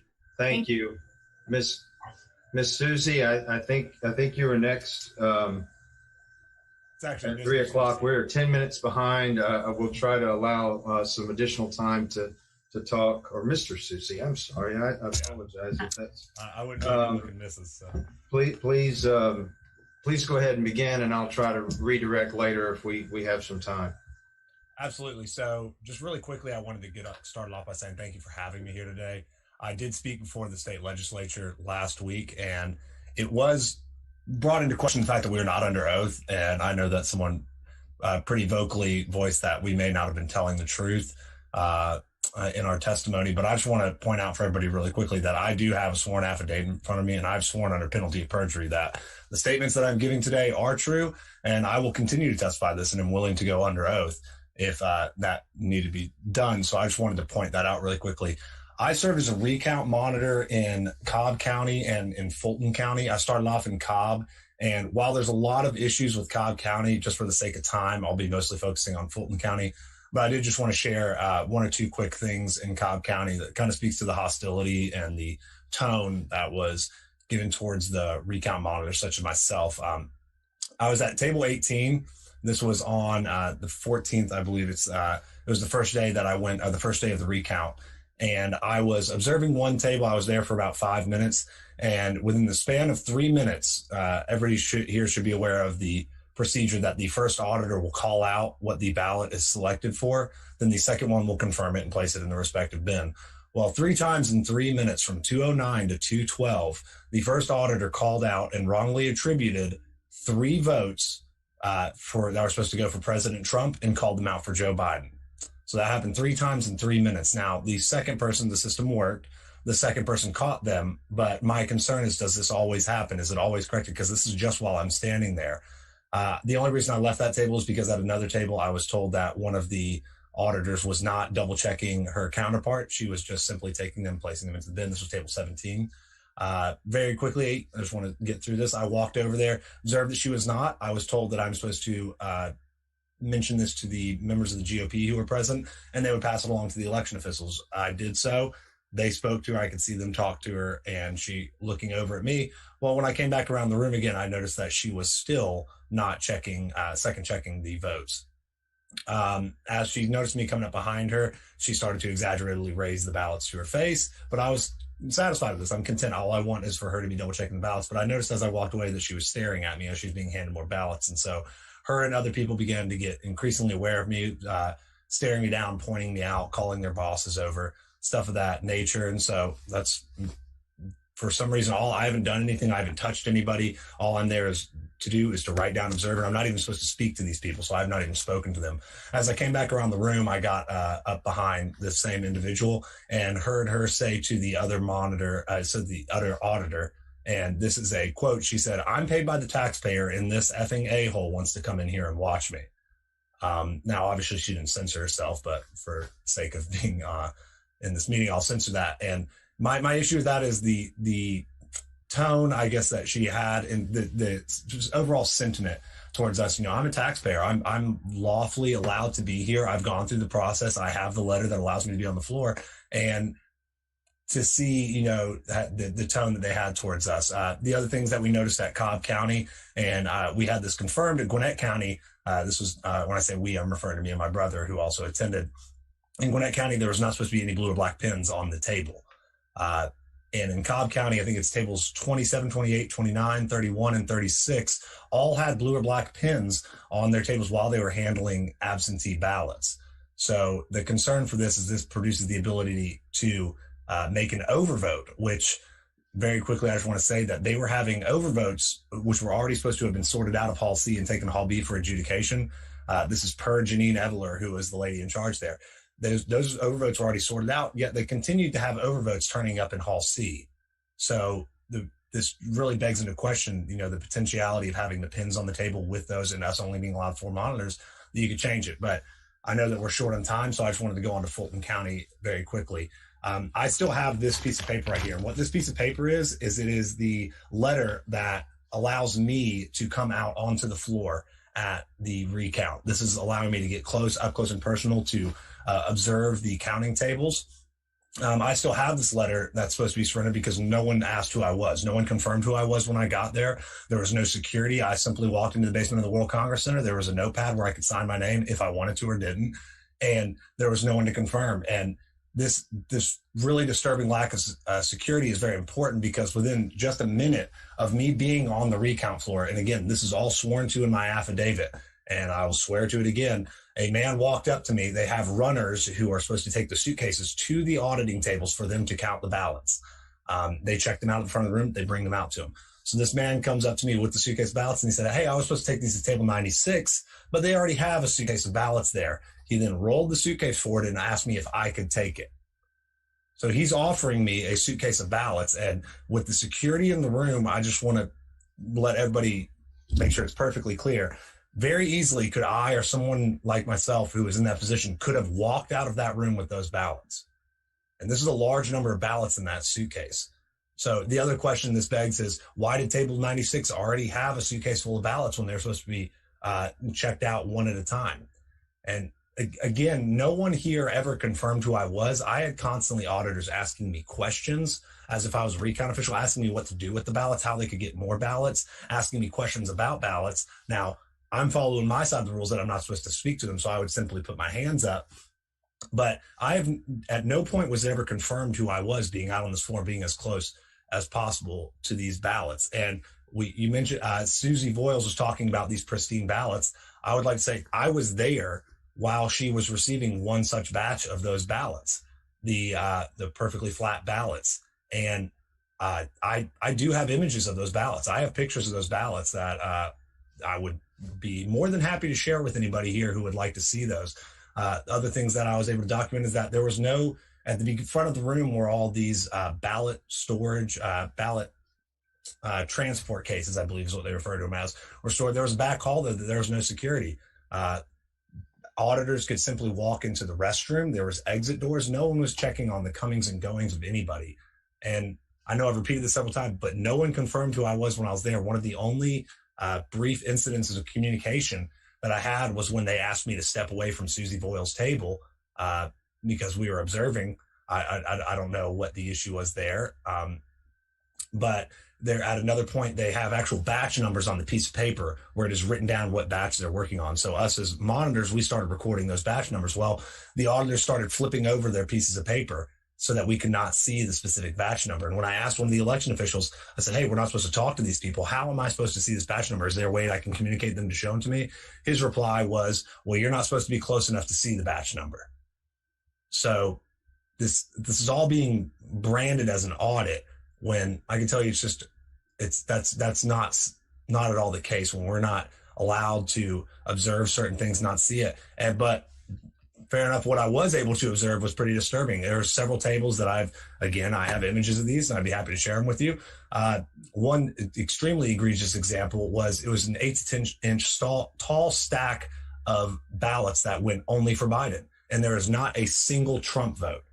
So this is several thousand ballots that are represented here. These are not sorted in any way, but as the people are going through, they're placing them on the pile for Biden, and there is not a single Trump vote out of it. And I work with consumer data in my job, and I can just tell you that the odds of 100 percentile like that is we're wary if anything approaches the 90th percentile. So for you to tell me that a certain area has voted 100% with not a single vote for President Trump, I just find that very hard to believe. So I'd be happy to answer any questions you have. I've tried to reach out to people about this, and it's just now some people have started to answer or listen, but I only showed up as a representative, a volunteer to go to this process to see it for myself.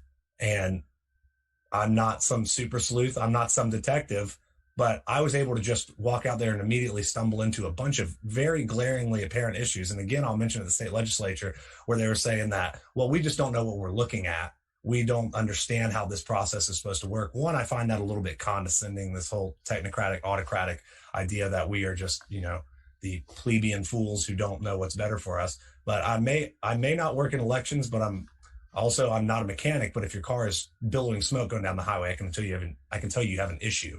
So the people claiming that everything was done above board here, I'm not even going to go as far to say that it was malice. I may have my personal opinions on that, but just the gross negligence, the disdain for the ballots, and how this was all carried out in this recount it's really been absurd, and it's been a shame.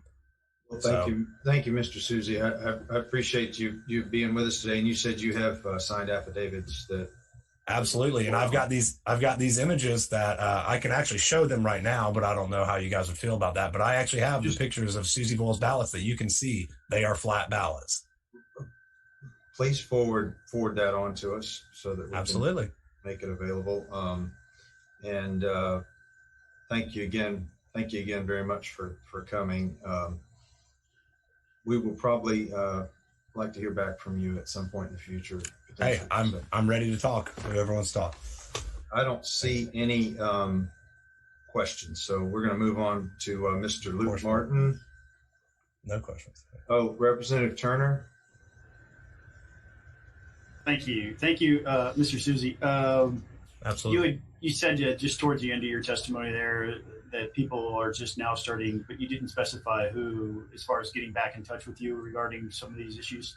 No one from the Secretary of States, if that's what you're trying to ascertain from that. No one in an official capacity has really reached out to. Just some people have been interested in hearing the story when I was called to the state legislature, but nobody in an official capacity has reached out to take my affidavit, my concerns.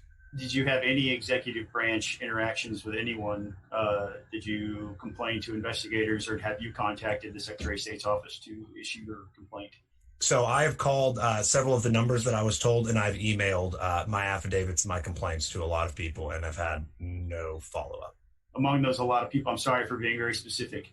Among those, a lot of people were the Secretary of State's office? The Secretary of State, I was never given access to that, but I know that my complaint was passed along by someone, supposedly. I spoke to several GOP people as well. Thank you, Mr. Susie. Mr. Martin, in Floyd County, are you ready, sir? Yes, I am. Thank you, Mr. Chairman. Good afternoon, members of the committee. My name is Luke Martin. I am the Floyd County Republican Party chairman. And during the November 3rd election and the recount and the audit that followed the election, I served as a partisan observer. I appreciate the opportunity to appear before this committee, and I'm happy to testify because here in Floyd County, we experienced some real tangible issues that resulted in about 3,000 ballots that were not counted on election night, and they weren't discovered until much later. So I hope to bring that perspective to you, that there really is a problem out there that resulted in lawfully cast ballots not being counted. But first, just on election night, or even prior, our Board of Elections, our elections office, failed to notify both parties about when they were going to begin counting the absentee ballots. So they were counted without any kind of partisan or public observation. And that's not for our lack of trying either. Me and representatives of the Democratic Party appeared at the election board meetings. We were told that they'll get the dates to us. That just never happened. So that's how we started out, not being able to observe absentee ballots, period. On election night, we tried to enter into the county administration building where the elections office is and where they were counting the ballots, and the doors were locked. I don't think that they locked the doors on purpose or out of malice at all. I just think that they didn't understand their responsibilities to the public and to the parties to allow the observation. We were eventually able to get in, and we had observers in the administration building. But again, that's just kind of building on to some of the failures with our office. They ran into some significant problems on election night. Basically, the people who were actually counting the ballots, the chief clerk and the computer tech, the Dominion tech, whenever we'd have a write-in ballot and it would go to the machine, it would kick out the whole ballot basically, and it was supposed to count everything but the write-in race and leave that write-in for adjudication if necessary, but instead they didn't know how basically to sort it. And there was an ability to sort it. Other counties, had write-ins as well, but basically our people were untrained and didn't understand how to use the system, and in some cases their own system, because the Dominion Tech was there. So on election night, we only had about 17% of our ballots reporting, and I think we had about 40,000 votes cast. So only about 17% on election night, and that's unfortunately not unusual for us in Floyd County. We're typically one of the last in the state. So there was that issue, but eventually the vote totals were certified, and the risk limiting audit was ordered, and that happened. The elections office was very good about allowing the partisan observation for the hand count, the audit. So I'll give them credit for that. And during certification of those results, or review of those results, they found 2,700 roughly ballots that weren't counted. So representatives from the Republican Party, the public, the Democratic Party, we all rushed to the elections office to see what was going on. And so basically what we figured out our actual problem was why these ballots weren't counted. It came from an early voting precinct, one of our 2 early voting precincts that were open at the time. And the scanner, you cast your vote, the printer by the box prints out your vote, you take it to the scanner, and you scan it through. Well, that scanner apparently wasn't working. The elections office knew it wasn't working, so that data was not getting transferred to the memory card. So what they did was they allowed that scanner, that box, to get full, and then they removed those ballots, approximately 5,000 of them, and then we're going to put them through scanner number 2. And they did that. They scanned those ballots. We still don't know if someone just forgot to scan half of them, a human error, or if they were scanned and then somehow not counted in the system. We're really not sure. We weren't able to figure that out. But basically, yeah, they weren't counted. The risk limiting audit, the hand count, discovered that. So what we did was the Secretary of State's office allowed us to recertify those totals with the appropriate amount. So we did that. Thankfully, those were caught. But we ended up with another problem during this recount. Just a few weeks ago, we discovered that in the risk limiting audit, they counted 300 ballots twice. And so the certified totals we got wrong twice, both times we certified it. So basically what happened was we had 2 early voting precincts. As I said before, there was a box of those paper ballots.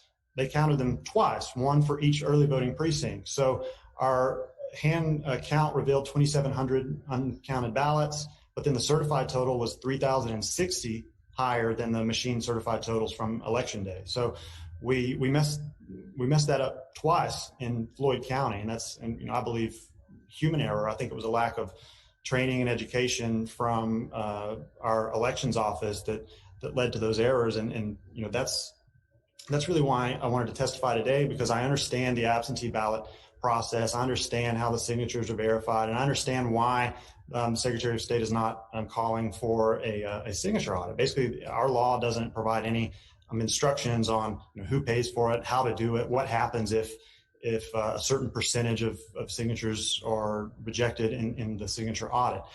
So what I saw on election night, the audit, the hand count, and in my dealings with the elections office was that human error can lead to some serious problems. It led to roughly 3,000 uncounted ballots. And unfortunately, those same people who did that are the ones responsible for the final tabulation of the signatures. When the absentee ballots come in, they're the ones verifying it.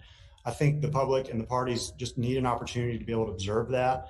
And I would ask this committee to recommend some changes to our laws in that respect. I think we need to have the ability to conduct a signature audit. Thank you, Mr. Chairman. Thank you, Mr. Martin. I have a couple of questions if you are willing to take Representative Oliver. You had a question?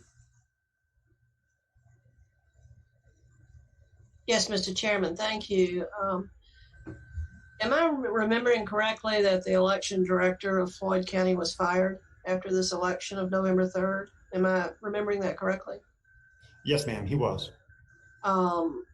Is that evidence that the system worked, that your election board took action, or do you oppose him being fired? I think that was a step in the right direction. He basically was new in the office. He had only been around for this election cycle. Our problems lasted before him, and since he's been gone, we counted the 300 votes twice. So we still continue to have problems, but I am grateful that the board took that step, and I think it was a step in the right direction. You supported the step, and they took responsible action in your view? Yes. Thank you. Representative Lumsden had a question.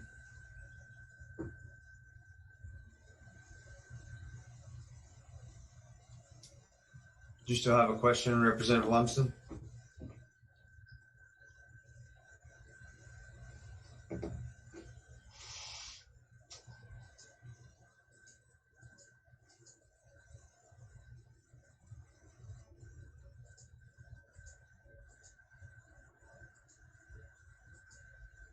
Okay, do you hear me? Yes, we can hear you now. All right. No, I was just going to ask Mr. Martin if the things that he observed relative to the things going on in Floyd County had more to do with the lack of training or lack of process, more so than just and human error, more than the system itself. Is that my understanding of what you've told us here today? Yes, sir. I think the problems that I saw, even starting from the failure to notify the public and the parties about when they were counting absentee ballots, that was out of a lack of training and education on behalf of the elections office. They didn't know how important that was, and that just wasn't on their list of priorities. I think on election night, when they were trying to sort out the write-in issue in the computers, it was because they didn't know the settings basically to check. So they weren't trained on that. I know for a fact, because I was there, they tried to get in touch with the Secretary of State's office that night. I was there when they were trying to call them. They didn't receive any help in troubleshooting that issue on election night, so it wasn't resolved until later. But yes, sir, I'm Representative Lumsden. I believe that our issues in Floyd County are the result of a lack of training and education in our elections office. All right, thank you. All right. Thank you, Mr. Martin. Appreciate you being with us today. I'm going to move on to Mrs. Giddens out of Ware County, another poll watcher. Ms. Giddens, are you with us?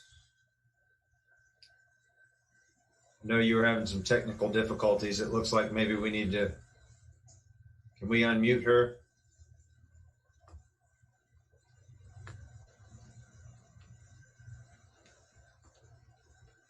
There we go.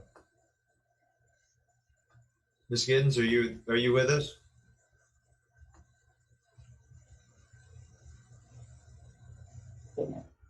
Hey, yes, Deborah Giddens. I'm from Ware County. Are you able to hear me now? Yes, ma'am. Please, thank you for being with us.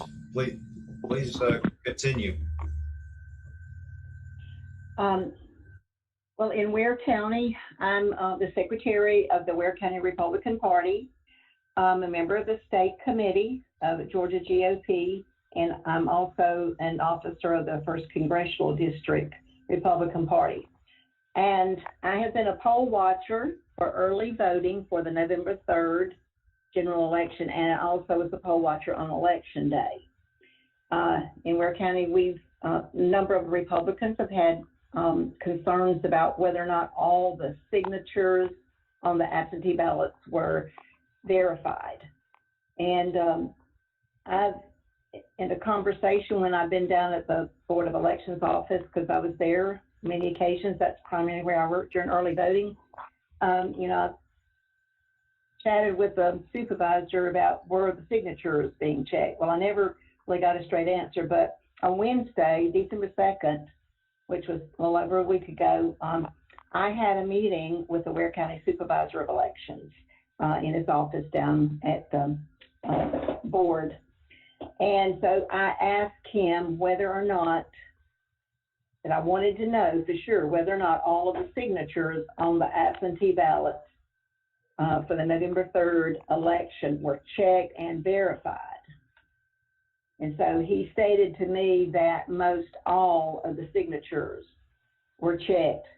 And he stated that sometimes they really got behind because they had a lot of people in line to vote for early voting. And then like the post office would deliver a large number of ballots all at once, and they got behind and they weren't able to check all of them. So, you know, my issue and my concern is that the checking and verifications of the signatures on the absentee ballots. So be open for questions if anybody has a question. It was my understanding that all of the signatures are supposed to be verified, but in my county, just most all of them were. Any questions from committee members? I'm not seeing anybody. Ms. Giddens, thank you for being with us today, and thank you for being concise and with your testimony. And our numbers, I assume, are certified by now because we got different numbers every time, each of the 3 times that they were counted. Election night, the hand count, and then the machine recount. But I think all of that was, I guess, reconciled, and the numbers should have been turned in for certification at the Secretary of State's office. Well, all right. Got it. Well, thank you again. Did you have anything else to add, Ms. Giddens? Thank you for allowing me to speak today, and I'll be glad to answer any questions at any time if there are any questions. And thank you for allowing me to speak. Yes, ma'am. Thank you. And we'll circle back up with you if anybody does present any at a later date or later today. I believe next is Miss Jan Barton out of Cobb County. Ms. Barton, are you on?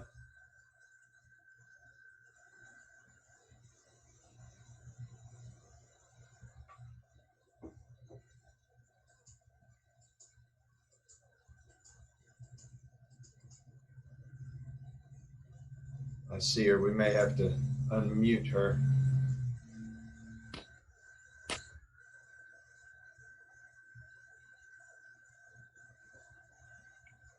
Ms. Barton? Oh, hello. I apologize. I thought I was unmuted. Here I am. Thank Technology you so much. can mess us all up sometimes zooming in. So thanks for being with us. And if you want to tell us a little bit about your situation. Yes, sir. Thank you for this opportunity. My name is Jan Barton. I live in Marietta, Georgia, in Cobb County. I was an observer for the recent recount. I'm here today to testify that our voting system is broken, and I appreciate the opportunity to tell my story. I will briefly cover 4 personal examples of why our sacred right to vote is in question. And I must say the very idea that Georgians are expected to use the same flawed voting machines and flawed process for the runoff election and any future elections is unreasonable and a threat to secure elections.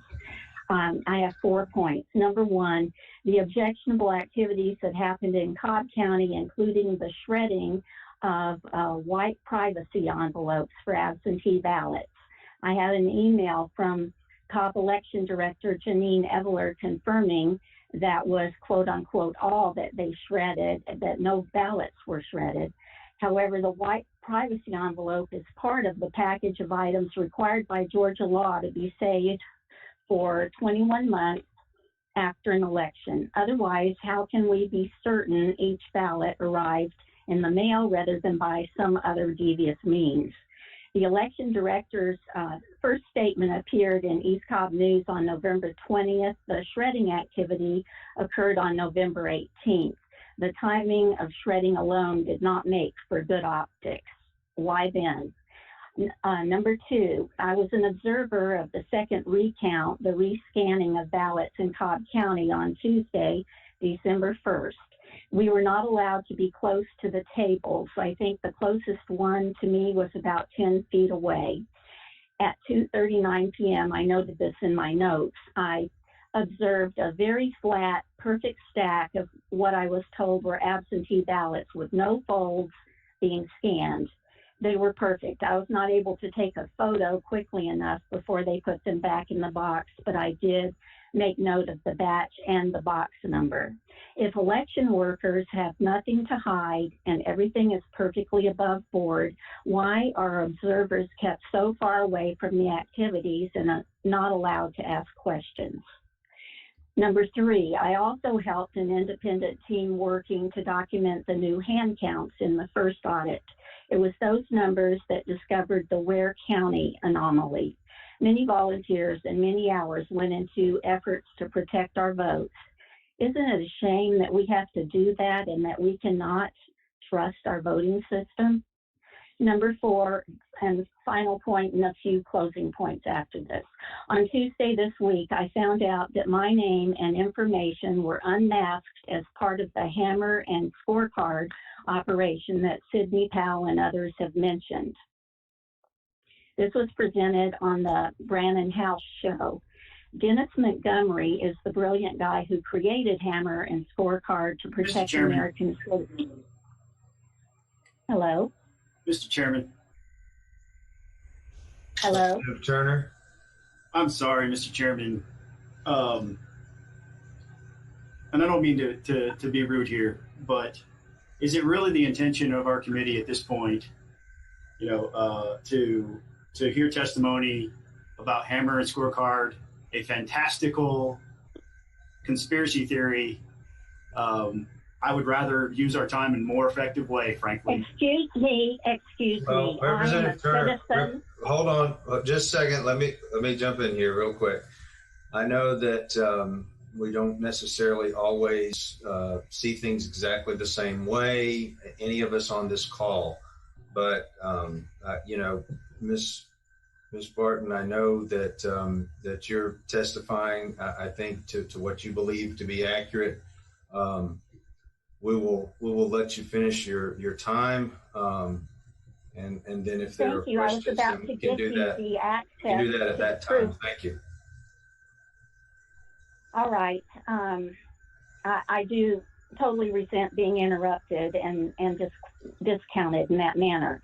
In conclusion, we cannot trust our current voting system. Our entire free republic is in danger. The irregularities in our voting system and processes must be remedied before this runoff election. We ask that our legislators do the right thing and hold a special session and put forth the right electors as provided in the U.S. Constitution. We also ask that you consider using a hand-marked paper ballot system. Procedures are already in place for emergency paper ballots. The scanners will work with that process.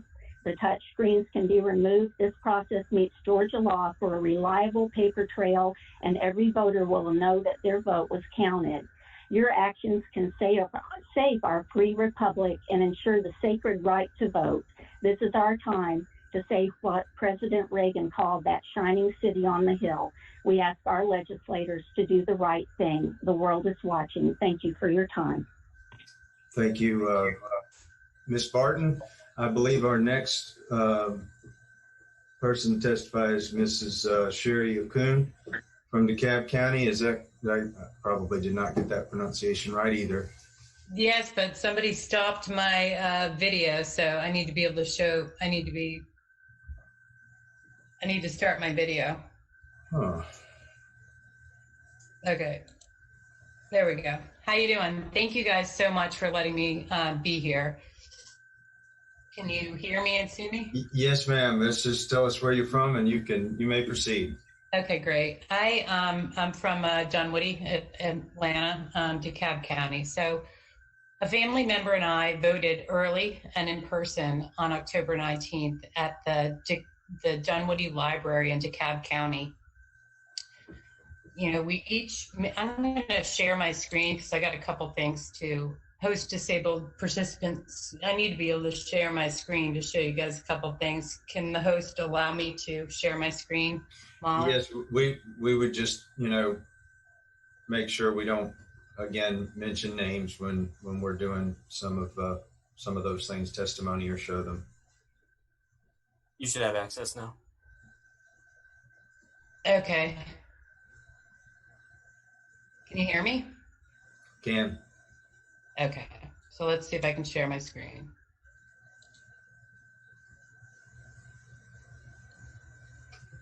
That's not what I wanted to show you. Okay, so when we voted early, we voted on these touch screens, just like you're seeing here. The piece of paper came out, and right after that, a poll worker said to me, greeted us and looked at our ballots. And he said to me, I'm sorry, I don't mean to be looking at who you voted for, even though it was showing right on the top of my screen. Right on the top of my piece of paper ballot, but I need to see the QR code on top of it to see which scanner to send you to. The same poll worker did this to everybody that was there. My family member and I were both sent to the same scanner. The other people in our fairly blue district before me and after me were directed to the other scanner after the poll worker looked at their ballots. We both voted for Trump. They probably didn't. I attended the Sidney Powell rally at Wills Park last week or whenever it was, and I got up and asked the audience, hundreds of people were there, if anyone else had had this experience, because one of the congressmen recently told me it was illegal for them to be looking at my ballot. And many people, I'd say 1 out of 20 raised their hand. Many people came up to me afterwards and said that it happened to them. A woman told me that she took her 85-year-old mother to her precinct, and it happened at her mother's precinct where they looked at the top of the paper to tell them which scanner to use. But it didn't happen at her own precinct because there was only one scanner. So after I spoke at that rally, several of my friends, some of which are from Dunwoody and voted at the same place that I did, the Dunwoody Library, texted and called me and said, yeah, that happened to me. It was very strange. So, it's illegal, and there must be good reason for this. I strongly encourage every one of you, and I hope I don't get cut off here because this is factual information. I encourage every one of you to look at the Democracy Suite ImageCast Central User Guide, May 31st, 2019, on the Secretary of State's website. It is right here, okay? This is it.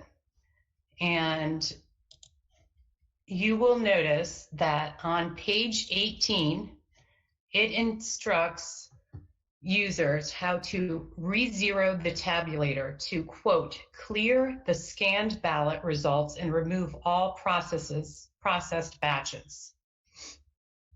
Chapter 4, page 24, right here, is entitled Poll Worker Mode, and it allows Dominion workers to set the scanners to either accept, this is, quote, accept or discard batches, end quote, while it's running, which kind of sounds a lot like what may have happened in Floyd County, and we don't know how many other counties. So page 25 and 26 instruct users how to manually discard batches.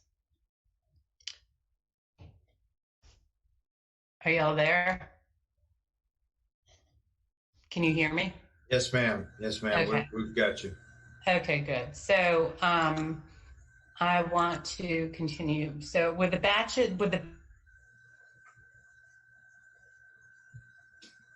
Oh, we lost your audio.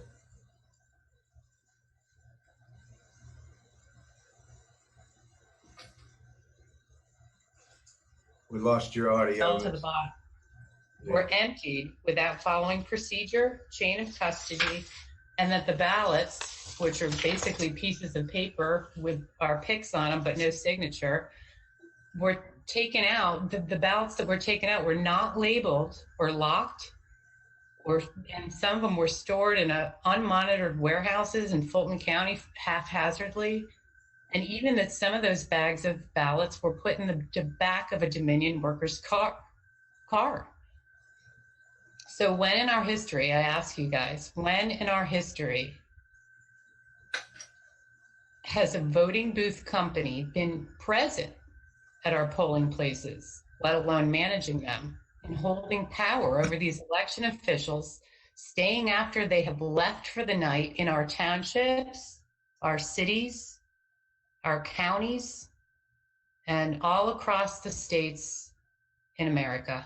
When has that ever happened? Never. And how were the Dominion friends, I heard people testify to, Dominion friends and family allowed on site in our sacrosanct voting process to quote unquote help? So now I'm going to move on to something else. There was illegal curing of ballots occurring after the election. Let's go to Gil Freeman's, well, let's go to this real quick. Gil Freeman at Guilford, Georgia, posted this on November 4th. 40,000 rejected vote by mail ballots in DeKalb County need to be cured by Friday, or they will be tossed, mismatched signatures, etc. Now, when you look on he deleted this tweet, but if you look up online on factcheck.com, they say it's not true, that didn't happen. Well, here's Gil Freeman's Twitter page, live Twitter page right here. So we go to November 4th, and look at what we have. We have him saying, help voters over the next few days to cure their absentee ballots and provisional ballots so that every vote is counted. We're recruiting canvassers. So you click on this and look where it takes you. Ms. Okun. Yeah. If you please, we're trying not to share names. Okay. All right. Thank you. But I need to show you this because it's very important.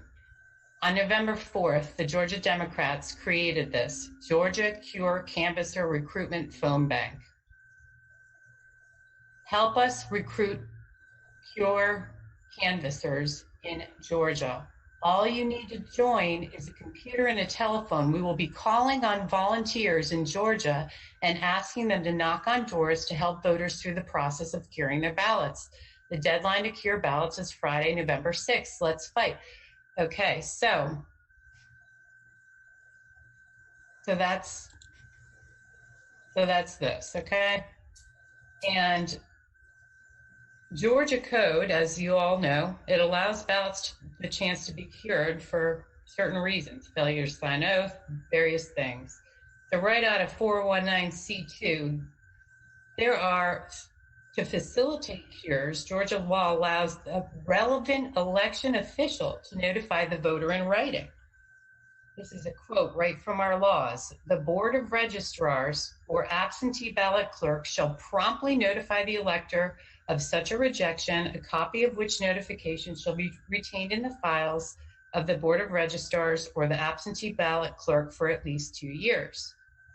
If they want to cure their ballots, they have to fill out an affidavit with a provisional ballot. So volunteer canvassers are not, and phone bank callers and door knockers set up by the Georgia Democrat Party after the election ended on November 3rd to canvass Georgia. That's illegal.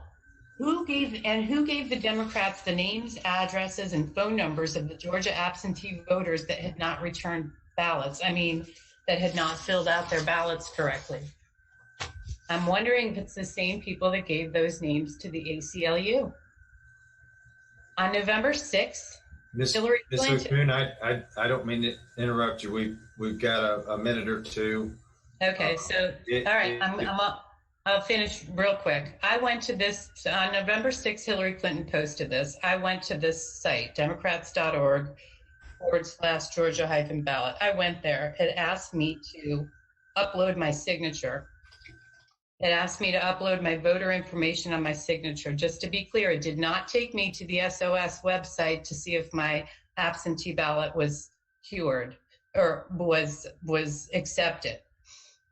It asked, so they were literally, the Democrats were literally November 4th, 6th, 5th, procuring people. I know people who went to this site and uploaded their signatures, and there's nothing in Georgia law that allows for an electronic upload of signatures to cure an absentee ballot. It's affidavit only. And the next thing I'm going to show you and tell you is that the day after the election, a family member called me, texted me, and let me know that they checked my absentee ballot status and it showed unavailable. That family members also showed unavailable on the SOS system. We checked several other Republican voters that we know, and every one of them showed absentee ballot status is not available. Then we checked several Democrats that we know, and every single one of them showed accepted. My question is, why? And at Wills Park, many people also told me that they had the same issue. They're Republicans, and they voted, and it showed the day after the election that their absentee ballot status was unavailable. So that's a little scary.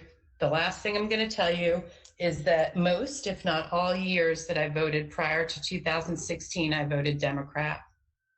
My initial registration would have been Democrat. Can you all hear me? Yes, ma'am. We're kind of at 13 minutes. Okay, so I just want, so the family member that lives in my house is a registered Republican. I received calls and texts nonstop prior to the election from Democrats and quote unquote nonpartisan groups using Stacey Abrams' name in the headline urging me to vote. They knew my name and my voter information. My family member, the Republican, received no calls or texts from the Democrat Party or the purported nonpartisan groups. And this is the kicker. I, as the registered Democrat, received at least 8 absentee ballot applications to my house. To me only. They were perforated with 2 ballot applications on every single one of them. And my family member, the Republican, received, and that was all from the Secretary of State's office. My family member, the Republican, received nothing, 0, nothing from the SOS. And that's it. That's my testimony. I'm sorry but you guys, I mean, the Georgia Democrat Party created a canvassing group to knock on doors after the election to cure ballots, to make phone calls, and that is illegal. Mr. Kuhn, I appreciate your time. I will say this and kind of reiterate it that I regret that we don't have, we only have so many slots and so much time. I know. I just want to make sure you guys realize, because there's no law and order. There's none. Right. So we got Mr. Joe Sapp from Pulaski County. Mr. Sapp, are you with us? I am Representative Blackman. Can you hear me? Yes, sir. Yes, sir. You're welcome to proceed. Okay. Yeah, I was asked to get on the call today, the meeting, to discuss a phone call that I had several days prior to the election. I'm in the physical therapy business, and anytime that I get a number from a restricted, call from a restricted number, I answer it because more than likely it's a physician with some concern or whatever. So I answered a restricted call. And the lady proceeded to tell me who she was with. I couldn't remember the name of the organization. And she called, she said, "Is this Joseph?" And I said, "Yes, this is Joseph Sapp."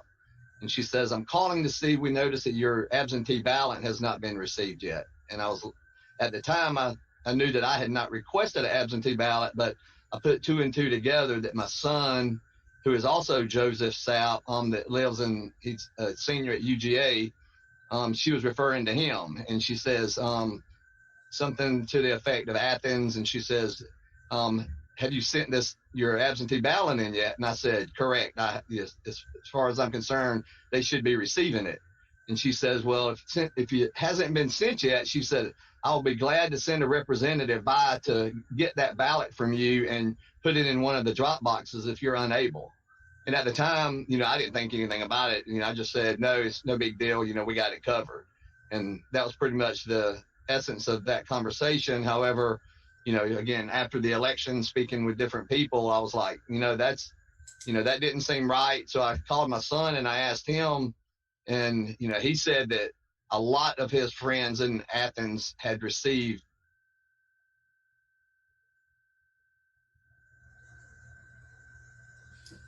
Mr. Sapp, your audio went out.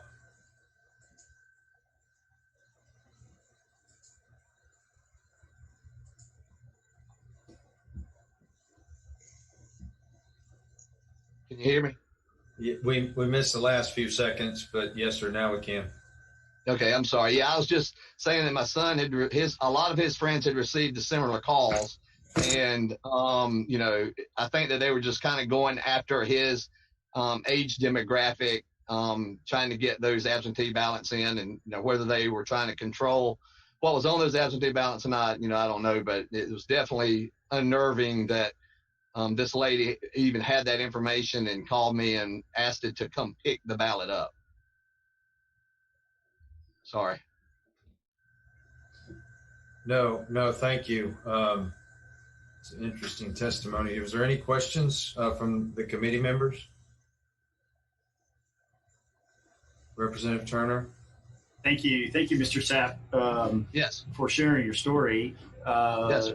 And the same question I've asked several other witnesses. Have you, first of all, did you record the phone number of the person that was sending that information to you?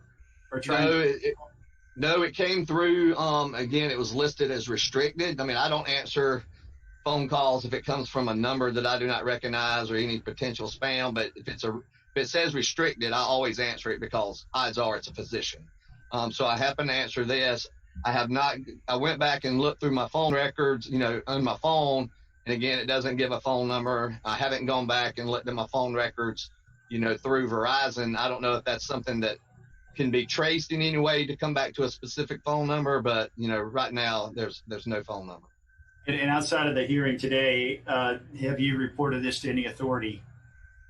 Not to any authority. I've spoken to a few representatives and just friends of mine that would be in the know-how, but I would be glad to do that and be under oath in doing so, but I haven't done that yet, but I will if you think it would help. I would encourage you to do that if you believe that the law has been broken. I think that's the appropriate way to proceed. That's me personally. Sure. You do what you need to, sir. Thank you for your questions, for answering the questions. Thank you. Thank you, Mr. Sapp. Appreciate you being on with us today. And, great, thanks a lot. We can help get you an affidavit if that's what you'd like to do is sign. I will. I'll follow back up. I appreciate it a lot. Yes, sir. Mm-hmm. Next, we have Eli Valund is a voter out of Spalding County. Are you with us, sir? Yes, it's ma'am. Sorry. Can you hear me? Again. I'm so sorry. Ms. Valund, am I saying that correctly? That's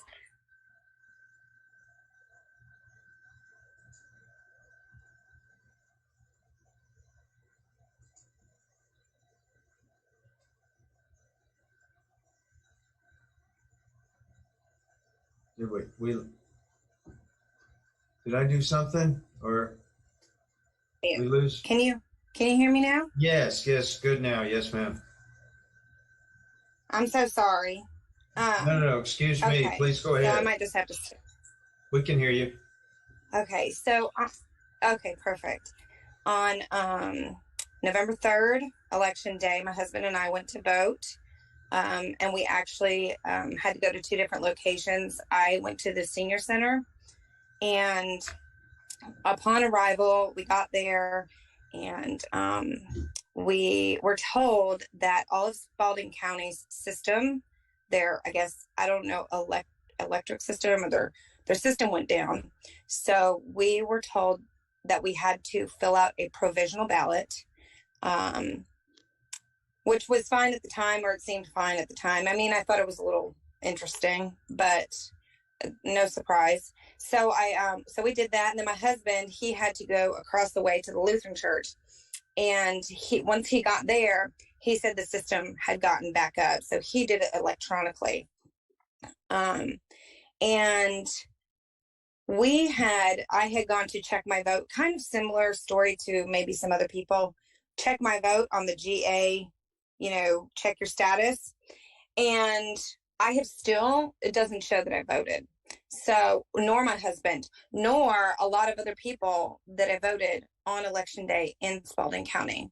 So, but other people who had voted, because I had checked a lot of people's ballots, they'd asked me to, because I was curious. So, like some friends of mine and like a mother figure, and all their statuses showed that they had voted and that their, vote had been counted. And still to this day, my vote doesn't show that it's been counted.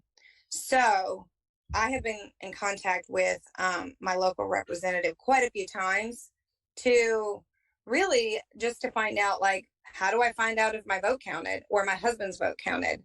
I did call the elections office probably every 3 or 4 days to check. They told me the day after, 2 days after maybe, election day, that it was going to take them 14 days to get any sort of information, or that my vote would be posted, which it still has never posted. So, so I don't know. I'm still kind of looking for answers. I'm not sure that my vote has been counted still. And also, subsequently, my mother was here from Florida, and I used to live in Florida 5 years ago. She said, because now I have been receiving absentee applications for the runoffs, and receiving like 2 and 3 in the mail here. And my mother was up here visiting us because I just had a baby. And she said, that's really funny, because before the presidential election, you had received a ton of absentee ballots, applications down in Florida. Which I just thought, to me, it's just an unsolicited, like, I didn't ask for. I've never voted absentee ballot ever. The last time I voted was here in Griffin, or here in Spalding County.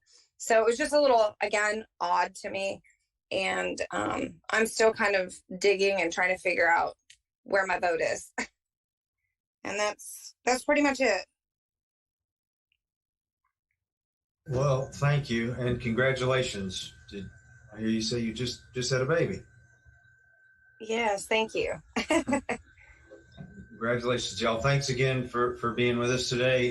Is there anybody who has a question? I'm not seeing any. Well, again, how do I?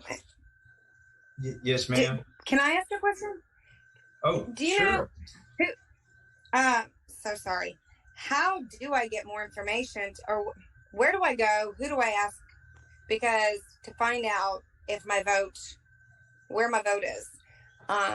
Again, I said I called my state representative. I called the elections office, but I'm not making a little bit of headway. This seems like it's headway to me, like today, which I'm very grateful for. But I'm not very versed in all of this, but I'm also very curious as to where my personal vote is, selfishly. So, Molly, if you'll get a link, we'll email her, and My Voter Page is a good start. Representative Turner, you wanted to? Yeah, if I might, election day voting is not showing up on absentee. I believe the concern here is you're looking for an absentee ballot, and you're actually checking, or you're looking for an election day ballot that was cast, and you're looking on the absentee ballot page. Unless I'm misunderstanding, but that's the reason why you won't find an election day cast ballot on the absentee database. Okay, even if it's a provisional? Yes, ma'am. It's handled differently than an absentee. It's a different process, but you would be able to determine through asking your local elections office if your ballot counted. Can I go there in person? You can go there in person or call them or email them, and they'll be able to tell you the status of your vote. Okay, and they can show me because I want to see it. Well, they won't be able to show you your personal ballot. That's your ballot. Not your ballot, but that you did cast the ballot. Yes, that's what I mean. Yes, ma'am. They'll be able to tell you that. Okay, thank you. You're welcome. Thank you, Representative Turner. Thank you, Ms. Falloon. Next, Representative Nguyen had contacted me. I know we were asking for recommendations this week from committee members, and we had not received any from our Democratic colleagues, but she did contact me, and we had somebody from Fulton County that was a late ad, and so I wanted to ask, is it Miss Cooley? Cooney, I'm sorry, if she's with us, and I am. If she could testify, please you may proceed, Miss Cooney. Thanks for being with us.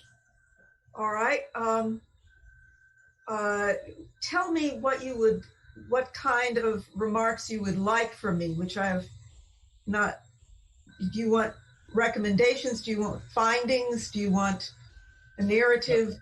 Well, if you want to just tell us, first of all, who you are, maybe what kind of, if you're a poll watcher, if you have some election experience, worker or volunteer, and then maybe if you witnessed anything or had any testimony that would be, relevant to anything we might want to look at moving forward regarding fixes to our current election law. All right. My name is Mary Carol Cooney. That's a double first name. And I am the chairperson of the Fulton County Board of Elections. I have served in that capacity for just shy of 7 years, and this is my second presidential election that I have conducted as chairperson.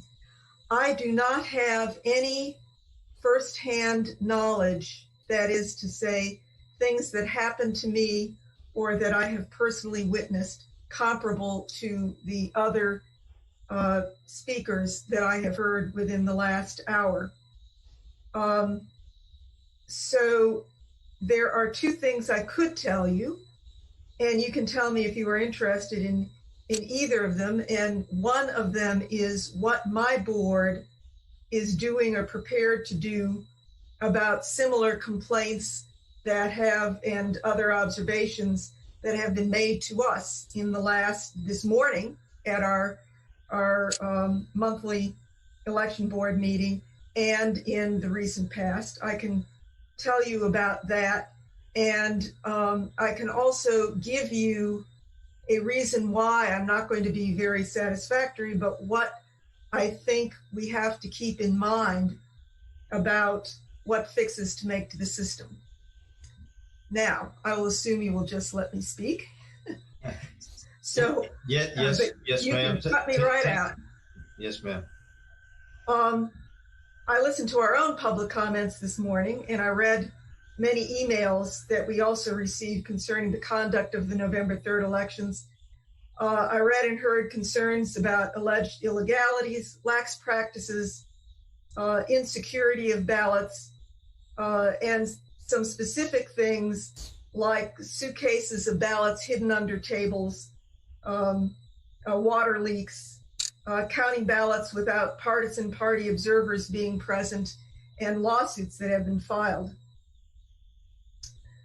We take those seriously. I take them seriously. What can we do? We want to know what was wrong or lax or negligent, and at least ensure that going forward, these things are fixed and will not be repeated. But what we need to do in reviewing what happened that was bad is to review it well. A fundamental principle of investigations and of democratic government is that you don't investigate yourselves. What you get if you do that is what's called measurement bias. The person taking the measurement has a bias one way or another, and it does not do well for an impartial conclusion. A local government agency is not authorized or compelled by law to issue subpoenas, compel testimonies, cross-examine witnesses, issue rulings, or impose penalties. The Secretary of State's office is.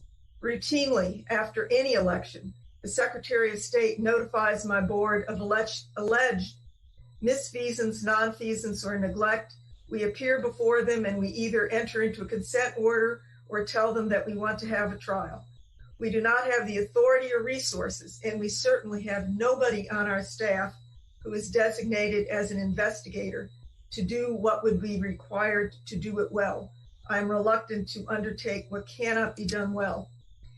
Given this determination by me, I made inquiries of the Secretary of State's office and spoke with their chief investigator, as well as with members of our staff who have been questioned by either the Secretary of State's office or the GBI. In speaking with the Secretary of State's office, I learned that they are conducting 250 investigations right now, only a very small portion of which pertain to Fulton County.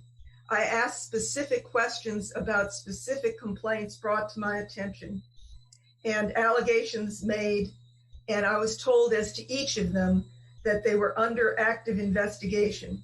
This is where it should be. Moreover, I am informed that they are nearing the end of what they need to do, although I am not putting any deadlines on them.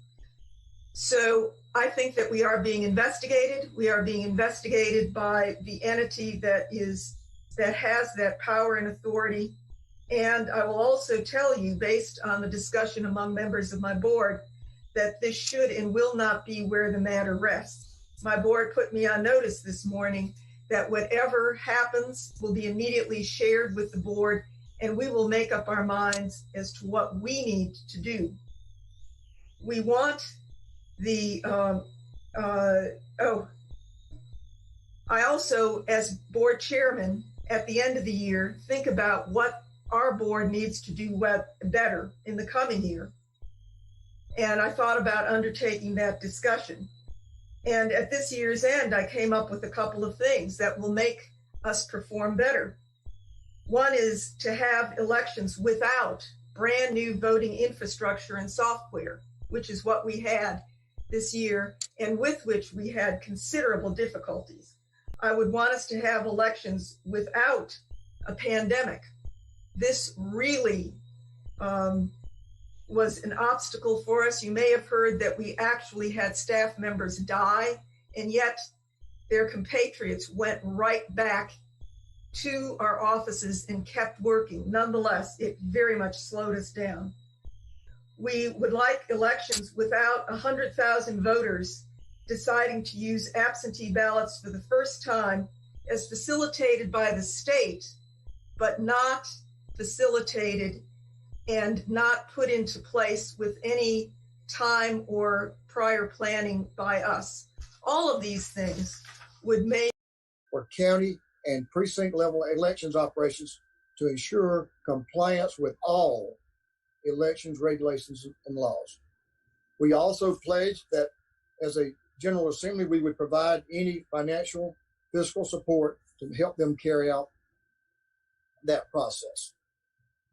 Mr. Chairman, our suggestions to the Secretary of State and State Elections Board are simply to have every legal vote in Georgia counted. That is a bipartisan request that supports every Georgian voter, no matter which party they participate from. I believe it makes sense. There's a path forward, there's precedent for issuing this guidance to the counties, and I believe, and I'm very hopeful that the Elections Board and Secretary of State will soon move forward with these recommendations. Mr. Chairman, I will submit a copy of this letter to the committee by email to you, Chairman Blackman, and ask that you distribute it to the committee for their review, that it be part of the record of this hearing. Thank you for your time today, all of you. everyone be safe when they do travel, even on a Zoom call when you travel. So we ask everyone be safe and they have a joyous and happy Christmas holiday, and that we continue to do the work for our state and for our communities that we're bound to do. So, Mr. Chairman, I thank you for the time and for the committee's time and this chance to bring this forward. Thank you very much, Leader Burns. Very much appreciate you being with us this morning, and appreciate you presenting those. And certainly we continue to pray for the Deal family. Thank you, Mr. Chairman. I noticed that a couple of people have their hands up. I'm going to go through a little bit of housekeeping, and then hopefully we can get to that point. There are a number of questions, I'm sure, for our presenters today. And if you will message me and Molly, we will put those questions in the order in which we receive them. Obviously, we're working with technology here, so we'll be doing the best we can. We may run into some issues, but if we do, we'll try to take care of those the best we can. I know many people have asked to testify and be a part of this process. We got as many today as we possibly could on the agenda, but we didn't get them all, so we'll have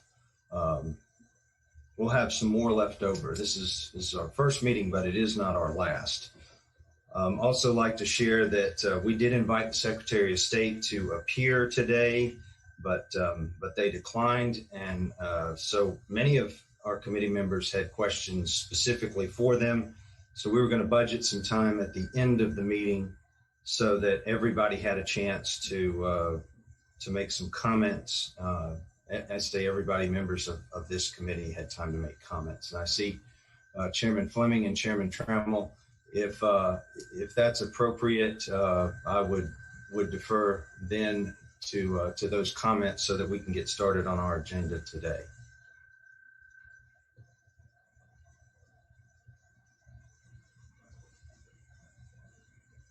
Mr. Ray Smith, did you have a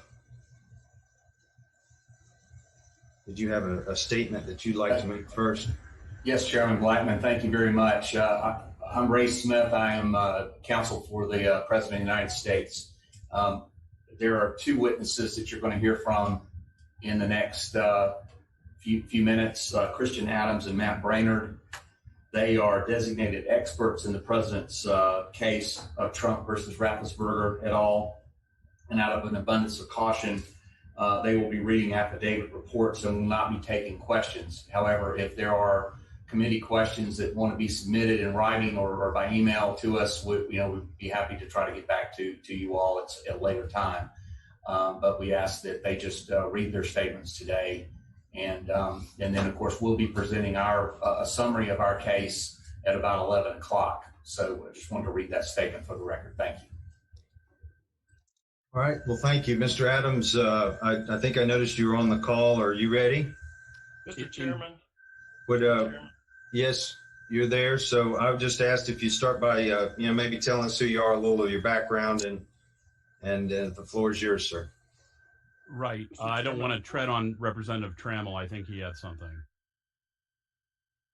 I was still has his hand up. I have two hands up. I said Chairman Fleming and Chairman Leader Trammell. So let me.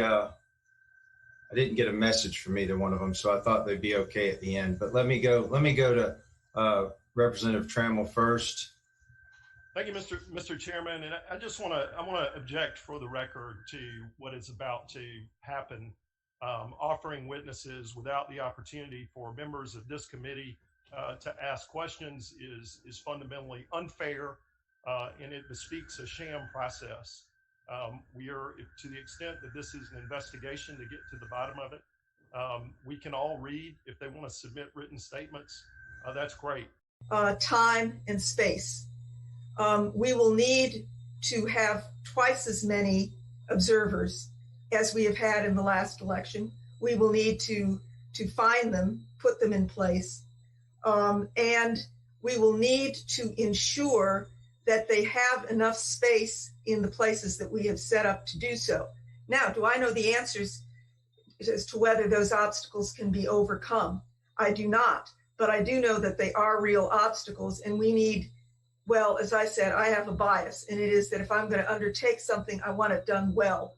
And it is not 100% certain at this time that we can do this in the near term.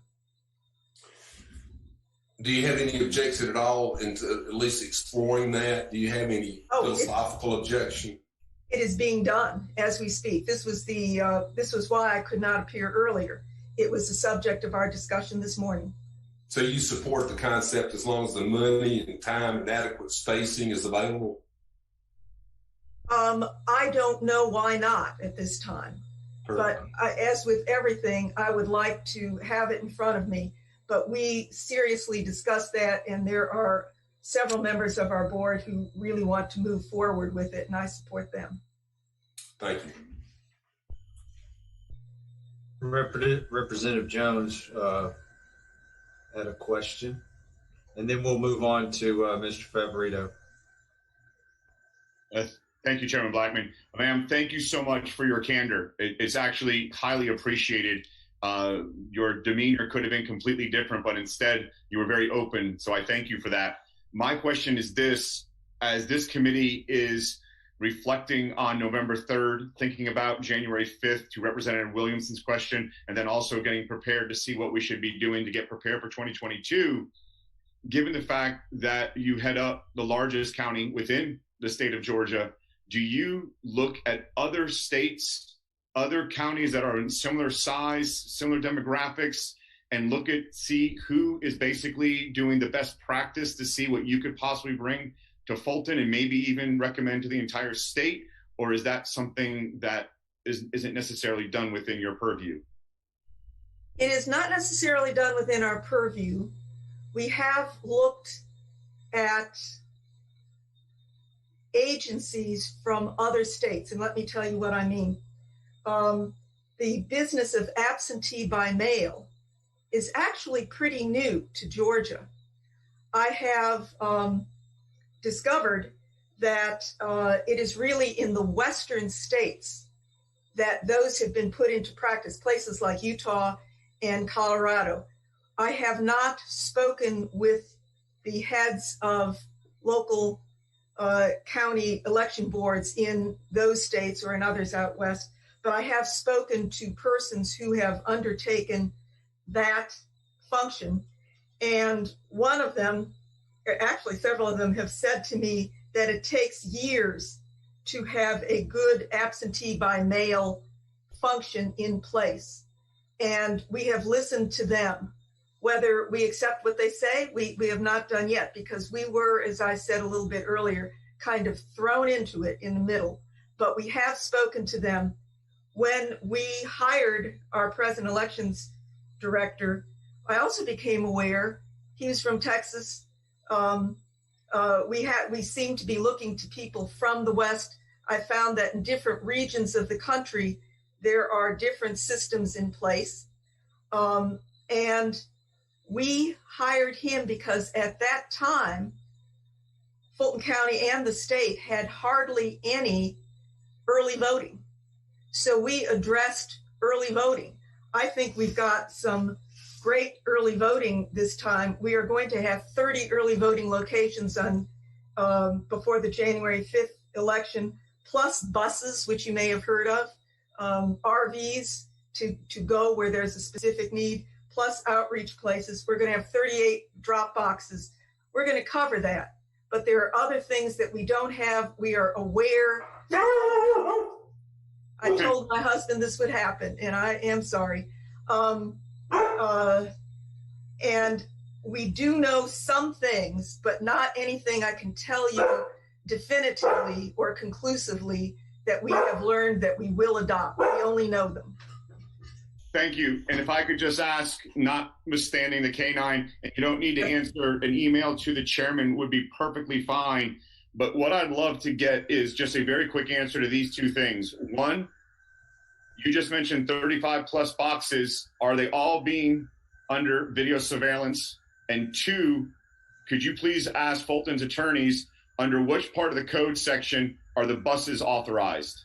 And if you could just get that, again, I don't want to take too much time, Mr. Easy Chair. answer to the second one. I don't know how the two outreach buses are authorized. Really, outreach RVs, they're very big. RVs. For the first question about the drop boxes, there are 38 of those, and those are authorized under Rule 183-1-14-0.6-14 of the State Election Board rules, which is entitled Secure Absentee Ballot Drop Boxes, which lays it all out for us. Correct.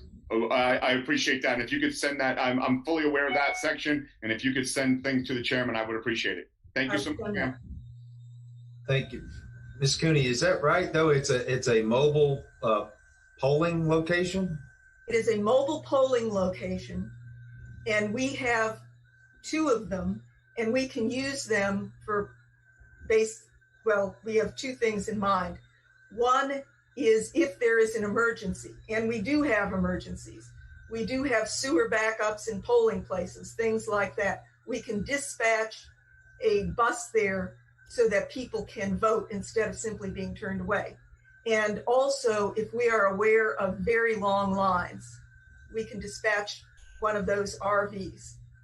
I have not actually voted in one, but I've seen one in operation at Morningside Baptist Church in Midtown, and it was functioning beautifully prior to the November election. Representative Nguyen and Representative Oliver have asked to ask questions. Representative Nguyen, you had a question? Yes, thank you, Mr. Chair.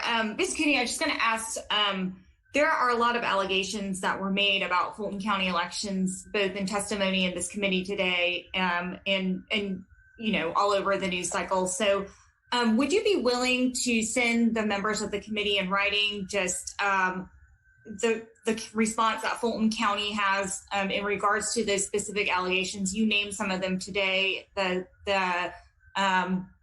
the water break, the disruption of counting of the ballots. But specifically, if you're able to answer one question for me today, one of the allegations is there were truckloads of fake ballots that were added to Fulton County's election result. Can you respond to that allegation specifically? I just spoke to you about my reluctance to do so when somebody with credentials has undertaken that, and I know that specific question is under investigation by the Secretary of State's office. I think that it is nearing conclusion. I will find out where it is. But the thing about the Secretary of State's office that is better situated than us is their ability to identify and talk to a number of witnesses, to review videotape, which may or may not have been doctored, and come to conclusions which we simply do not. But I will get you an answer to that. I hope that is sufficient. Thank you. Representative Oliver. Thank you, Mr. Chairman. I just want my friends on the committee to know that Mary Carol Cooney has a long civic career, president of the League of Women Voters, senior counsel to the city of Atlanta for decades. Mary Carol, you're aware that there's an existing court order on review of exact match signatures. And as a lawyer with a whole lot more skill than I, you would recognize that we could not change the terms of that existing court order in any way. That's correct. So the discussion about exact match signatures reviews really can't go forward until that court order is somehow amended, which of course cannot happen before January 5th. Secondly, changing the rules about review of exact match signatures would create a different set of circumstances for some voters than other voters, an equal protection argument that you would be nervous about, I'm sure, if the rules were changed. I think that's called leading the witness, but I will accept that. No, I think that is correct. And I made a notation when Representative Jones said we're here on November the 3rd talking about an election on January the 5th. No, we're here on December the 10th talking about an election that starts on December the 14th. In terms of what we can do to change things, that is not very much at this date. We would certainly want to have all of our staff trained to do whatever a court or any other entity with authority like the State Election Board has told us to do.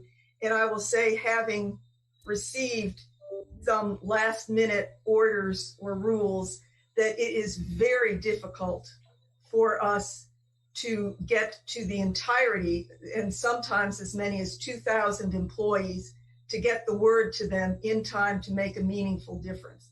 So we appreciate I appreciate our looking at a horizon other than January the 5th. Thank you, Mr. Chair. Thank you. I would imagine we probably have more questions for you at some point, Ms. Cooney, but our time is short, and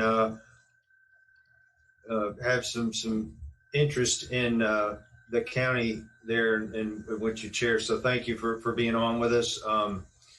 ᴩᴜᴜ, you and Mr. Cross are last, and I'm going to turn it over to y'all. If you don't mind, please be as concise as you can. The hour's late. I know we've been here a long time, and I know y'all have waited a while as well. So, Mr. Chairman, thank you for. I need to share my screen, and it's disabled. I just reiterate, we're asking folks not to show any names. You should have access to share your screen now.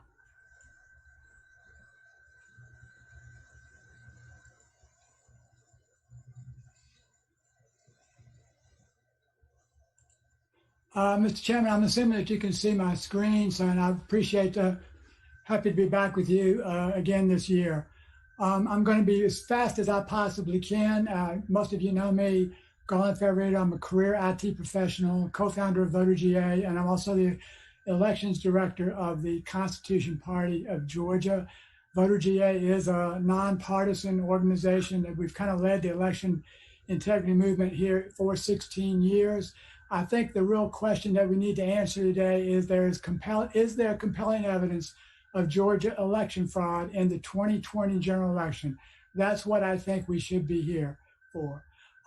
Just to recap, how did we get here very, very quickly? On one slide, I wrote to the Secretary of State and system evaluators back in 2002 that they were evaluating possibly unconstitutional systems that could not produce verifiable, auditable, and recount-capable results. The General Assembly legalized voting that could not be audited back then, and the Secretary of State ignored warnings that purchased the Debo DRE system. In 2009, the Georgia Supreme Court denied our constitutional claims. And in 2019, the U.S. District Court essentially reversed them and said that, yes, in fact, our old systems were unconstitutional. And I was right when I said that 17 years earlier. But the General Assembly legalized a new system that hides votes in barcodes. If you remember that with House Bill 316 last year, that we adamantly opposed. The Secretary of State purchased the Dominion Democracy Suite 5.5 DMD system, and the U.S. District Court has already found that it does not meet Georgia law. So with that in mind, what are my roles? My roles in this election were as a State Farm Arena observer, a Fulton tabulation observer, an audit monitor, and a recount monitor in both Fulton and DeKalb counties. I'm going to skip State Farm for a minute. Fulton tabulation, as a tabulation observer, I noticed an abnormal 20,000 vote spike in Fulton County for former Vice President Joe Biden. I have an affidavit in on that.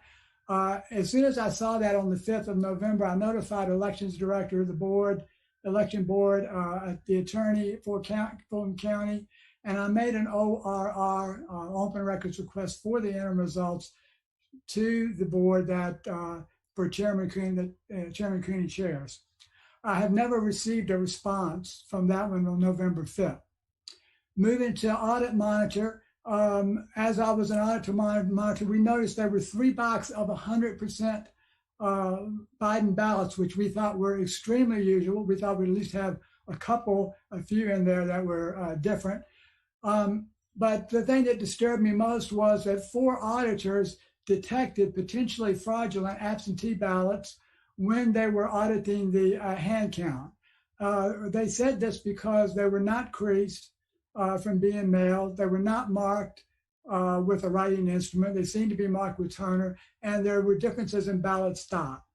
I filed an open records request to view these ballots in custody of the elections, again with the board and the county attorney and the elections director and their open records request processor, but I was ignored.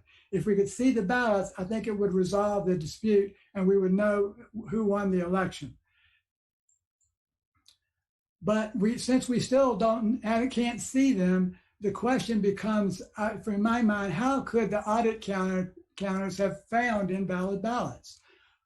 So I want to race through a few slides about the State Farm Arena where I was an observer to give you a little bit of an idea. And then I want to make 3 conclusions on that, and then we're done.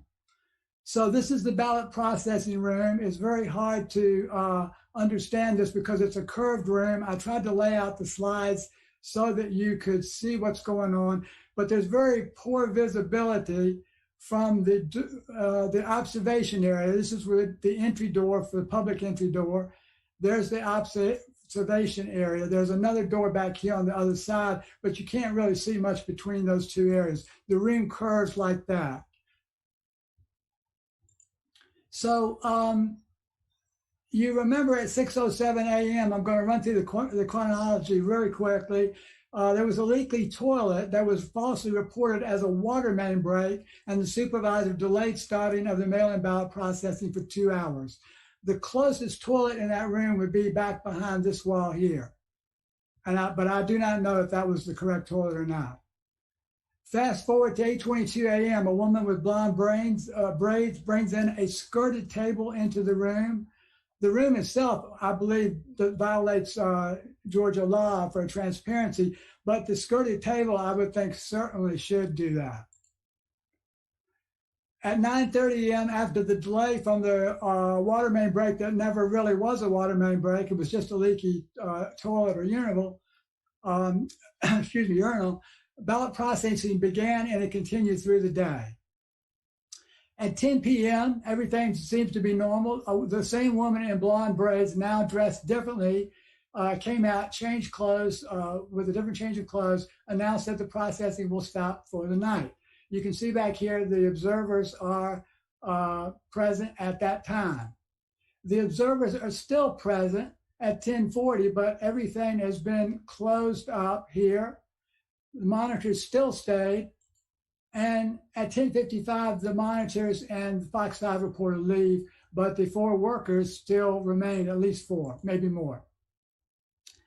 11:03, the woman in the blonde braids begins to pull out suitcases from underneath this skirted table. 11:04, another suitcase goes out. And 11:05, the supervisor pulls out another suitcase from under the skirted table. 11:10, the scanning of these ballots continue back here in this area where there's at least 4 scanners. They do about 3,000 an hour. The scanning continued for approximately 2 hours with no one present, all in violation of Georgia law, as near as I can tell. At 12:55, the scanners leave. After scanning approximately 15 to 20,000 ballots onto memory cards. And 1:35, 40 minutes later, there is a tremendous spike in the votes for Joe Biden, 100,000 vote spike. See how inconsistent this is with everything else. This is the time over here on the left-hand side. And this is the votes that went up, the Biden's change and Trump's change by time frame of each of these feeds. David Cross is our next speaker. He's going to go much further into detail on this. At 1:40 a.m., the monitors returned after being notified that the counting was still going on. 15 to 20,000 or maybe even more illegal ballots have now been scanned for tabulation for the results. So there are a couple of questions. I just want to make a couple of questions and then I'll take questions.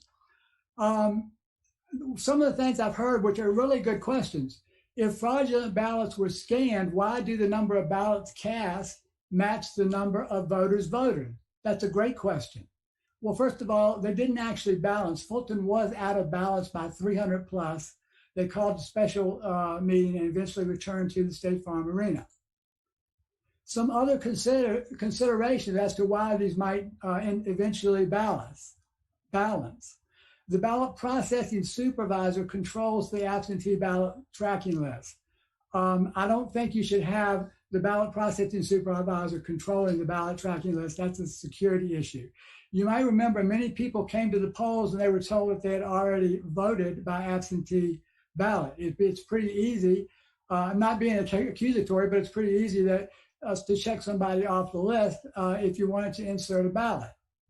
But probably more importantly, and you've already heard this testimony earlier today, Dominion has a security flaw that allows memory cards to be substituted. One of the previous witnesses pointed this out in the manual. It was a known issue with Texas, and that's why they rejected the Dominion system before we bought it. And we did put the Secretary of State on notice of that before the purchase.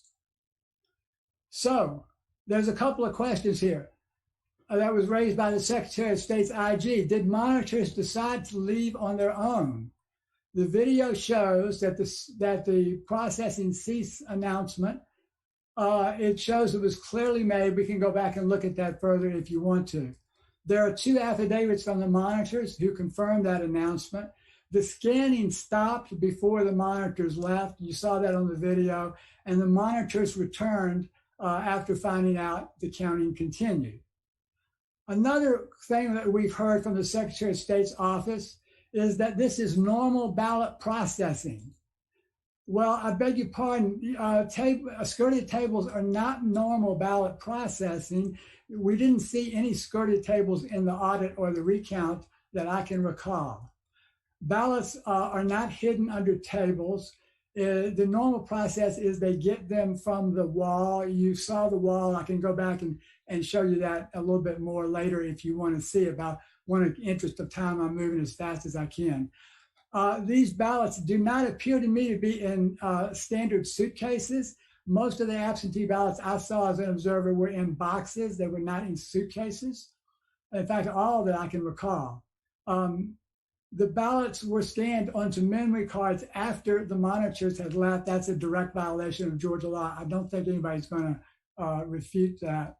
And of course, even the curvature of the room is an issue, of obstructive view. So our question really is, why is the Secretary of State's office in a cover-up over this? And I'm going to avoid getting into the history of the false information that the Secretary of State has issued over the last few years. You might remember they said that these machines would cost less than hand-marked paper ballots. I think Fulton County can attest to the fact that that was not true. So that leaves us with a serious question now. I'm going to sum up with the compelling evidence, and I'll let everybody can make their own decision. But the auditors, we have 4 affidavits of auditors that claimed they made fraudulent ballots. I know all these people, I've seen them, and I have their affidavits. The monitors were told that the processing would stop, but it continued. There's 2 affidavits sworn for that one.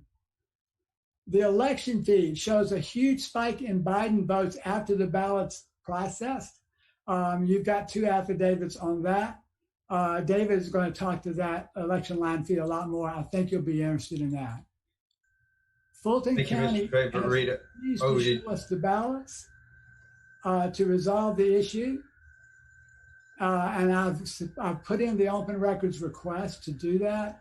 That would solve the problem. We could find out who won for sure, and everybody would be satisfied.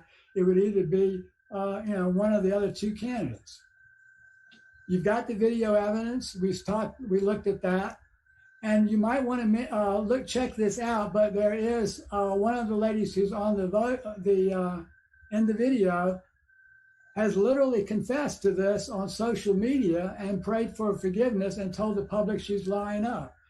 Now, I don't know if that is an accurate account, but it looks to me to be accurate. You can decide for yourself. I don't trust everything on social media, obviously, but it looks real to me. So I want to give you my nonpartisan perspective in conclusion. I think y'all know me very well.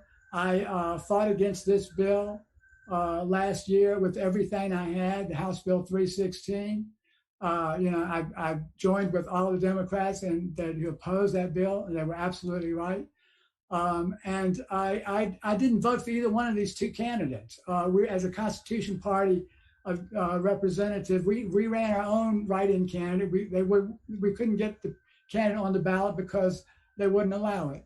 But I didn't vote for either one of these two candidates. So I don't have a dog in this hunt. But my nonpartisan perspective is that this steal is in fact real, and the Georgia electors belong to the President of the United States. And with that, I'll take any questions. Mr. Cross, we'll do a couple of questions. We're long here. Mr. Cross, do you have something that you can share in a couple of minutes' time, sir? Yes, very quickly. I need to share my screen. Can we share his screen?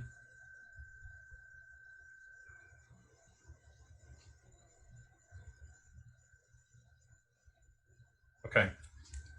1 second. Okay. So, all right. So on the night of November 3rd, I learned that there were several states that had halted ballot counting due to glitches. And just real quickly, my name is David Cross. I own an investment management company in Duluth, Georgia, and I'm a resident of Gwinnett County. So again, on November 3rd, I learned that there were several states that had halted ballot counting, including Fulton County and in Georgia, and because of glitches with the counting devices. The next day, it seemed that Vice President Biden's votes in Georgia had magically catapulted by over 100,000 votes in the dead of night. And what you can see is it happened at 1:34, which ties in exactly with the timing of the folks that were on the security video feed.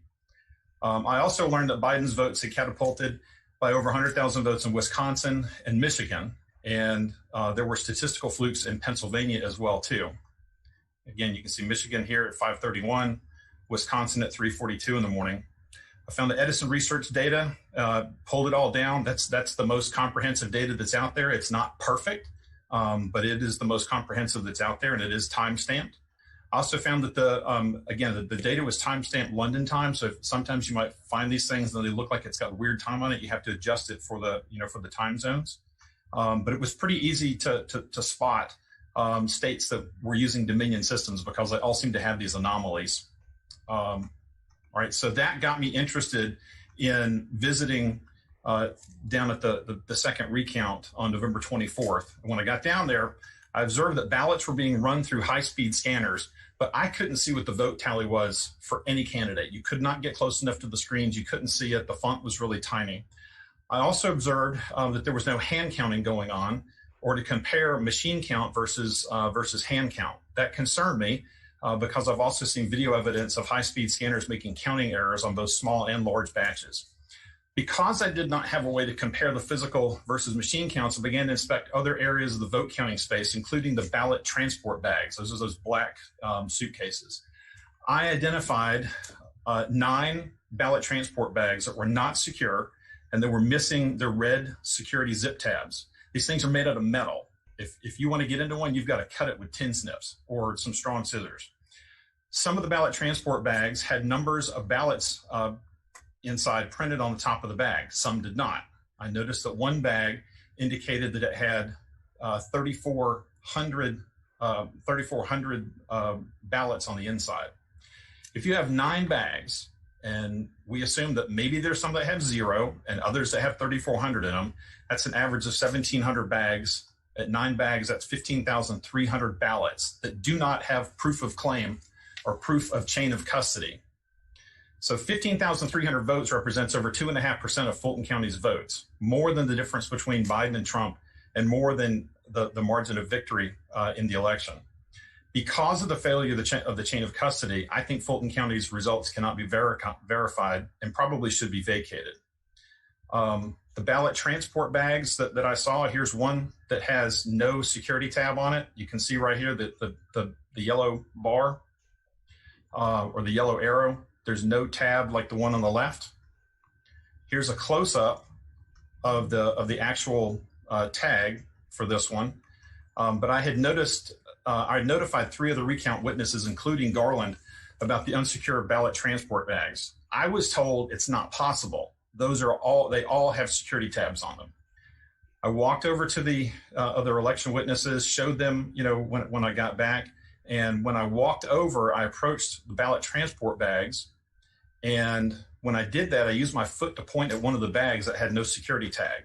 When I did that, I was immediately accused of kicking the bag and told that I must leave by a hostile employee, I presume from Fulton County. Before I left, I notified a member of the press, Melina Weiskup, and her photographer about the unsecured ballot transport bag. I told them I was being ejected and asked if they could document it, and they did. Photographs were taken by her photographer, and a news story was shown on I think it was NTD. Of the ballot suitcases in the security video that Garland showed, only one potentially had a security tab because it looked like somebody had to cut one off, but none of the others did. And you can tell because the case is open without anyone having to cut tabs. Mr. Cross, can you wrap it up in about a minute's time, please? Very last sentence. So in conclusion, because of the irregularities and the total disregard for the chain of custody of the ballots, I believe the ballots for Fulton County could and should be disregarded in their entirety. If they are not disregarded, then a forensic inspection of the ballots should be performed, or at least the images of the ballots should be released to the public. Trustworthy elections are essential to our democracy. 30 years from now, what will you tell your children and your grandchildren that you did to defend democracy in 2020? Thank you. Thank you, Mr. Cross and Mr. ᴑ. Representative Turner, I know you had one question, and then we're going to go to summaries from members. Yeah, my question's for Mr. ᴑ. Mr. ᴑ, if you wouldn't mind sharing your screen again and pulling up your slide set, and go specifically to the slide where the unnamed lady is pulling the skirted table out onto the floor. Yes, give me just a second. I'll close that out.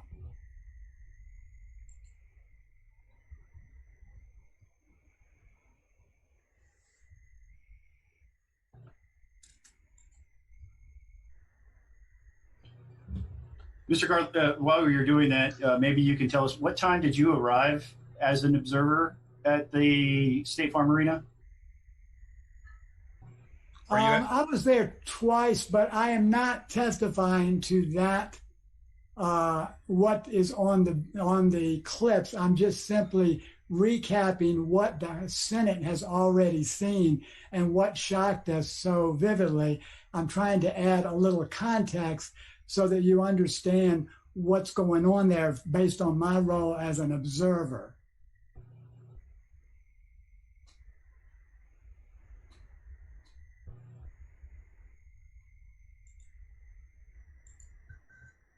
Sorry, I'm just about ready to come back up here.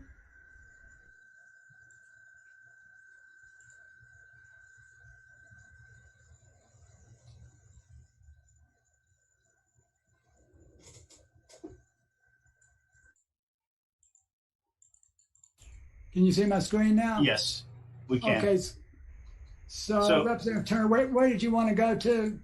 Where she's pulling the table out onto the floor. I believe it might be the previous one from here. There, that's the one right there. So at 8:22 a.m., she brings this out. Were there observers in the room at this time? Well, that's what I was getting to earlier. That's a great question. I don't, if I can back up a slide, I'll show you. That appears to be over in this area, and the observers are over in this area. And this gets to the point that I was making, and thank you for raising it. You really can't quite see from the observation area this full room because it curves around. So I don't think, possibly part of that table may have been visible based on my experience in the room, but I can almost surely say that all of it was not. So go back to that slide with where she's moving the table out. At 8:22 a.m., she's pushing this table into position where it stays for the rest of the time, and all the other slides and all the other videos. And later on in the evening, we see people pulling the ballot boxes out from underneath that table. At this point in time, when she's placing that there are no ballot boxes, and it's pretty obvious that there are no ballot boxes present when she places the table there. Correct? As far, nothing is really obvious, Representative Turner, because of this situation, but I think you'd have to watch the entire video. This is just one slide from it. Sure. And people have watched the entire video, and I'm not sure what time the ballot boxes were placed there, but it wasn't before observers were in the room. So I'm not aware that the entire video is even available. I have not seen it, but I would like to watch the whole thing. Okay, fair enough. Thank you. Thank you, Mr. Chairman. Thank you. Thank you. I appreciate y'all's testimony. Thank you for that, Mr. ᴩᴑrito, Mr. Cross. Again, I wish we could have afforded everybody a lot more time. I know everybody's very sincere with their testimony, but we tried to get as many people as we possibly could that were suggested and submitted testimony via email. So just wanted to I think Chairman Powell has asked to go first, but we'll subcommittee chair for elections, and then we'll work our way through. If y'all can let me know who would like to make a few comments in closing here. Thank you, Mr. Chairman. And first, I want to thank you for chairing this meeting today. This 7+ hours has been very enlightening. I want to thank each and every one of the people that testified today. More important, I want to thank all the committee members. At the start of this discussion this morning, I had resolved myself that we needed an audit. There has not been an audit done. There's only been a recount, but there's been no actual audit done on what I perceive as the number one area that needed to be looked at, and that was these absentee mail-in votes. For the last 5 weeks, myself, as well as most of the members of the legislature, has heard from constituents. There's been every type of conspiracy theory in the world, and I have tried to keep my mind open until I could see some evidence. That's the reason that I put so much strong faith that we do need a professional audit done. But after hearing a lot of the testimony today, that audit needs to be a step further. Not only is there a need for an audit if we can figure out who is the responsible party that can prompt such an audit, whether it takes an order from a superior court judge or otherwise, but it needs to be done. And it needs to be done post haste. But after the testimony that I have heard today, I'm even more decided that possibly that we also need to have a GBI investigation needs to be called in.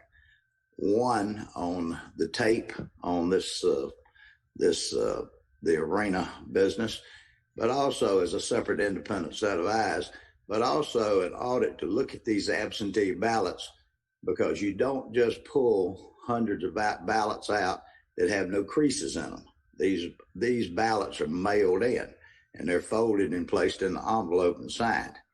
So to me, and I do appreciate the members of the committee of the other party, but to me, given the number of people in this state that feel that this election was not handled properly, for the sake of for the stability and the sake of this state, to reinforce the confidence in this election process, I think it would be just as important to the members of the Democratic Party as to the Republican Party to be sure that we get down to this to try to reinstill the confidence and the faith. If not, there'll be an ongoing and continual fight from hereafter. Now, that being said, anybody that can hear what I'm saying that has a legal mind to tell me what would be the process that we need to call for a verifiable audit of these ballots that I've referred to, the absentee ballots. And secondly, to call in the GBI investigation on several of these things that need to be addressed from a separate independent audit, because this is just as important as any other type of public safety matter, because this is a basis in the foundations of our democracy. Mr. Chairman, we'll work on getting those to you. I know that a number of different bodies have requested that similar ballot envelope audit, and then we can try to differentiate, some of the testimony as to what might need further follow-up. If I may add one last question to the chair. Yes, sir. There was such a flood of information that came out today that needs to be verified. Not that I don't believe anyone, but I do believe in truth, but verified. But there was a lot of things that came out today that we need to look into. One is the uniformity of these election boards, to be sure they're uniform or ever how they're appointed or chosen.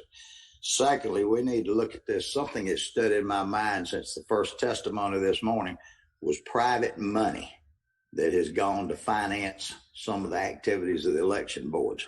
That is something that is paramount in my mind that needs to be looked at, because if you follow the money, then you can generally follow whatever corruption there may be. Thank you. Thank you. Leader Trammell. Thank you, Mr. Chairman. And,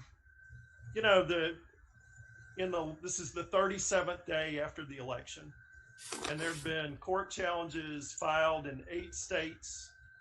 In 55 to date, 55 court cases have been dismissed because there's no there.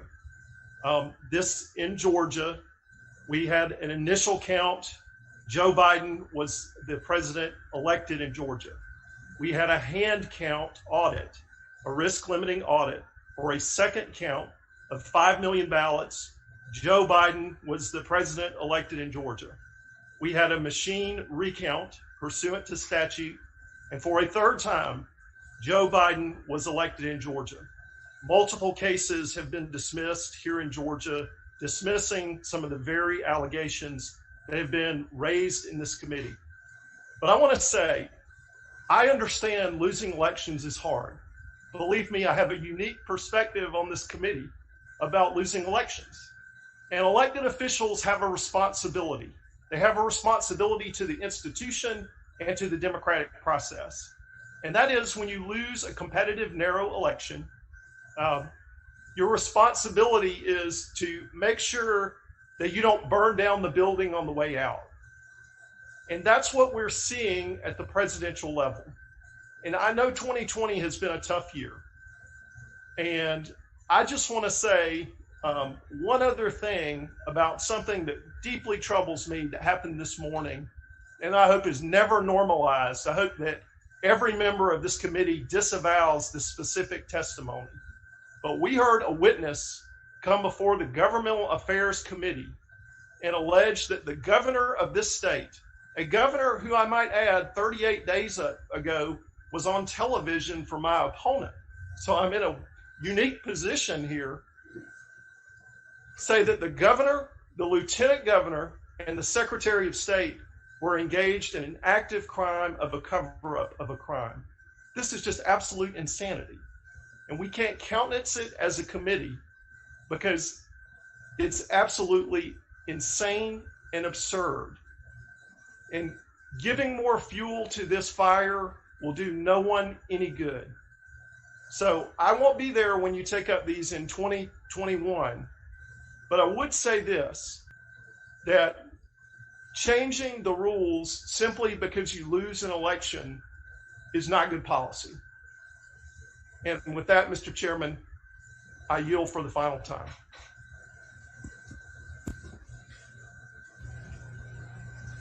Representative Jones, you've got your hand up. Vice Chairman Jones. Thank you, Leader Trammell. Thank you, Chairman Blackman. I appreciate that. There are two things that I'd like to cover very quickly. I know everyone wants to basically be able to adjourn, but there's two things. I'll send it via email if you're interested. There was an opportunity in terms of the conversation that occurred this morning. We needed to go into recess just because of obligations that people had, and I completely respect that. But there was a conversation being had on commercial mail receiving agencies. I think one of the things that needs to be definitely understood by this committee, and to Leader Trammell's point, it will be something that we need to look at, not just in terms of what the registration looks like for January 5th, notwithstanding the comments of a previous witness, but also what we need to be doing past January 5th, and that's this. We know that 20% of the CMRA, in terms of our concern around the registration, came from only 3 facilities, even though we know 340 facilities based on the data basically contain registrants from businesses. And one of them, the first one here, is the one that's on Peachtree Street. The second one here is on 10th Street, and the third on West Paces Ferry. Why do I mention this? It's not to give UPS any type of publicity, but rather to make sure that the committee is aware that these are in fact standalone or inside of a strip plaza and not at the bottom or the basement of a multifamily unit. I respect the individual who mentioned that, but at the same time, I just want to make sure when you look at the data, it's about 95%, give or take, I'm rounding, that would be inside of, I'll say, a traditional UPS store, FedEx store, mailbox, etc., not in a multifamily. I'm happy to get you guys the data. I'm happy to get that through email because I think the entire committee is entitled to that. But just because of time, I won't do the entire blowout procedure. Secondly, I think it's imperative, to Leader Trammell's point, I will acknowledge that there should not be sour grapes, but I do believe that an audit is absolutely essential. Every business audits every year, at least those with good business practices. And I think in this case, I think it is good to take a look back and understand what went right, what went wrong, and what can we improve. And I think that's imperative. So as I look at it, if you look at the data, and I want to thank individuals out of Forsyth County who have helped me put this together, it's imperative that we look at the registration process, and it's imperative that we look at mail. And the reason we have to look at the registration process is because we have a significant challenge with basically the national change of address.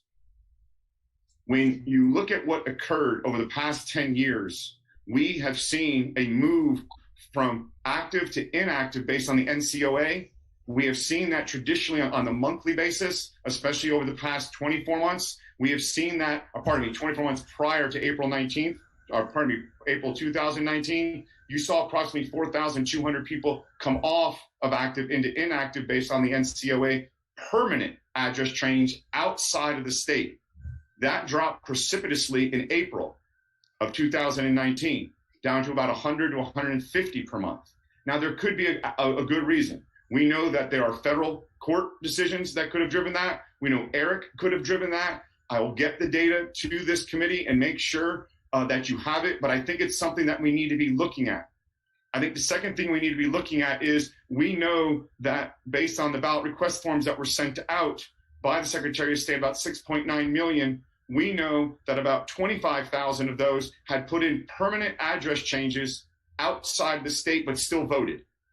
Again, I'm not suggesting anything nefarious. I'm not suggesting that all 25,000 of those individuals should not have voted. But what I'm saying is it's imperative for us to take a look and peek under. To Chairman Powell's point, if it's the GBI, fine. If it's another third-party entity, I'm open to that. I do not believe it has to be us, but I do believe for us not to look at it, I think absolutely does not go in terms of the oath that we took to our oath office and making sure that we have the sanctity of the vote. The last thing I'll mention, even though I have like 6 points that I'll email to each and every one of you, is the fact that we need to be concerned, and I do not believe it's a huge number, but we know through the data that after November 3rd, people have moved out of our state, have registered in new states but are still registered here.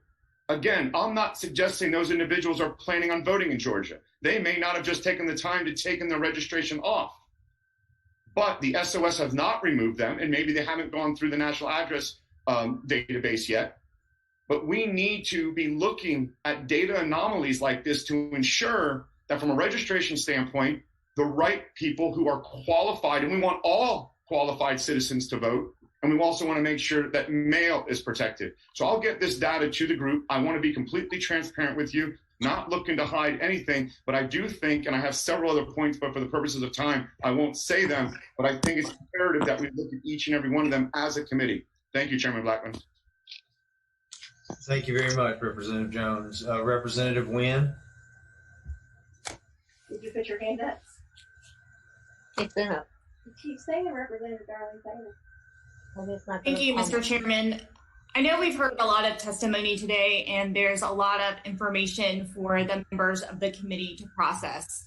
But I do want to be clear about the testimony that we have heard today, which has been unsubstantiated and rejected in courts all across our country, including in Georgia, and including by judges that were appointed by the president.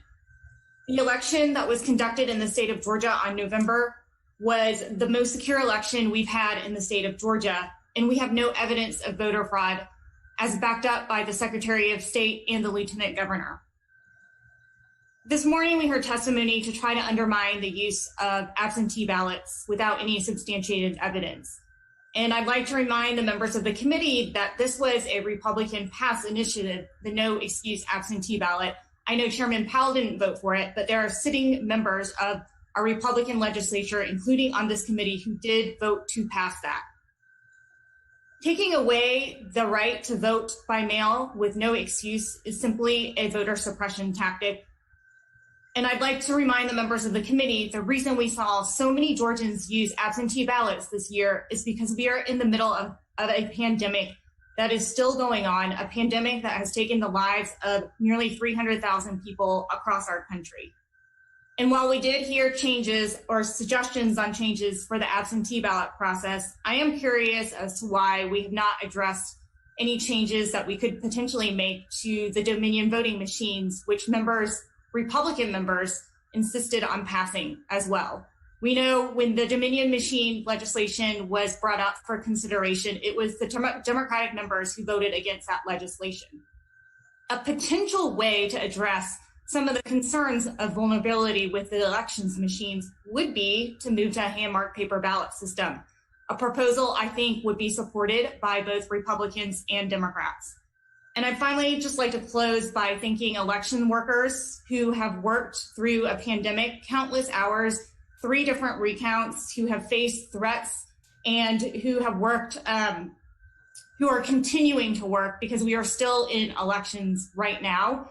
And I'd like to thank them for the hard work that they've done because I know that they are under a tremendous amount of stress. Thank you, Mr. Chair. Thank you, Representative Nguyen. Chair Lady Taylor. Hi, are you there? Can you hear me? Yes, ma'am. Thank you. I agree with much of what has been said today. It was very informative. Some of this I had seen and heard before. I don't know how anyone could have watched this and not seen the problems that we have had in this election cycle. There are many things that we need to do. I have a lot of questions, particularly for me is the mobile voting, this outreach. I would like to know why this wasn't offered in other counties. Perhaps it was. Who paid for it? Were there bipartisan people on this van that went? Did they vote by machine? How is the eligibility check? There are so many questions in that. But for me, I live in rural communities where it is very difficult. And during a pandemic, for people to come in, we had a large increased number in our ballots. But I will tell you, if my small rural counties can do it correctly without these problems, I don't understand why we can't run a ballot in a larger community that has so many more assets and resources than we have in rural Georgia. To walk away from this now, I don't think any of us can. At this point in time, I think we need to learn more. And I think there's a lot more thought that needs to be into this. Frankly, I would like to see better security. I think that we need to have our GBI when they are counting ballots. I think we need to have a better security on those facilities. The watchers need to be able to watch and monitor. Too many things were hidden. I don't think this is what the people of Georgia expect in their voting. And I think it's going to be up to us to see that it can be fixed. We may not be able to fix it, of course, for this coming election that's coming up. But before we have another general election, it's going to be up to this committee. I do honor everyone that has voted, every person that has worked on this whole process. We've had dedicated people, staff, agencies, and local poll workers. Everyone has put their heart in it. We value our vote more than anything else in this country, and we've got to see that it's protected. Thank you, Mr. Chairman. Thank you, Madam Chair. Representative Shannon.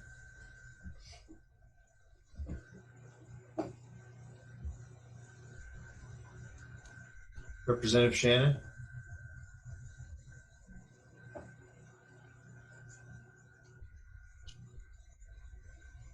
Okay, we'll come back to Representative Shannon. She may have stepped away from her computer.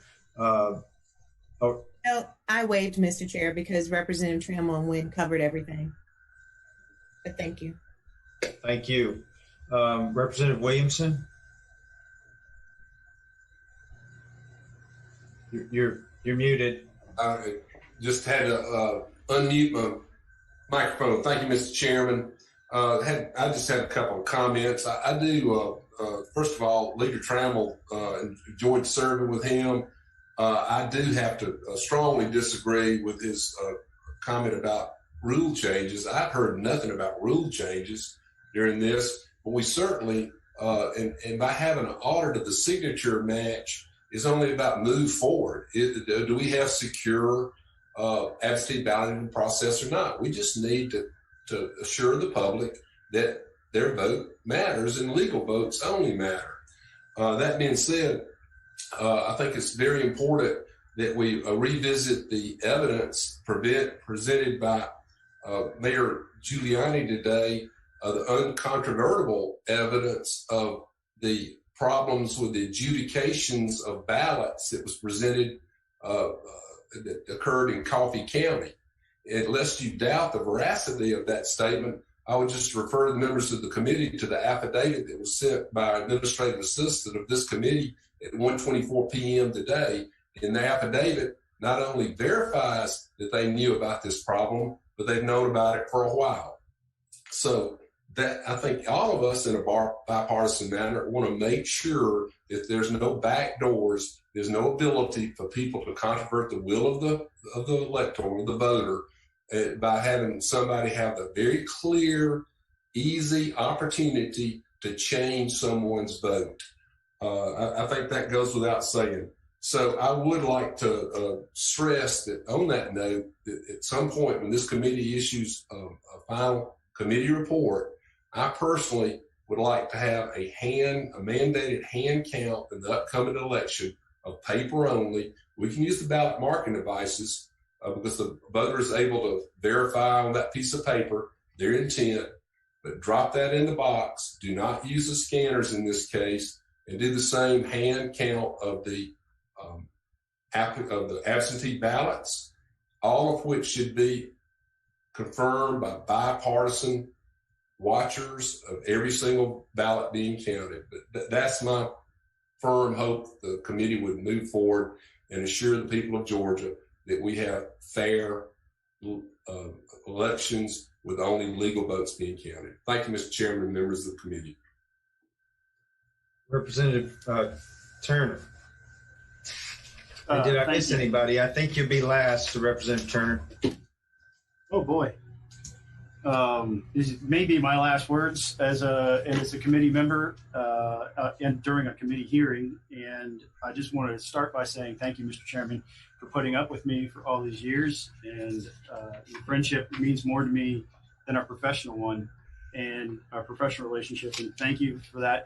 I've made some great friends in my time in office as I head out as a self-term limited legislator. I'm in a unique position in that I'm the only Republican in the entire General Assembly. in the House or the Senate that voted against HB 316, the bill that brought the ultimately the Dominion voting machines to Georgia. Now, I'm also the guy who started this debate when I started working on bringing paper ballots back to Georgia 6 years ago, and dropped the first bill 5 years ago to that effort, and was happy to see that we were moving to paper ballots. I'll remind the committee how hard I fought for the risk limiting audit, and that there were many interests aligned to fight the existence of the risk limiting audit in Georgia. And now it's become so important that we do that. And the whole vision behind all of that was to create a voting system that was 100% verifiable from beginning to end. And it's important that we verify every aspect of it so that we can identify areas for improvement. Those may be regulation or rules changes, but they could also be legislative changes. But we have to check. We have to check everything. And to this point, we haven't. And that's what's disappointing to me. And I'm most disappointed, frankly. And I have friends, dear friends, some I call brother, who work in the Secretary of State's office. And for them to go and have a press conference today and spend 40 minutes in front of television cameras and not come answer our questions today is completely unacceptable to me, not as a state rep or a member of this committee, but as a Georgian. I am beside myself that they would not bother to come talk to us. I think it shows a heightened amount of disrespect to this committee and this body, and it's not acceptable.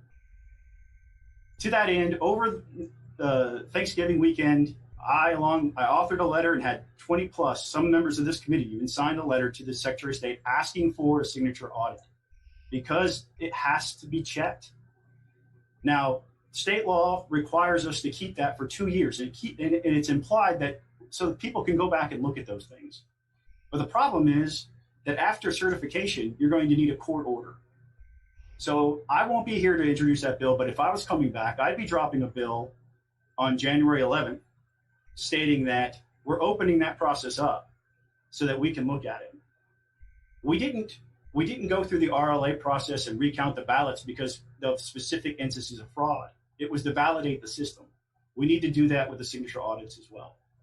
And so I sit here in amazement as I watch the tables flip from my unique perspective as the only Republican who voted against the bill. Watching my friends who are Republicans saying, well, there's problems in the system now. These were things that I tried to bring up at the time. And watching my friends on the left who were saying there are going to be problems in the system now saying, oh, everything's okay. The truth is probably in the middle.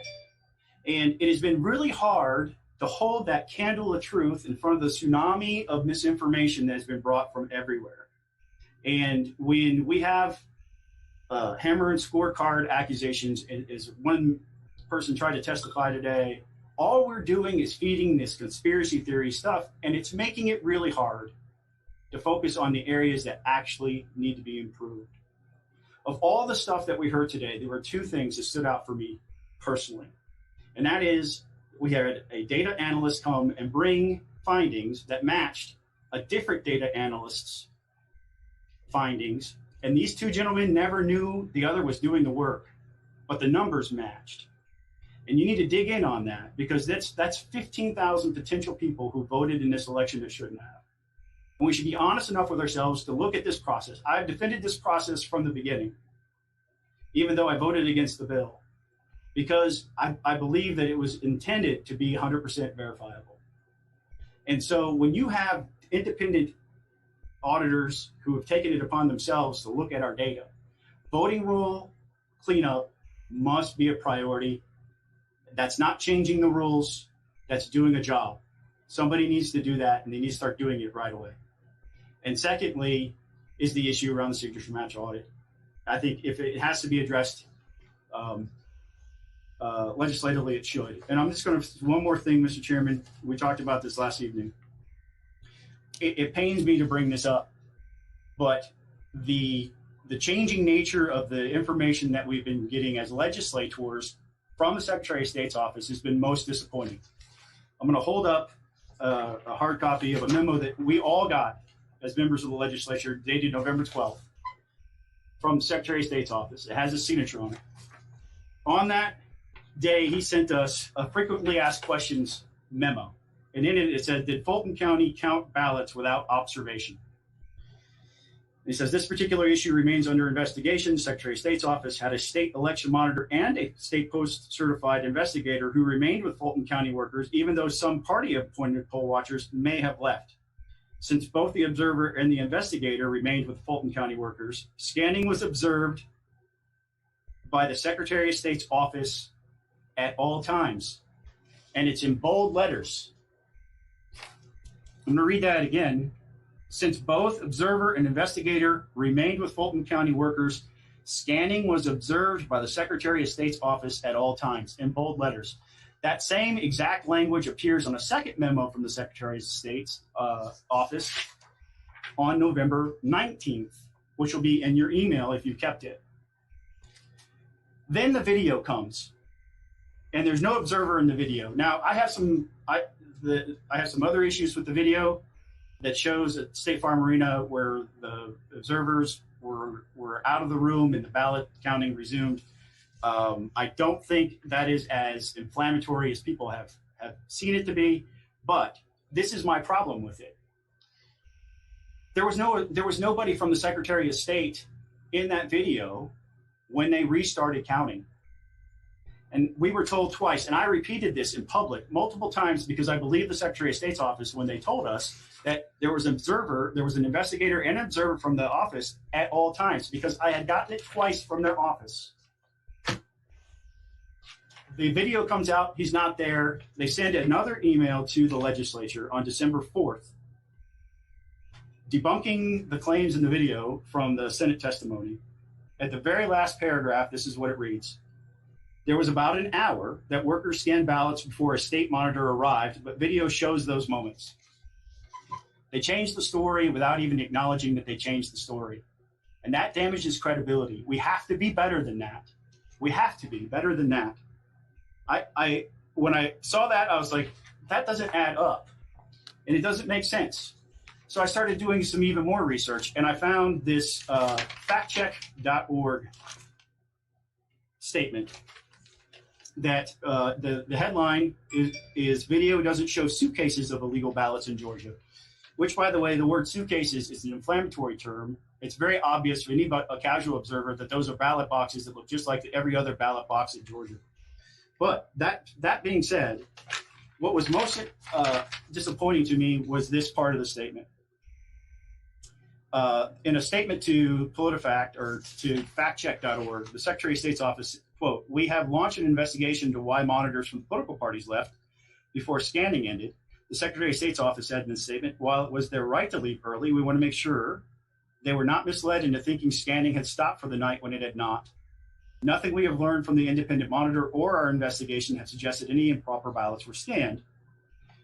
The monitor, who agreed to be interviewed on the condition of not being named due to death threats faced by election workers, told us he was in the room from about 8:15 p.m.